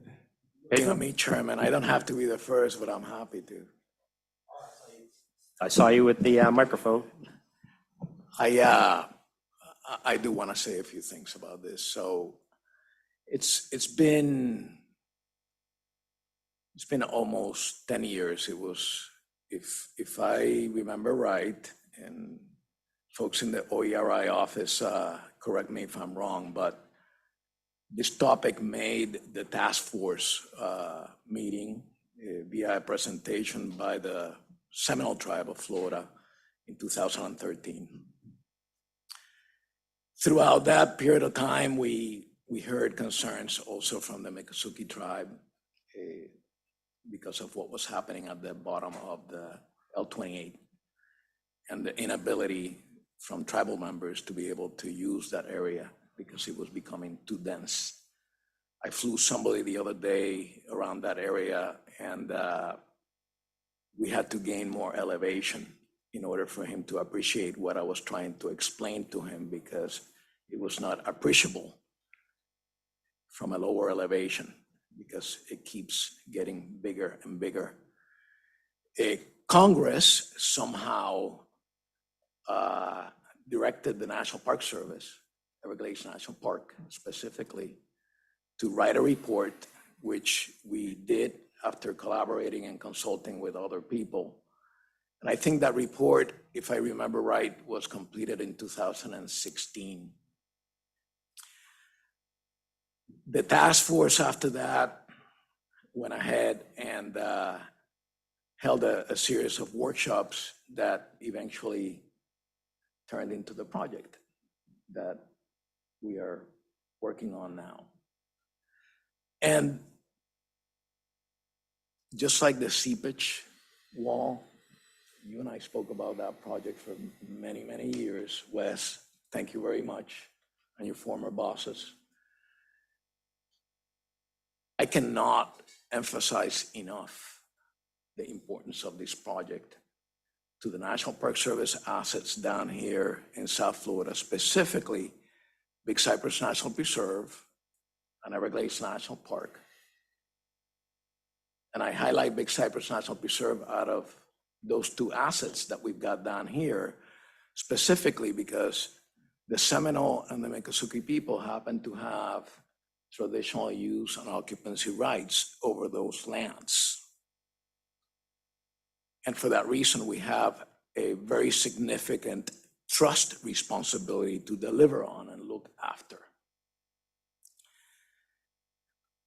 I want to echo the letters that were recently sent by your chairman, Amy, Chairman Talbert Cypress, and also Chairman Marcelos Osceola from the Seminole tribe, where they highlight very clearly how important this project is. And I heard you, Steve, talk about taking a step back. And I heard it in a good context.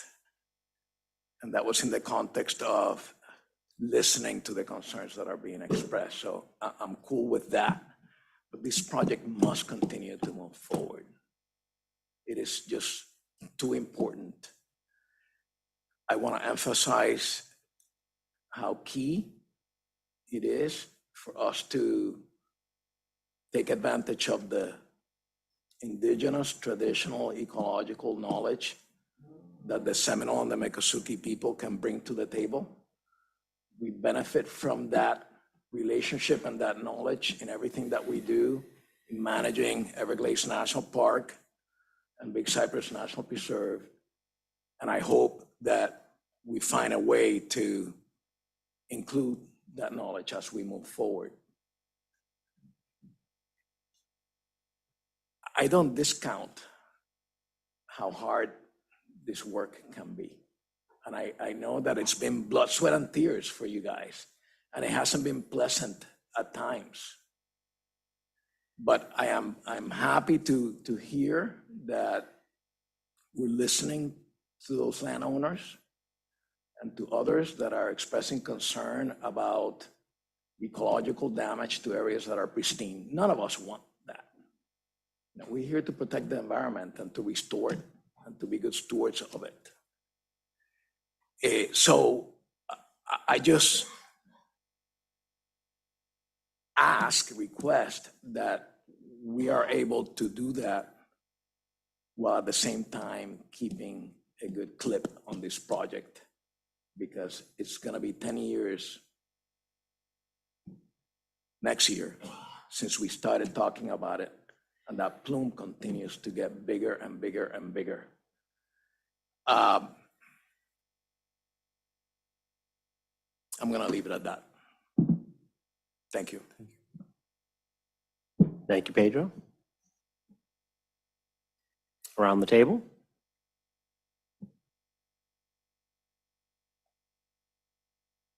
Steve, so Pedro, thank you very much. I think you classified the work on the project. Myself, I was in those early meetings with the task force. So this is clearly a project that the task force has a lot of interest in. They've been engaged in it for many years. And there are many components to it. I think the Corps has done a great job of explaining the magnitude of the size of the project, the landscape in which this covers from US 41 and south of Loop Road, all the way up to and north of the Seminole Tribe Reservation. It's a great distance. So I do have a couple specific questions here regarding the presentation that I'd like to address. The water volumes that mentioned for the STAs, I think you said, I'm going to go back to it on my slide. Is that split 7,500 acre feet of water quality treatment is necessary to gain the ecological benefits in the Big Cypress National Preserve and areas south, correct? That's the combined, that's how much water is generated in those two water basins, is the 75,000 acre feet. Not how much is needed, that's just how much is generated on an annual basis from those water basins. And that'd be about, is that about equal to what those treatment areas would be filtering, would be servicing? That's correct, yes. And the size of the stormwater treatment areas were, we used a design model for stormwater treatment areas to design the size of the stormwater treatment areas. And that's based on the the inflow of the water, the water quality that's coming into the stormwater treatment areas, the amount of water that comes into the stormwater treatment areas. Okay. And one of the primary things that's come up is the location of that Wingate Mill STA with its proximity to panther habitats, wildlife corridors, and being some really high-quality native areas at this point in time. So Pedro, you worded so eloquently on the way we've been involved as a group and a community in this project and the need to move it forward and incorporate the ITech into the process. And also listen to the stakeholders and listen to the stakeholders and listen to the professionals that are looking at that and have a focus on some of these other components. So we too do appreciate the Corps taking the time and kind of taking a step back to listen and see what kind of alternatives can be considered or what kind of solutions may be considered as we move forward. So thank you very much. We have hands online. We have Patty Power from the Seminole Tribe.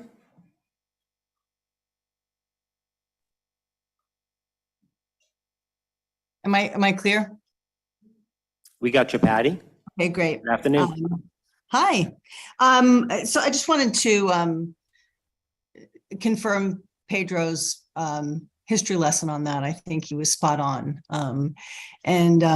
The one piece that was missing is, and if you go back to the IDS conversation that was held earlier, this project is composed of two Yellow Book projects. One that was included at the behest of the Seminole Tribe, and the other was included at the behest of the Miccosukee Tribe. So it's a little more long-term history on this project. This need has been identified for a long time.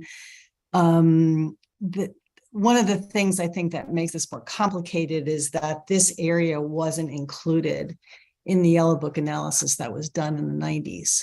So we don't have a lot of the data that we start the other SERP projects with. So that I think contributes a little bit to the complications. I can't speak to the exact area where the Wingate Mill STA is cited, but just a little bit of background, and sorry if I'm repeating something that's been discussed in earlier meetings, since I'm just kind of like hijacking into this meeting today. But one of that STA, the purpose of that STA is to ensure that the water that flows south from it is clean enough to flow into the native area on the Big Cypress reservation. This is an area that has not been impacted by other flows because of the canal system that's built around it. And it's incredibly important to the tribe that other than rainwater, the only water that comes into that area that's culturally very important is clean enough to not cause more problems than having the area dry out. Just a little bit of history on why that STA in that general location. Again, I'm not speaking at all to the specific, where the lines get drawn or how big the lines are, but why that's important to the tribe. And it was, basically the PDT being very responsive to the tribe's concerns. So I just wanted to be sure that was part of this conversation. Mr. Chairman. Pedro. So Patty mentioned that this project wasn't included early on and we were missing data on it. And I think that I need to give credit when credit is due, because one of the biggest missing pieces of data was water levels, elevations, right? And it was the district who came through with funding to resolve at least some of those questions so that we can be here where we're at today. So credit to the district for having made that investment in order to help us advance the project.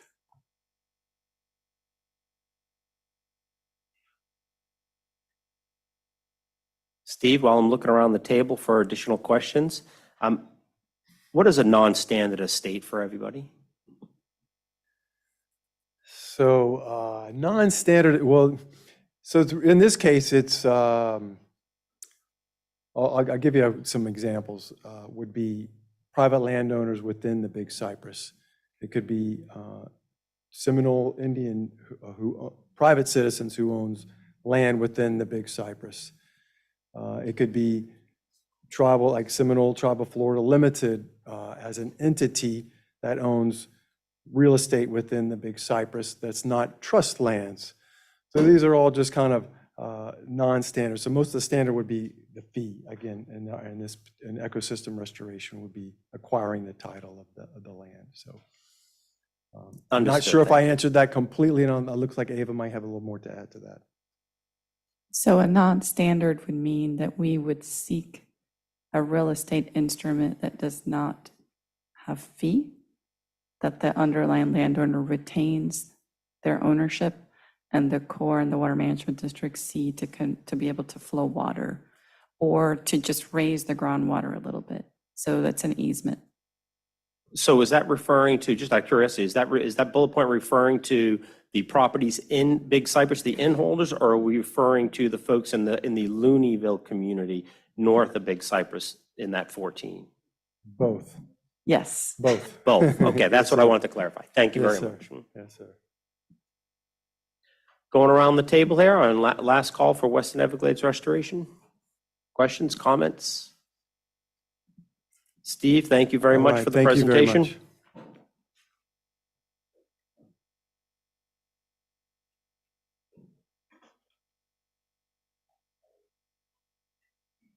And I'd like to remind our public, we have several hands up right now. We have a second public comment period. It's scheduled for 3:05 to start, and we'll do our best to keep it right on track, right about 3:05. I know we have hands up for this topic. Thank you. And our next topic, Angie, would you like to introduce our next topic, topic 12? I'm going to be short and sweet to give Mr. Geisen plenty of time to talk about our favorite project. All of these are my favorite projects, but the Lake Okeechobee System Operating Manual. Mr. Geisen? All right. Good afternoon, everyone. Can you all hear me all right? Yes. Okay, good. All right, so we'll skip through a few of these slides, and I think most people in the room have probably seen this or a similar presentation at least once over the last couple of weeks, so I won't jump into all the details. So if you want to skip to slide 3. All right, back one. Can you go back to the process slide, please? All right, perfect. All right, so this slide is just a general overview of our process, how we combined our NEPA process with our planning process. And really this from the beginning was a concerted effort to really involve all of our stakeholders, the PDT, the public, in the process from the very beginning, utilizing the feedback that we heard from our initial scoping meetings to develop our objectives for LOSOM, and continued that collaboration throughout the process as we developed alternatives, reviewed alternatives, came to a common understanding of what balance could look like with lake management.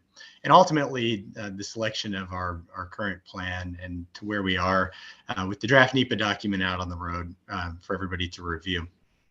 So we look forward to continuing that collaboration as we get feedback on the draft EIS, and then work with the PDT and our stakeholders as we move towards the final NEPA document and approval of the EIS and the water control plan by April of next year. Next slide, please. All right, and I think Newton Cook referenced this slide earlier. I'm sure everybody has seen this as well. And this is just a snapshot of benefits for LOSOM based on a 12 selected performance metrics out of 144 metrics that we evaluated in the EIS itself. So this is just a snapshot of benefits. And as you can see, the blue line closer to the center means that we are showing improvement across the board, except for that lake ecology, which Newton mentioned earlier. And as we had talked about throughout the process, there is no perfect plan that can get benefits for every part of the system. And there were trade-offs that were analyzed and discussed with all of our stakeholders throughout the process. And this is the vision of balance that we landed on. But it does get us really good performance for both the estuaries, improved performance for water supply for all users, a reduction in risk for harmful algal blooms, which all of which I think are exciting, not to mention the improvement in the ability to send water to the south to the Everglades. So lots of, I think, exciting opportunities with LOSOM as we move forward into implementation and start realizing some of the benefits. Next slide, please. All right, and this is just our map of the water control structures that we operate to move water out of Lake Okeechobee, so you can move on to the next slide. All right, and our overall plan for water management, and what is the intent? And the intent is really to use the water that we have in the system for beneficial purposes, whether that means holding back releases to places where it's not wanted, to be able to make releases later when water is desired. That's really what it's all about, is collaboration with stakeholders, utilizing analysis of current data, where we've been in the past, where we think we're going to go in the future, and making really smart decisions with the water that we have available at the time we have it. So the bulleted list you see is just a sampling of the information that would be utilized and is already utilized by the water management professionals at the Corps and to make recommendations on decisions for lake management. And how is that process accomplished? Currently, it's through the periodic scientist calls, which we are talking about how we can enhance those, make those better, more collaborative, more informative, and really enhancing our decision-making on a weekly basis. But also, which you don't see on this slide, which is new to LOSOM, is seasonal check-ins, where we can all get together and look at where we are, look at the past data, what are the conditions in the system that we've come from, and what are the projections looking like, and make a decision on how the lake should be managed moving forward into the next season, whether that be at the beginning of the wet season, the end of the wet season, beginning of dry season, or middle of dry season, looking at the conditions, looking at the water in the lake, and making really informed decisions on those releases and where that water can best be utilized. Next slide, please. All right, a big part of that is flows to the south and in promoting moving water to where it's most needed, whether that be to the south or to the Caloosahatchee estuary in the dry season when it's most needed, but also making sure we're taking stock of where the lake is to meet the purposes for water supply. It's all about looking at information, making good decisions in the real time based on the modeling that we've done in LOSOM and that is written out in our operational criteria in the water control plan. Next slide, please. All right, everybody's probably very familiar with this, but this is what the regulation schedule itself looks like. Of course, all the operating criteria that go with that. We've heard a lot about the lines on the schedule in Zone D in that blue area that were used in the modeling.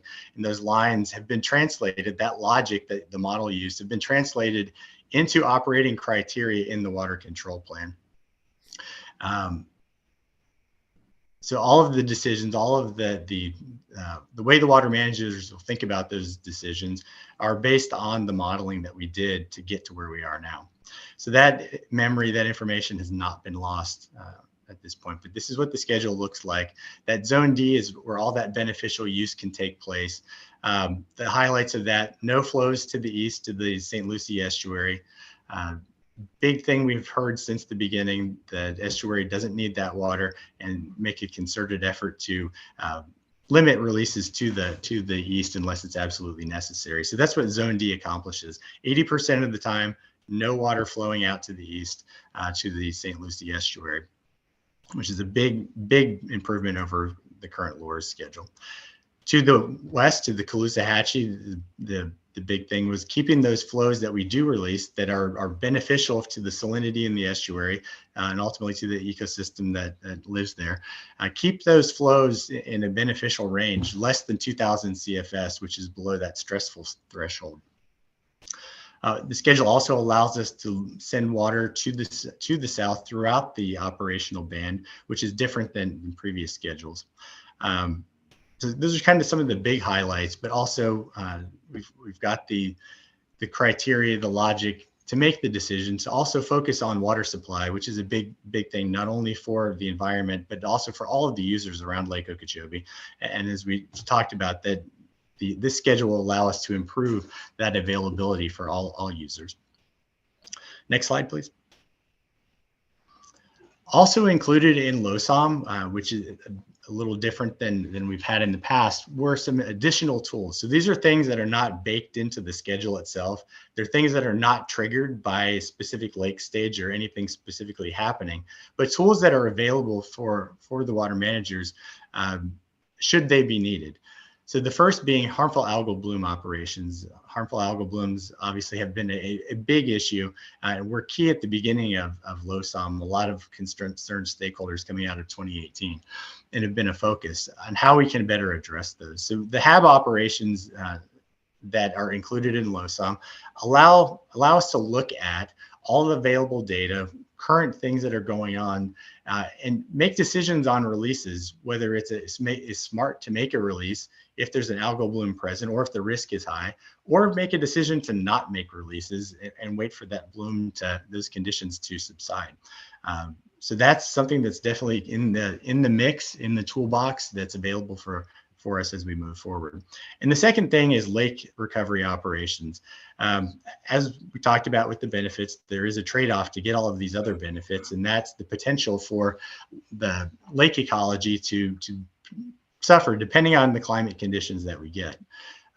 Should that arise, we have a tool in the toolbox that would allow us to assess the state of ecology in the lake and make a concerted effort to draw the lake down to get to conditions which are conducive to SAV growth.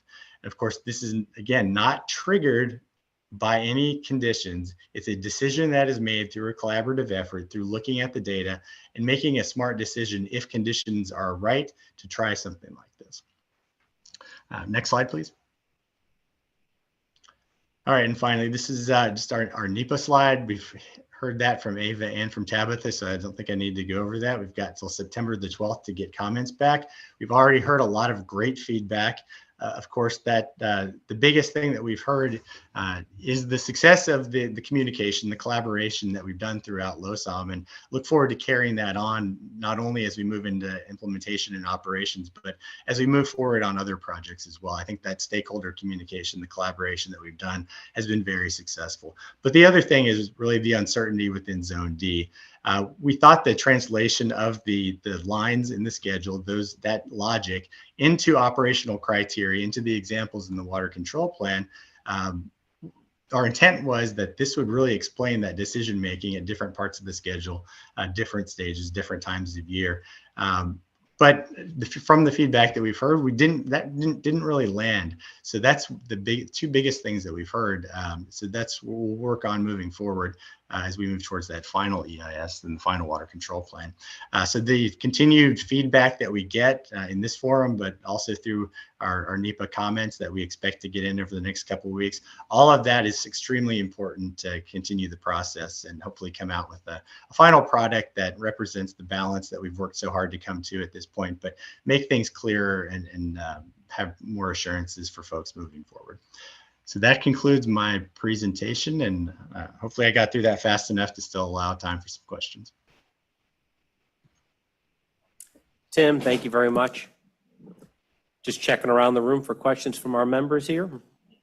Tim, as a member of the PDT, I will say thank you for what your team has done in putting together a massive amount of model runs and information and making it usable for the scientists and managers throughout the process. Thank you.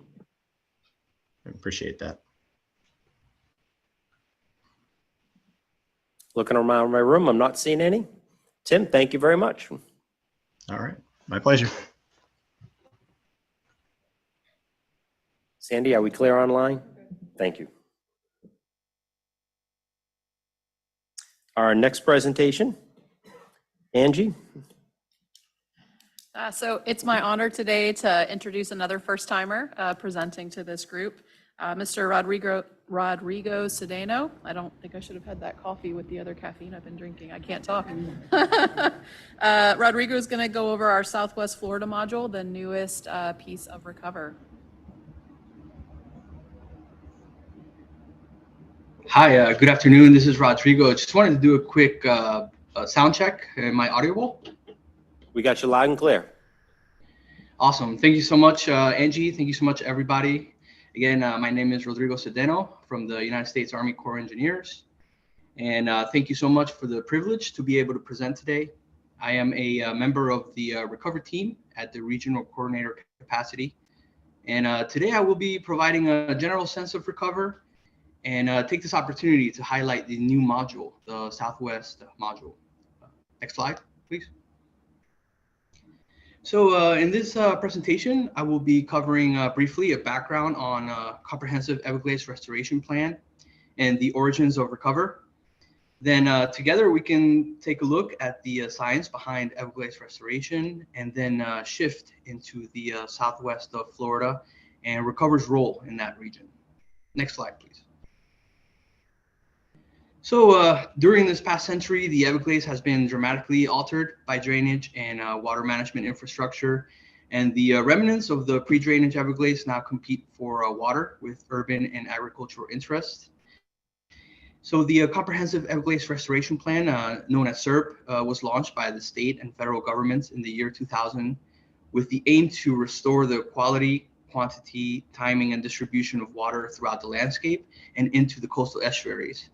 The two main goals are to improve ecosystem composition and function while also enhancing economic values and social well-being, and thus creating a water system that serves both the natural and human systems of South Florida.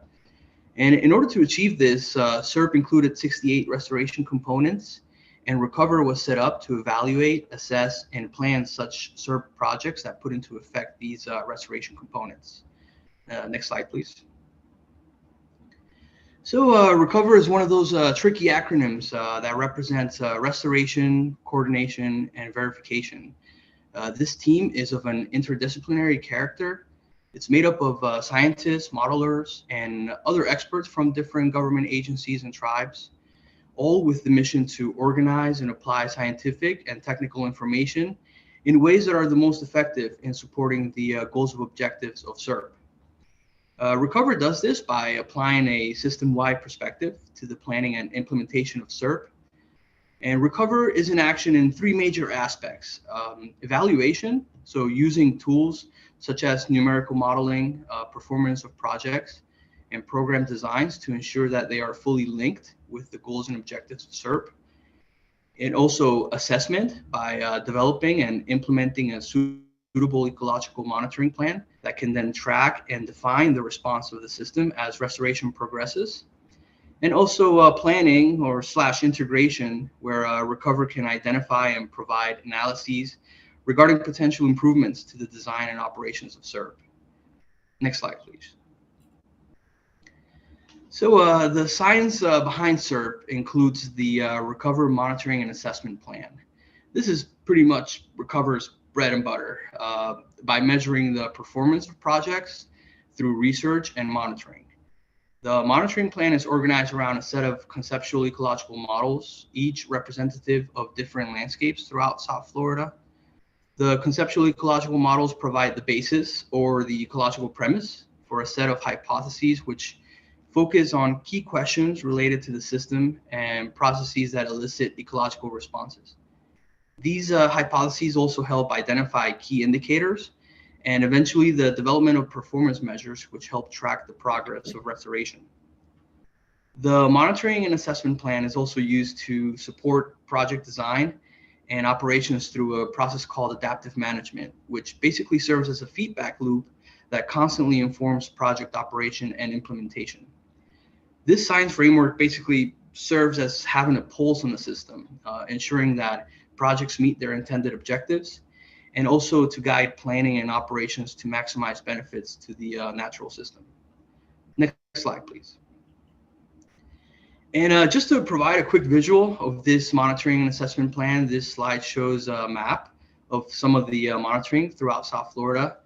And some examples include aquatic fauna during the wet and dry season, wading bird colony, location, size, and timing at Lake Okeechobee and throughout the Everglades, landscape pattern of the Ridge and Slough Tree Island complex, salinity characteristics in Florida Bay and the 10,000 Islands, and benthic and fauna monitoring in the St. Lucie Estuary and Southern Indian River Lagoon, just to name a few. Next slide, please. So the SERP footprint covers a vast area, and to make sense of all of this, it is subdivided into recover modules that represent similar landscapes and ecological characteristics. Modules form the basis of recover, evaluations, and assessments, and such framework provides a method for organizing system characteristics, identification of threats, and restoration options. Next slide, please. This past fiscal year, Recover has expanded its module framework, the new module called the Southwest Florida, covering the majority of the Big Cypress Basin, including the coastal estuaries from Rookery Bay, 10,000 Islands, and the upper Southwest coast towards Lossman River. Next slide, please. And as we know, the greater Big Cypress Basin is quite different from the Ridge and Slough Tree Island landscape. This is an area of forested wetland characteristic with a diverse mosaic of pine flatwoods, tropical hammocks, and herbaceous wet prairies. Within these vast natural landscapes, there are also extensive areas of residential land use and agriculture. And throughout the history of Everglades restoration, the Southwest region has been partially overlooked and at times misunderstood. Next slide, please. But nevertheless, the reality is that over the years, the landscape has experienced severe alteration of fire regimes, coupled with lowered water levels and shorter hydro periods. And at some extreme years, the entire landscape goes bone dry with water table falling way below ground. Experiencing these conditions year after year causes shifts towards drier communities, resulting in habitat loss and more intense fire. And additionally, the water infrastructure that drains these lands have different chemistry, particular high concentrations of nutrients compared to the natural waterways throughout the landscape. All of this has facilitated exotic plants and animals to colonize these disturbed areas, leading towards dominance of these species and accelerating the negative shifts in the function and composition of the system.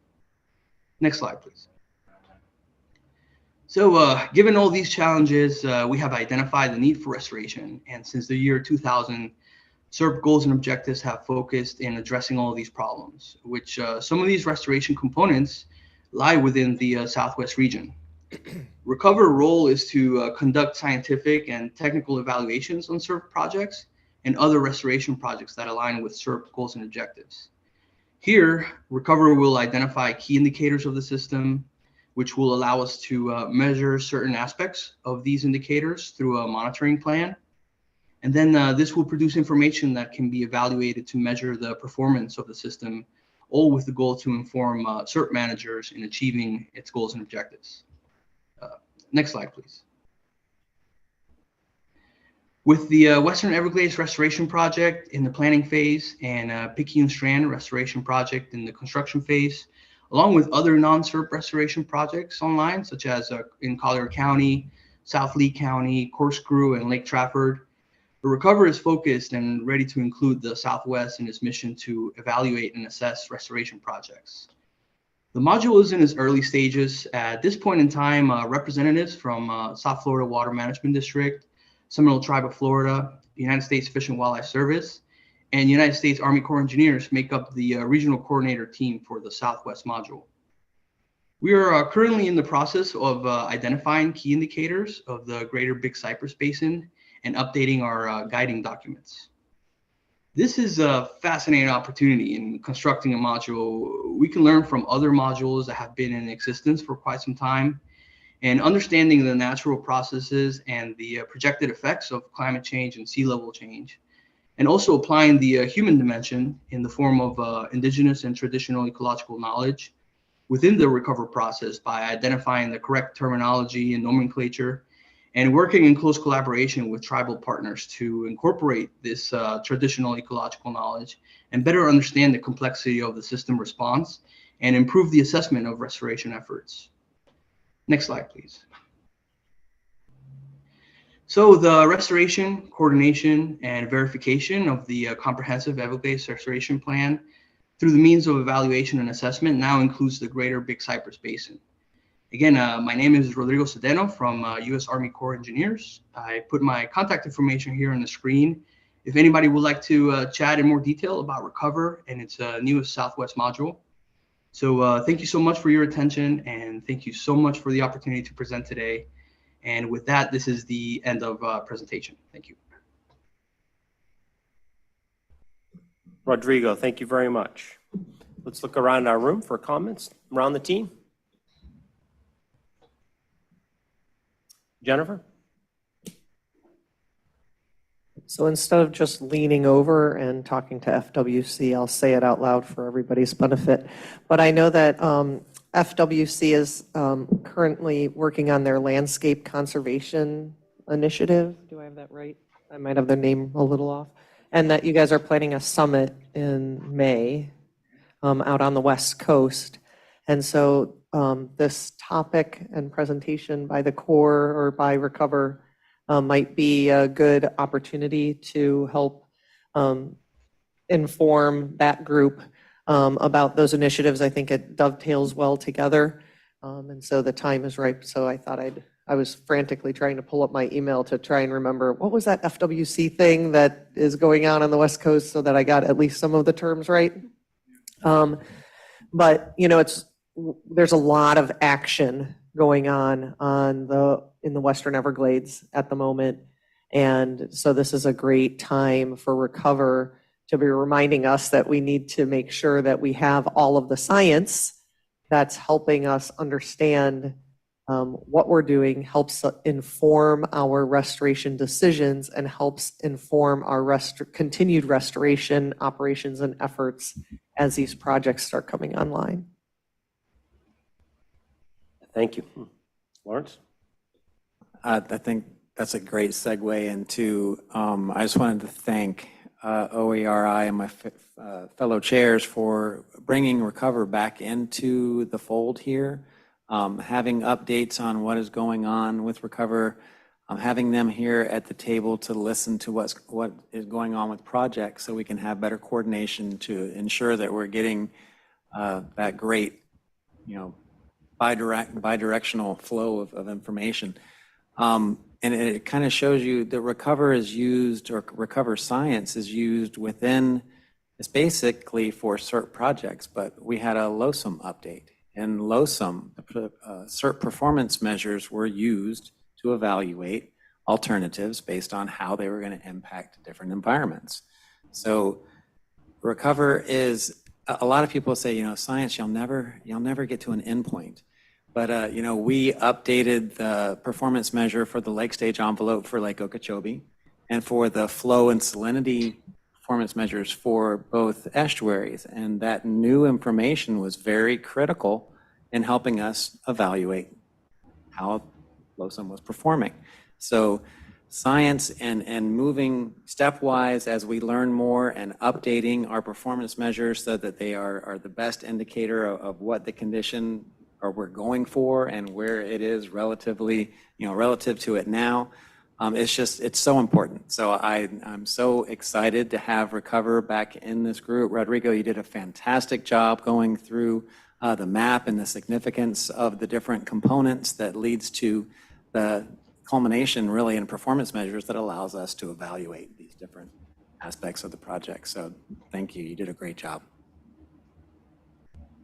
Thank you, Lawrence. Thank you, Rodrigo. All around the table? Eric? Appreciate that. The timing on this couldn't be better. Obviously, we're talking about WARP coming online or WARP making progress finally, as we've been talking about it. And having this module in place to really help evaluate that is important. And thinking of this module in terms of making the complete connection around the coast for South Florida finally in recover. That's also a really critical part of this. You know, the park, the management there has spoken to me about the concerns about climate and resiliency related issues for it, and having this module in place allows that to be addressed as well. So I think we're in the right place at the right time with this new module. So I really appreciate that move on the part of Recover. So thank you. And I would be remiss to say, as a member of the Recover Leadership Group, for everybody here, that this has been a thoughtful, deliberate, and long-standing process. I mean, we have several members of the leadership group that have been involved in this process, getting it here. Rodrigo is well aware of it, but getting it over the finish line from start, from conception to where we are today, has been a thorough process. So that's beneficial to what we're all trying to accomplish and what you were saying, Lawrence. Thank you, Rodrigo. Adam? So anecdotally, right, we talk about the Florida Bay and the special nature of that location in between the peninsula of Florida and the Keys, and, you know, the specific dynamics that we have to try to achieve there. And, you know, it's really exciting to see this, because if you haven't had time to spend in that 10,000 islands, or that northern portion of Everglades National Park, or the interface between the marsh and the back bays and then the outside coast, Lostman's and Broad River, and, you know, specific places like Chevalier Bay, you know, they're very, very delicate, right, with oyster bars, and it's totally different than the other portions of the park, like when you get north of the Harney. And it's really great to see that this module will, you know, potentially bring additional benefits and stability to that resource there. It's an unbelievably, but yet different resource, and just it's great to see that. That's all. Thanks. Thank you, Adam. All right, we'll try again. Thank you, Rodrigo.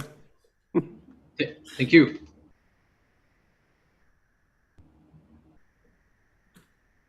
All right, our next presentation, item number 14, National Resource Council report from Bob Johnson. Bob, you on out there? I'm on. How do I sound? You sound fine. We can hear you loud and clear. Thank you. Okay. Well, timing of this is very good also. This round of the Committee on Independent Scientific Review of Everglades Restoration Progress spent a lot of time focused on Recover and the monitoring assessment plan. So I think you'll see that as I go through this presentation. So go ahead and go to the next slide. Just to let everybody know that the National Academy of Sciences has been involved in external peer review on Everglades restoration efforts since 1999. The first committee that was set up was called the Committee on Restoration of the Greater Everglades Ecosystem, or CROGE.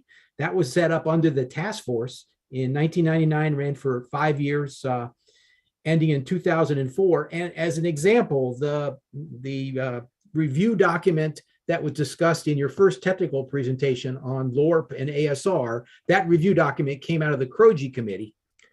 So they've been doing this for a long time. The piece of the National Academy that focuses on SERP was done in the Water Resource Development Act of 2000 in section 601, as we talk about where SERP is. And basically it sets up a committee like the National Academy of Sciences that needs to be brought in to do external peer review. So that's how the contract was set up. The first one was with the task force. DOI managed it. This new one for SERP focused is running under the Army Corps of Engineers. I'm one of 3 liaisons from the sponsoring agency. Gina Ralph is also a liaison on the Corps side. So Gina, if you want to jump in, just help yourself.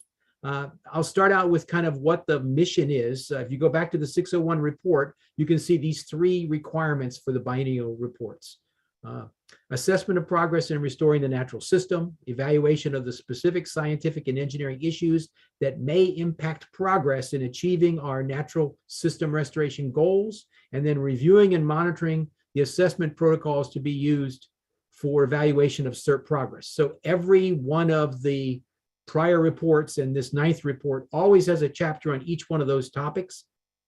This 9th report also gets into a number of topics. I'll just kind of highlight some of the key ones that they talked about overall. Because of all the increased investments that we have basically cheered about throughout this meeting, they use that as an opportunity to talk about funding developments and how that affects prioritizing our investments. They spent a big section of time looking at the stormwater treatment areas with presentations and a field trip. They spent a lot of time talking about integration of climate change into SERP, particularly in the BBC effort. And I said before, recover and map and how those programs are used to support decision-making is just this recurring theme through the last 4 reports. And then this whole natural system restoration progress, they've gone through and looked at a series of projects and highlighted how well we are doing in achieving the targets that we established on the modeling side versus what we see in the real world in the assessments. And then at the end of this cycle, they got into what they called science enterprise, kind of how we do modeling, strategic thinking, and interagency coordination. How do we take the information that we get from science, use it in our evaluations to develop alternatives, and then how do the agencies coordinate the implementation of those projects? So what you'll see in this SISREP 9 report is this continuing focus on science support. And they highlight this specifically because we're going through this transition. You know, the earlier reports focused on the period where SERP was primarily in the planning phase. And now, as we've all identified, we've shifted over into the implementation and construction phase and the operational testing phase. So their reports have basically followed that transition and made that the primary focus of what they're talking about now. So go ahead to the next slide. So they actually met 11 times in this cycle, more than they have normally. And I think that's because of the Zoom platform. They weren't able to meet in person much during this cycle. They call these, of those 11 meetings, they identify them in 6 blocks. So they talk about meeting 1 through meeting 6, and then they talk about multiple days within each one. And I want to stick with their nomenclature because that's, if you go online and look at the videos for this cycle, that's the way they're identified, as meeting 1 through 6.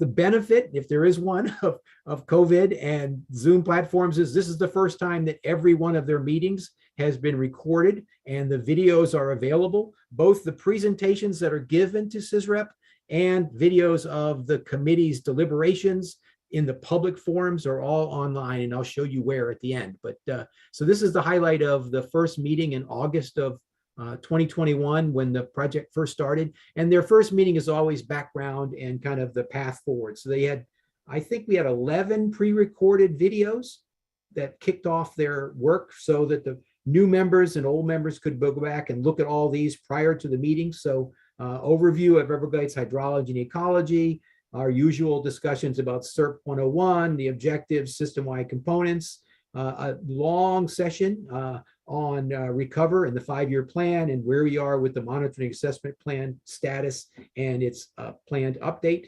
So all those pre-recorded documents were done. And then they basically had the meeting where they got into discussions about updates on sort of new projects. So they started with Biscayne Bay in BBC or Lake Okeechobee, Losum, Western Everglades. So all the projects that we've heard as sort of the new projects moving forward in planning were highlighted as in the kickoff meeting here. And then there were panel discussions, perspectives on key SERP challenges with tribal and stakeholder representatives. And then there's always on the first meeting an opportunity for the 3 sponsoring agencies to give them feedback and talk about what was good and not so good in the previous SISREP reports and what are our recommendations for issues moving forward into this session. And I just highlight through here kind of which agencies provided what information if you're curious. All right, go to the next slide. So meeting 2 was a multi-day meeting in October and November, 3 short meetings using the Zoom platform. And this one was mostly focused on water quality to begin the process.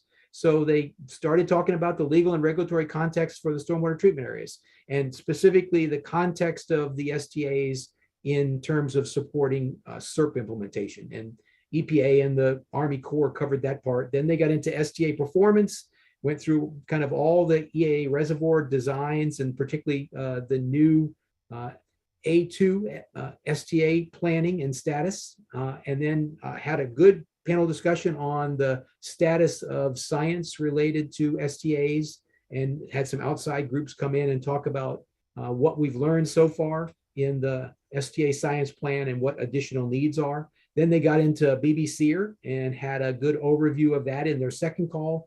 And they brought in a group from the Army Corps who are climate change community of practice. And we spent a lot of time talking about how the Corps' new guidance are being integrated into this project. And then we went through, I think twice, a little bit of background on the planned programmatic SERP update that you just heard about today. Then there was a LOSIM overview on the third session, and they presented the modeling results and some operational refinements. That's where we were at the time. And then we heard a discussion about aquifer storage and recovery, specifically related to LORP and the ASR science plan. So that's all of meeting 2. Go ahead. Meeting 3, again, was a multi-day meeting in December and January with 2 short meetings through the Zoom platform. And this time they got into a lot more detail on BBCR, looking at the overview of the project, how the benefits analysis was done, the climate preparedness components, and then a discussion about kind of a new component that's been discussed, which is this idea of the possibility of changing the geomorphology of the site. Can we do something basically using the routine clearing of the intercoastal waterway to physically raise ground elevations and change marsh water depths mechanically as part of BBCR? Is that a project we could evaluate? And that was a topic that was presented during this session. And then they went into a lot of discussion about recover in the 5-year plan, science integration, the interim goals, interim targets, and the updating of that process, and the whole area of adaptive management and recover's role in SERP implementation. And then a long conversation about science coordination activities, sort of what science do we do outside of recover? How does the science coordination group interact with recover? What's the role of science support and policy discussions under the science coordination group working group? And as we talked about today, this is very much interconnected because so many members of the working group and the science coordination group are also members of Recover, RLG, or their other committees. So how those 2 bodies interact and how that science is brought forward was a key topic in meeting number 3. Go ahead, next one. Meeting number 4 focused on recent funding developments, and they got a good update on what's in the Infrastructure Investment and Jobs Act and the very much expanded funding that's planned in FY23 and how that funding would affect the future projects and priority setting. They went and looked at natural system restoration progress on a series of projects. They looked at the benefits so far. I'll call it the early benefits of the combined operational plan for the implementation of modified water deliveries in C111 South Dade. They looked at Picayune Strand, the first phase, Biscayne Bay coastal wetlands. And then we got into just general cross-cut discussions about SERP implementation and how science drives the operational testing phase of projects. I'll go to the next slide. The next one is called meeting 5, but it was basically 2 days of field trips in March of 2022. So they did an all-day tour with BBCR and looked at that area, got down into the Model Lands Basin all along the L31 East Levee. And then they got out in Biscayne Bay and in the nearshore areas by boat.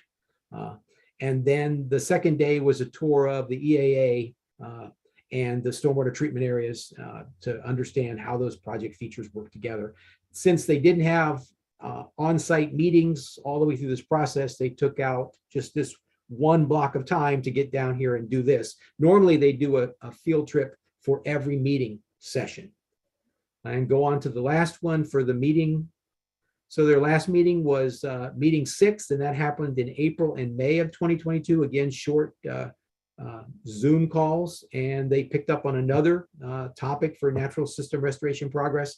And this time they focused on the C111 Western Spreader Canal project and what benefits we've seen so far in that area, which is the Taylor Slough and Eastern Panhandle basins of Everglades National Park. And then we had these sessions on what they refer to as science enterprise. We spent a lot of time talking about how the Interagency Modeling Center functions, their processes, how we strategically plan, the role of this. Clearly, modeling is this critical piece, and setting up the timing for modeling, driving, planning decisions is such a key piece. They wanted to understand that. And then we went through this discussion again on reflections from science leadership, both Recover and SCG, and then discussions with senior policy leaders. And it was all on this focus of how does the interagency strategic planning process and prioritizing investments relate to the science that's brought in from these various groups. And then one more slide here. Just so you know where we are in this process. So CISREP is wrapping up, or just wrapped up, their draft biennial report. It went out, as far as I know, right at the end of August for the required external peer review that the National Academy has in place. That will take into October, and then I believe they get it back, they revise it based on input, and then the sponsoring agencies receive, I'll call it the revised draft report, and we get that the expectation is at the end of November 2022, we'll receive that, and that'll be used for basically fact checking, just to make sure that they're not saying things that are occurring in the document that factually aren't correct. And then, as I said before, if you want to view all of the CISREP 9 presentations and videos of all the Zoom meetings, you can go to this site that I have here. And that goes back and links from the very beginning of this effort forward. So there's a lot of really good videos and discussion that you can hear how the National Academy is processing the information they received by going back and looking at those videos. And I will stop there and see if there's any questions.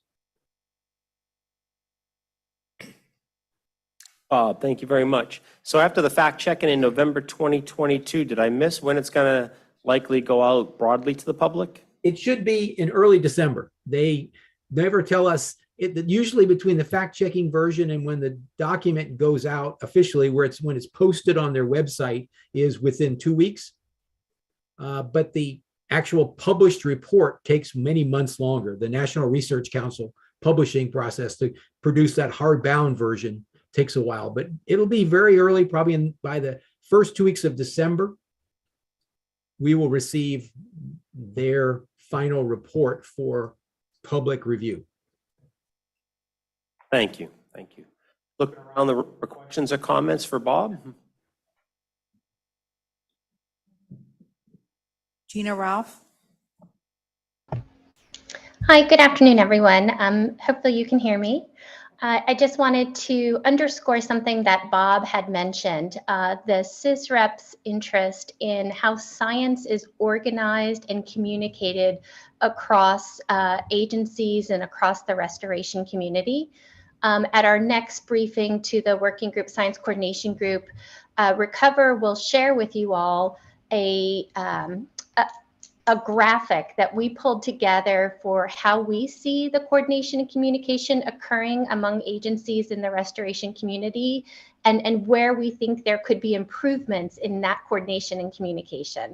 So just wanted to add that. And by contract, the report is due November 30th. So as Bob mentioned, it should be the first week of December that it is available for the public. Thank you.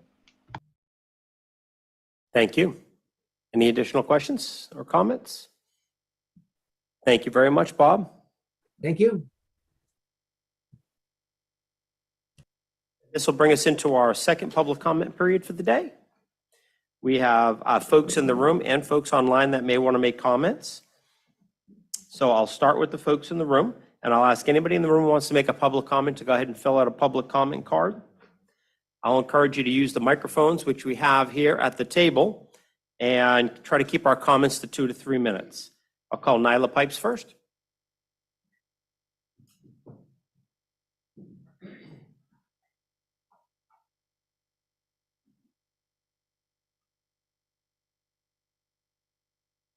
Nyla Pipes, One Florida Foundation.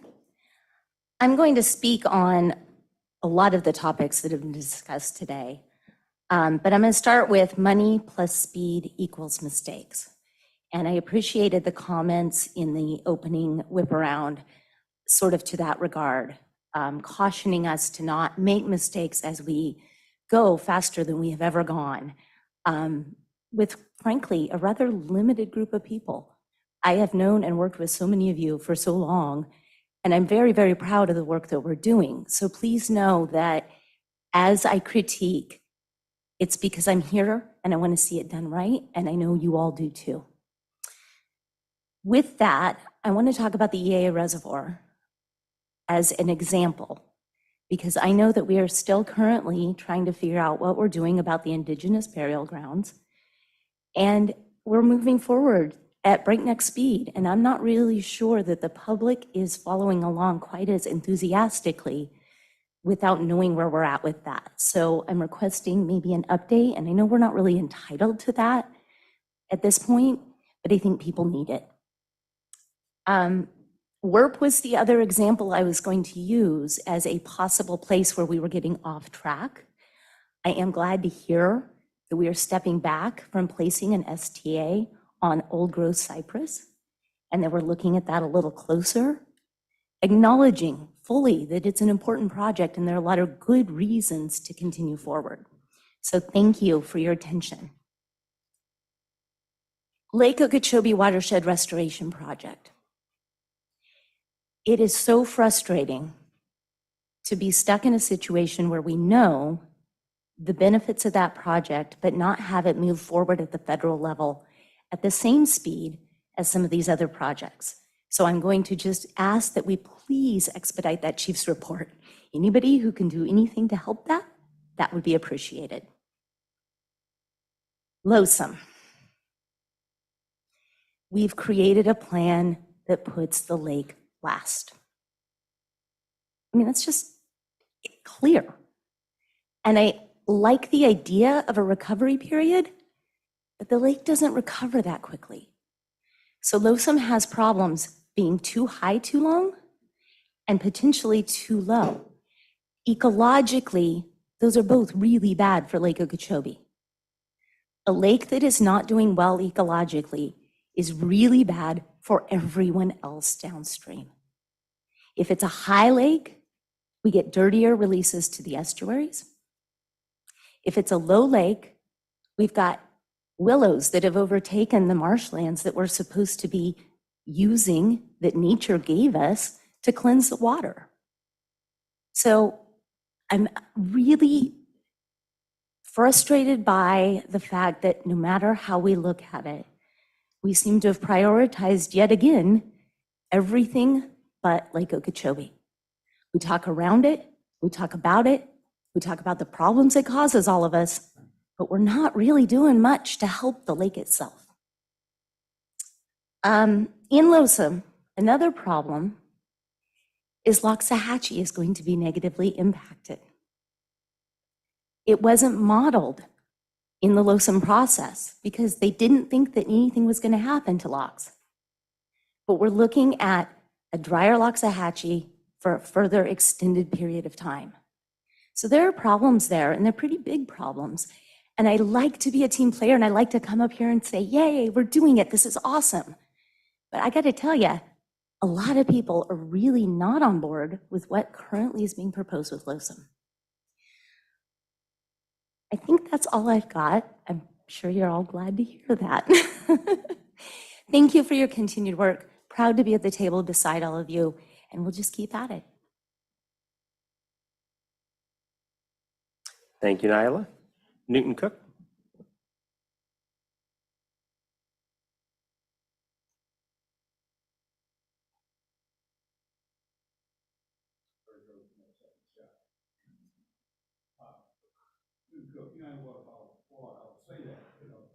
Newton. Newton Cook, United Waterfalls of Florida. I want to say that because we're going on 22 years this coming year. And when I look around, that's about 22 years ago when I first walked in this building. So that's an interesting thing. How do you say thank you? There's a song somewhere that says 1,000 ways. And I just want to say thanks to the Corps for listening to the stakeholders and making the decision on that STA that was going to destroy that cypress swamp. I think that's heading in the right direction, and it's very much appreciated. People are always telling me, I get the social media is horrible, and I'm on it 6 hours a day.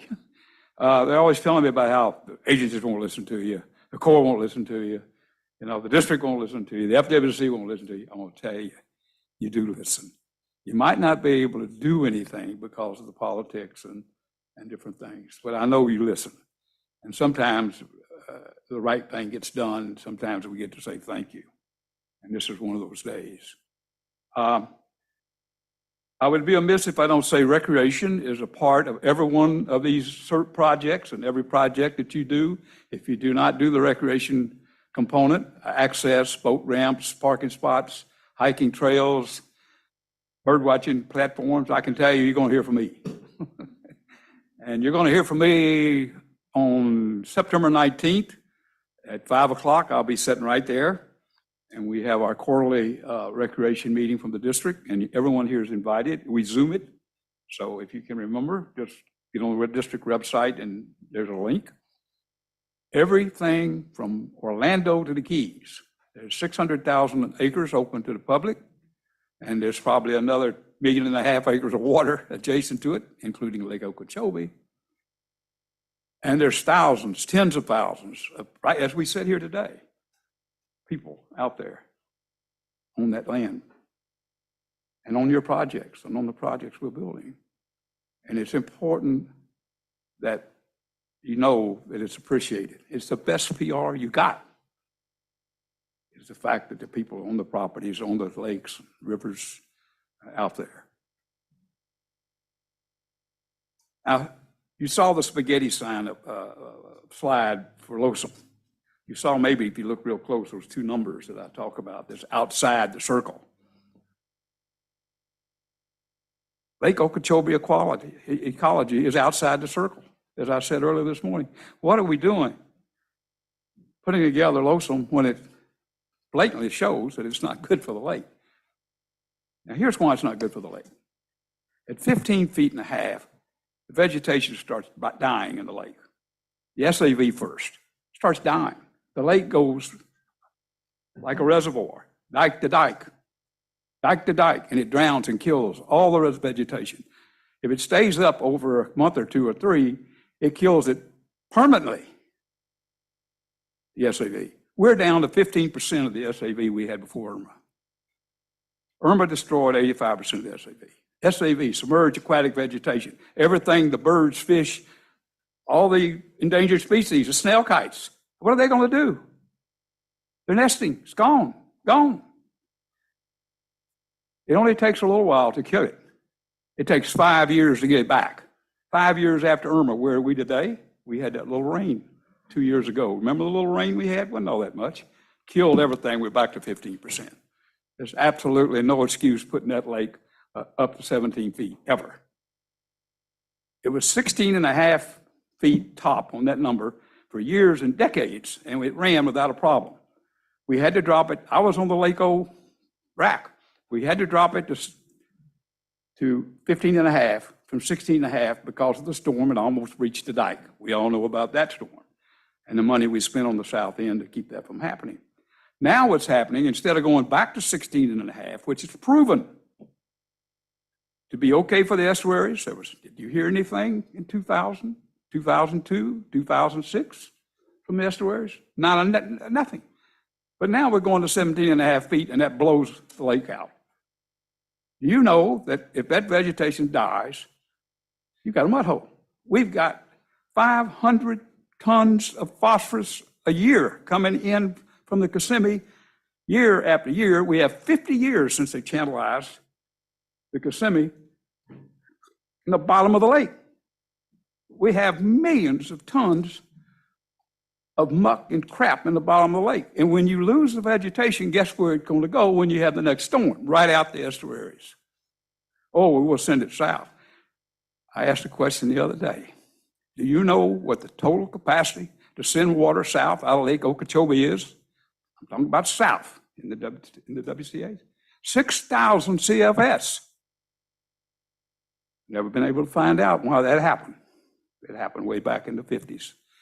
You know what the water coming in during Irma was? 30,000 CFS. You know what the water was 2016 in January? 18,000 CFS. And you tell me that water is not going to go left and right? And that water will be dirty, filthy. Lonesome has got to get that 17.5 foot down to 16.5 foot. I don't care if it takes another 3 years. You're going to kill the lake. Now, I'm going to be nice for a while. I want to talk about south of the lake just a second. Now, I appreciate not limiting us because we've been here all day and there's only 2 of us.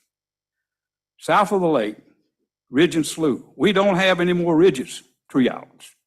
Do you know why we don't have any more tree islands? Everybody knows. We keep the water too high in WCA3. Why do we keep the water too high in WCA3? We block the flow. The water used to flow out of the lake, through the pineapple forest, through the marsh, into Everglades, what is now Everglades National Park. It flowed fast when there was a storm and during the wet season, and that's what built the ridges and the sloughs. I grew up in the Mississippi River bottoms. I know what ridge and sloughs are. I know what the spring rains and the winter dry does. We blocked it. The tree islands are flooded because WCAs were never supposed to have the water they got in them now during the dry season. Never. They were actually dry. They were sloughs. You know what a slough is, right? It don't move. And when the water did move through there, it dug the sloughs out, piled it up, made the tree islands, and we've lost nearly every tree island. Why? Because we don't move the water. So we're going to have to learn to move the water. What happened to decomp? What happened to decomp?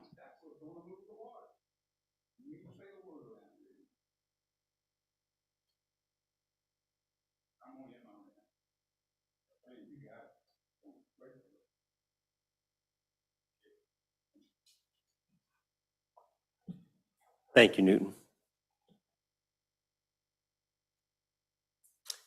That was our 2 cards for the room. We are going to look to our online members. Sandy? We have Mike Elfenbein, followed by Heather Kleckler.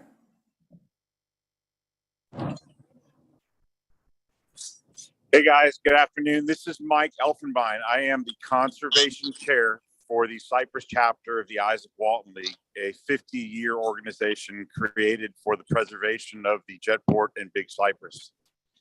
And, you know, I was just going to put it all out there, but I think I'm going to try something different. So this weekend is the opening weekend of archery season in the Big Cypress National Preserve. It's usually a time where a lot of people come and spend just a lot of good time in the outdoors. And sometimes, you know, they see a deer or 2, or, you know, sometimes they're lucky to put one in a cooler. I have an opportunity to enjoy some of these places for a really long time, and I've shared that with my children. And so there's a tree on Saturday morning while most of you are still laying in bed with your heads on the pillow. That's about 1.5 miles from the road. And I'm going to walk through that swamp in the dark and try to get to that stand a half an hour before the sun even thinks about coming up. And I'm going to sit in that stand all day long and look at the same exact spots that I've looked at for the last 20 years in succession, on the exact same weekend every year for the last 20 years. And the last 10 with my son sitting in the tree next to me. And the places where I sit and look haven't seen fire in over a decade. And slowly but surely, the big giant prairies that the wildlife need to exist in are disappearing. And when I hear the justification for why WERP exists as to control wildfire, that's a result of too little water in the Big Cypress, I can't help but stress to each and every one of you that if that was the ultimate concern, all of that could have been resolved at any point in the last 48 years that the National Park Service has failed to meet its management goals and objectives in the maintenance and management of our natural resource. And for that reason, and that reason alone, do the wildfires that you experience occur. And the proposed 2 inches of water that you want to put on there is not going to make the difference. So while I support work and I support the tribes and the things that they'd like to see accomplished, and I support the drainage that work intends to provide along the 41 and Loop Road, I can't help but wonder, in addition to the concerns with the STA, that some of the things that we're claiming to be working on aren't going to be achieved at the end, even after we've done this. So I caution you to continue using that line. And I welcome you all to, at any point in time, appropriate the time and resources to get those management goals and objectives met so that the Big Cypress can in fact be preserved in perpetuity. Thank you guys so much for your time. I appreciate all your hard work, your dedication, your listening, you're going on field trips. I know this isn't easy, and I don't ever think for 1 second that you guys are doing anything that intentional to destroy what we love. But I don't know. I look forward to working on this with you to find a resolution that works, because it's desperately needed. Thank you, guys. Heather Kleckler, followed by Jeff Dixon. Hi, I'm Heather Kleckler. Can you hear me? I don't know how to use this stuff. Yes. Okay, I am the private landowner of Wingate Mill Ranch. And I just want to reiterate what Mr. Newton said, that forever I heard that any kind of contest against any of y'all would be to blank ears. And if I was there right now, I would hug Miss Ava and Mr. Steven for listening to the public comments at the last meeting. I am a 4th generation cattle rancher in the state of Florida. My family has been on this land for over 100 years now. The thought of taking Wingate Mill Ranch from us for this sickened me, and I didn't know it until the beginning of August. And you guys have been working on this since 2016. So I really, really do, Ava, Stephen, thank y'all so very much for listening to us and all of my neighbors who had concerns about this STA.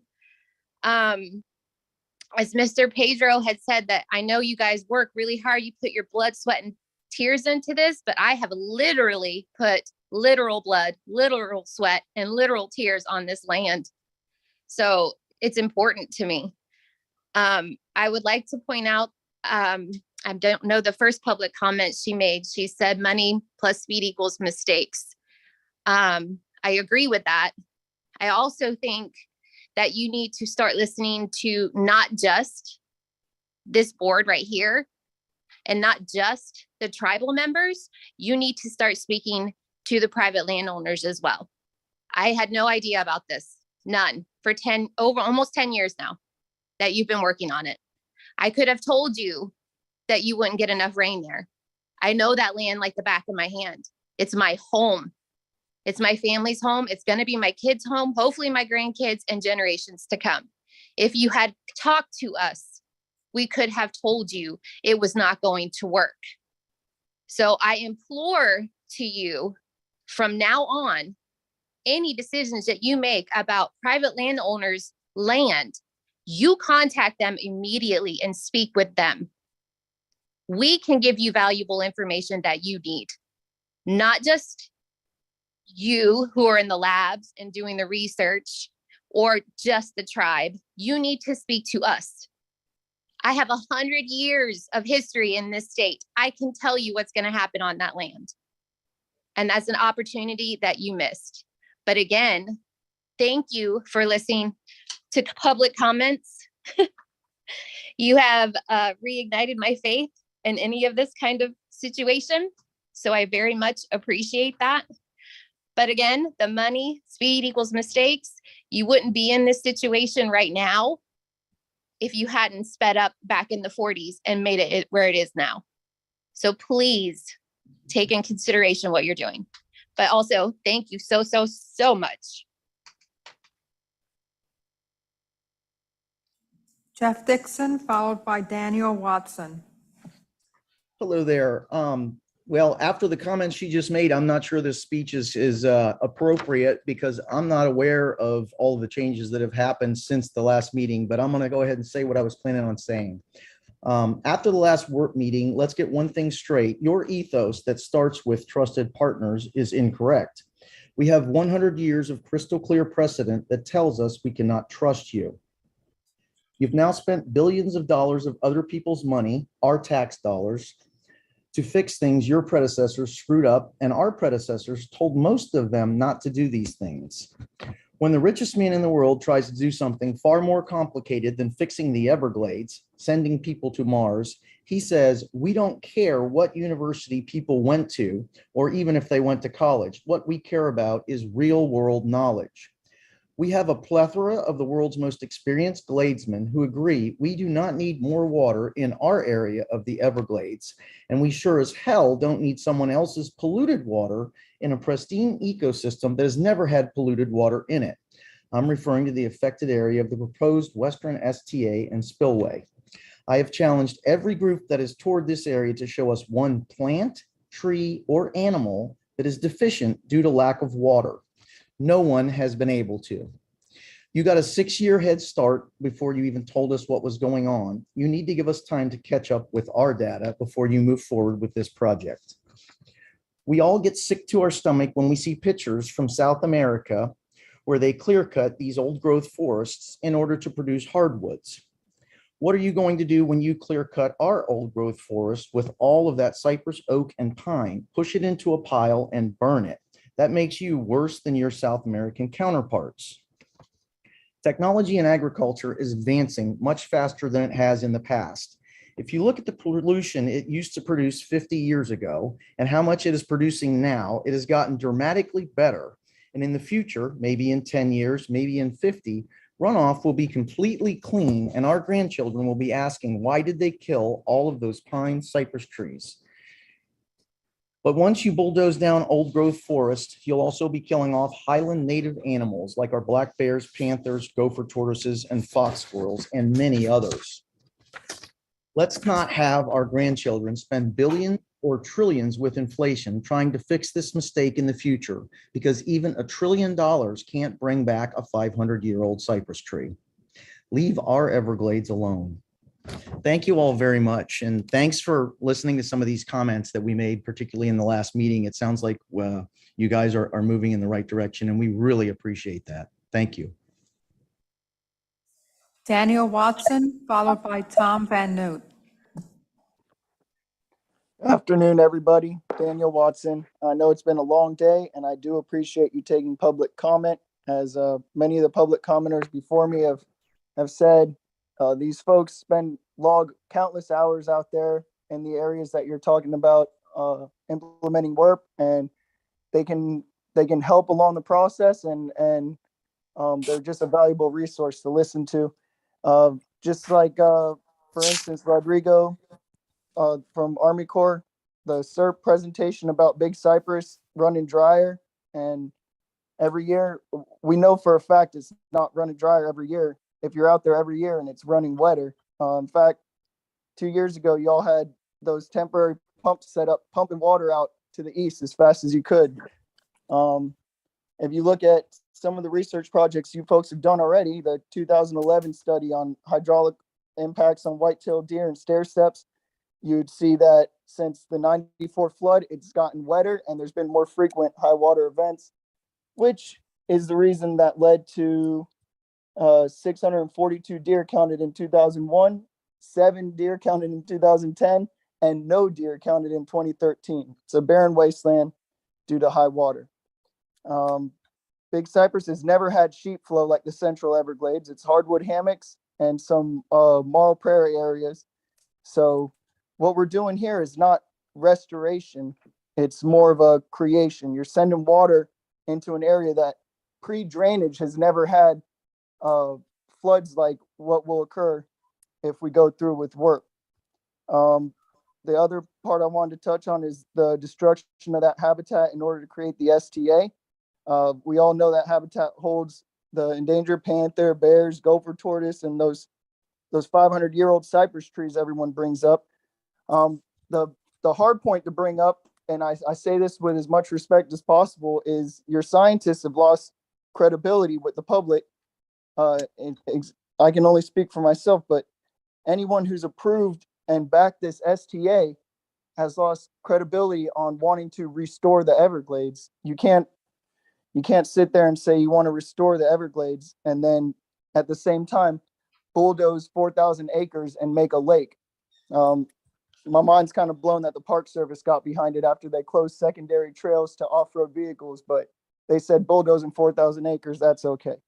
The other part of the work that doesn't sit well with me is the eminent domain that's been brought up countless times for private landowners. I think in the last private landowner meeting, they asked what would happen if we said no to flowage easements. And the answer was, well, we were kind of hoping we'd persuade you to say yes.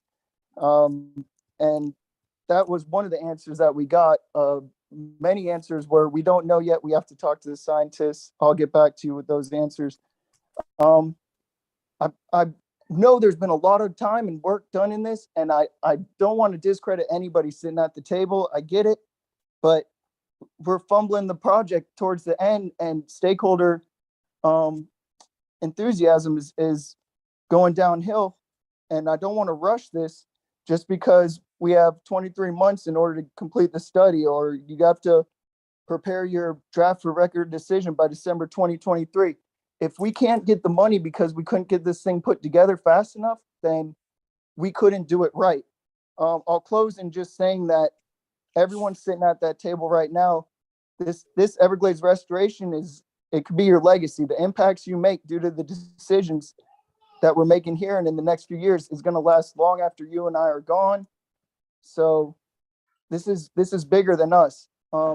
Listen to the stakeholders, take everything into account. They generally know what they're talking about. And Army Corps engineers are the ones that designed these drainage canals and dug them from the 40s to the 70s.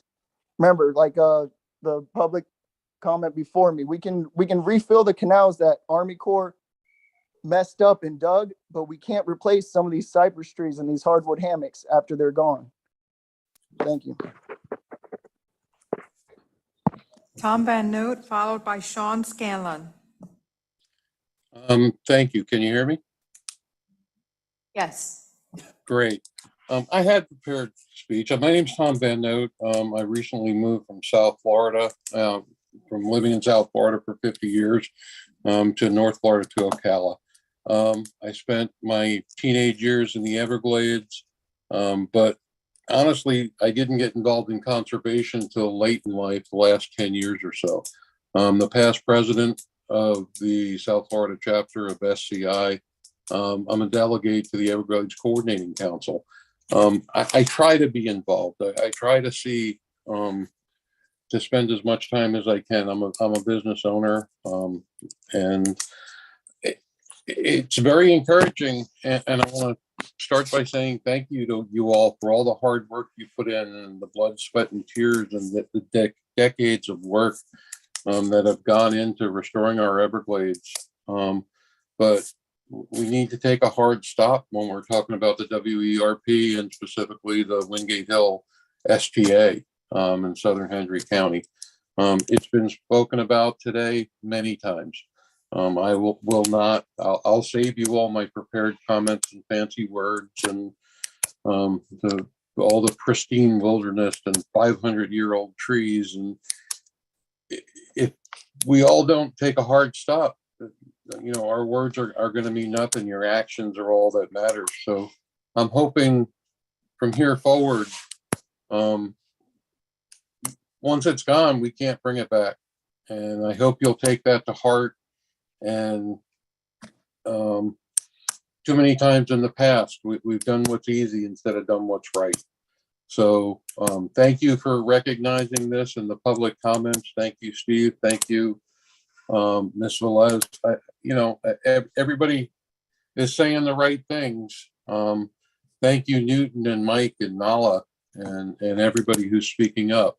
But please, we can't do this in the 21st century and destroy something that's 500-year-old. And if you haven't been out there, contact Mike Effelbein. Mike will take you there. And you will not believe the beauty of the Everglades. Thank you for all you do. Thank you for my time. Sean Scanlon?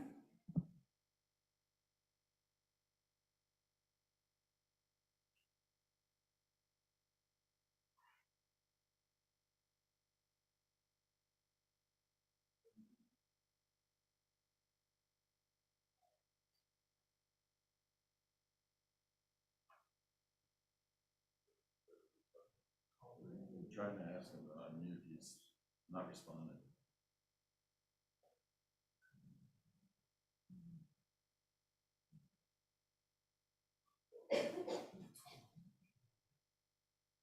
Ronnie Bergeron?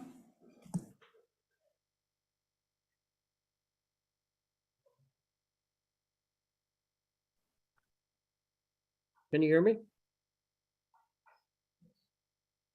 Hello. Yes, just speak up a little bit, please. Can you hear me now? Yes. Okay, thank you. Good afternoon. The first thing I want to do is I want to thank the U.S. Corps and South Florida Water Management and the Joint Working Group for your hard work. I'm speaking today as a private property owner and as a man that spent his whole life trying to save the Everglades. I entered this environment 75 years ago, before 95% of the levees and the pump stations. And I crossed the River of Grass and entered the Big Cypress Preserve right at the Seminole Indian Reservation. So I hope through my eyes that I can bring some positive thoughts to the committee here. The Big Cypress Preserve, from what I've seen over the last 3/4 of a century and lived in that area for nearly a half a century, it's primarily a rain-driven system. So we need to be very careful as we move forward with Western Everglades Restoration WARP, which I think is very important. Everglades restoration, the largest environmental restoration in the history of the world. Extremely important to 9 million people as we proceed forward. But as we do that, in looking at the overall plan, I only have a comment that I think is very important with the Wingate Mills STA. I was honored that the Corps come out and seen the environment. The Kissimmee Billy Strand is equivalent to a corkscrew sanctuary. This pristine environment, mysterious and majestic swamp with 500-year-old cypress trees and thousands of cypress that are 300 years old before America was even formed, is one of the most pristine environments in the global Everglades. So as we proceed forward to put an STA in a natural environment, it would be the first time that I've seen that in 22 years. We've always built these STAs in an altered environment, in a cow pasture, orange grove, or a cane field. We don't want to destroy what we're trying to save. So as we continue to go forward, there's 5 stakeholders involved. You have the Seminole Indians, the Miccosukee, the private property owners. The Big Cypress Preserve, nearly 800,000 acres. And you have the environment. And the environment, that stakeholder should take #1 position, that we do not destroy natural habitats for an STA. And if there is science, historical data showing that there's some water needed, it has to be clean water. But you normally build these STAs where the pollution is located. You don't bring pollution into an area that's not polluted. So as we continue to go forward, which I think is extremely important, that we take all this into consideration, we communicate together like all of us have done for an awful long time. And we'll learn and not make mistakes. As this thing came forward, I noticed that it was even designed with levees, forcing water to go in a direction that's not natural. Now, since 1948, we've been digging canals and building levees and redirecting water in the wrong direction. And thanks to all of you working together, we are decompartmentalizing this system and learning by our mistakes of the past. So as we continue to go forward here, there's no way we should be building levees in a pristine habitat to force water to go in a direction that it never flowed. So I appreciate the time you've given me here. I look forward to working with all of you to make sure at the end of the day that we are making positive steps for the environment and for all the stakeholders. So thank you very much, and thank you for your hard work. And I look forward to working with you into the future for the best interest of 9 million people that live here and future generations for a quality of life. So thank you very much. Meredith Budd.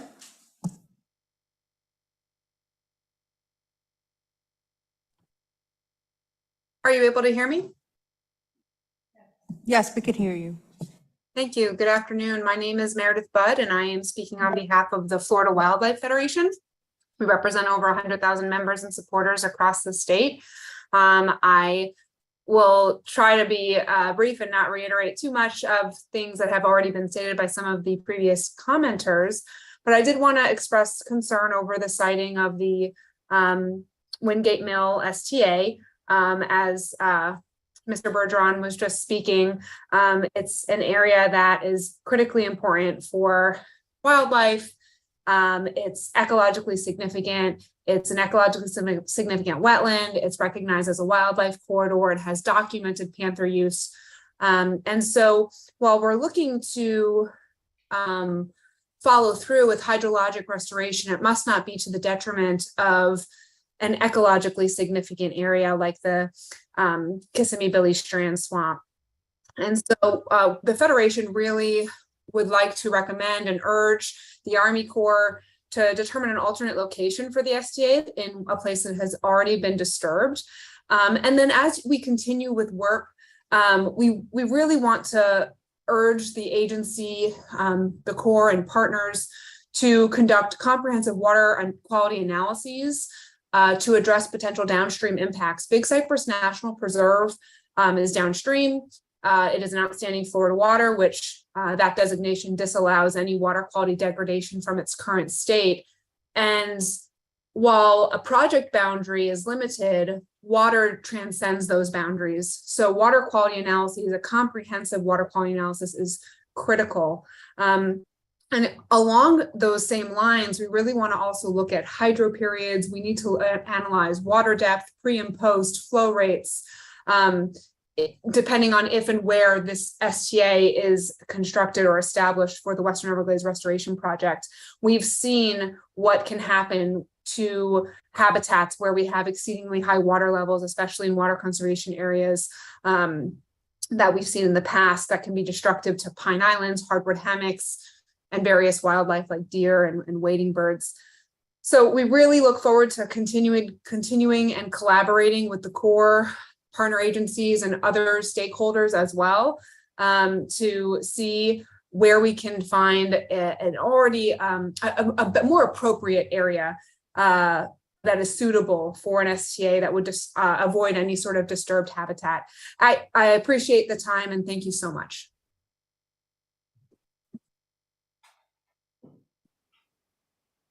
Thank you. Sandy, I believe that was our last public commenter. I'd like to thank all of our public who participated today and brought comments to the group Thank you. We'll move into our next steps and closing remarks. I have a few things down here to remind you. I'd like to remind you all we have an October 19th task force meeting in Washington, D.C. scheduled. We have a sponsored IDS workshop scheduled for November 18th. And I'll be working with the co-chairs in Adam's office. I have down a note here, meeting structure, agenda topics, and agenda density. We'll be talking about that across the co-chairs and with Adam's group, and we'll get back to the team on that with some feedback. Adam, would you like to provide some closing remarks? Thanks, James. Excellent meeting today. First one back since 2020. I'm going to cite Dr. Raines' comments, as what we're looking for here and what we engaged with across the board today, right? Just one of many examples today of being back here, in person on that ASR topic, very, very technical. And I'll look forward to that future, in-depth review as we reevaluate how we form and gather together to describe and discuss all of the projects going on.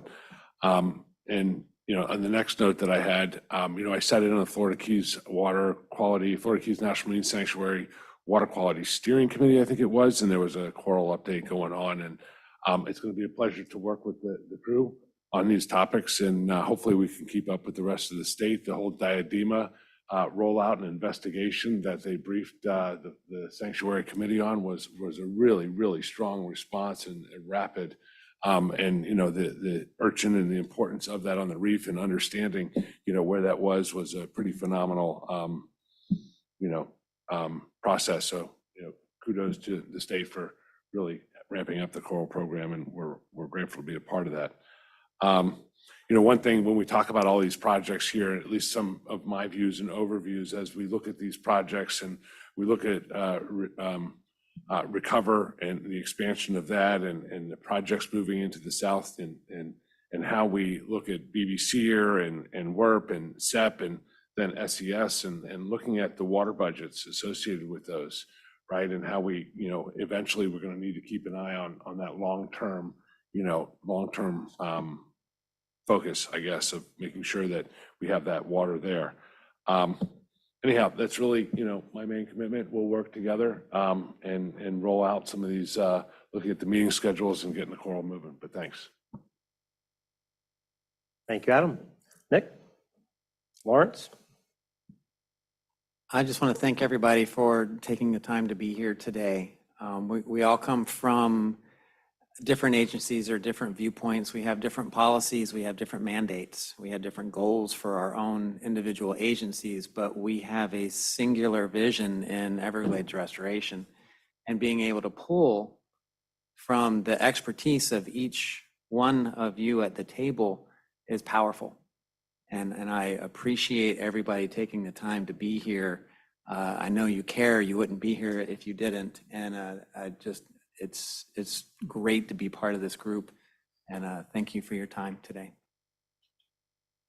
Angie? I can't say anything better than what Lawrence just said, so thanks, everybody. Real quick, I would be remiss in thanking Drew and Devin and Henry for supporting us today in the meeting.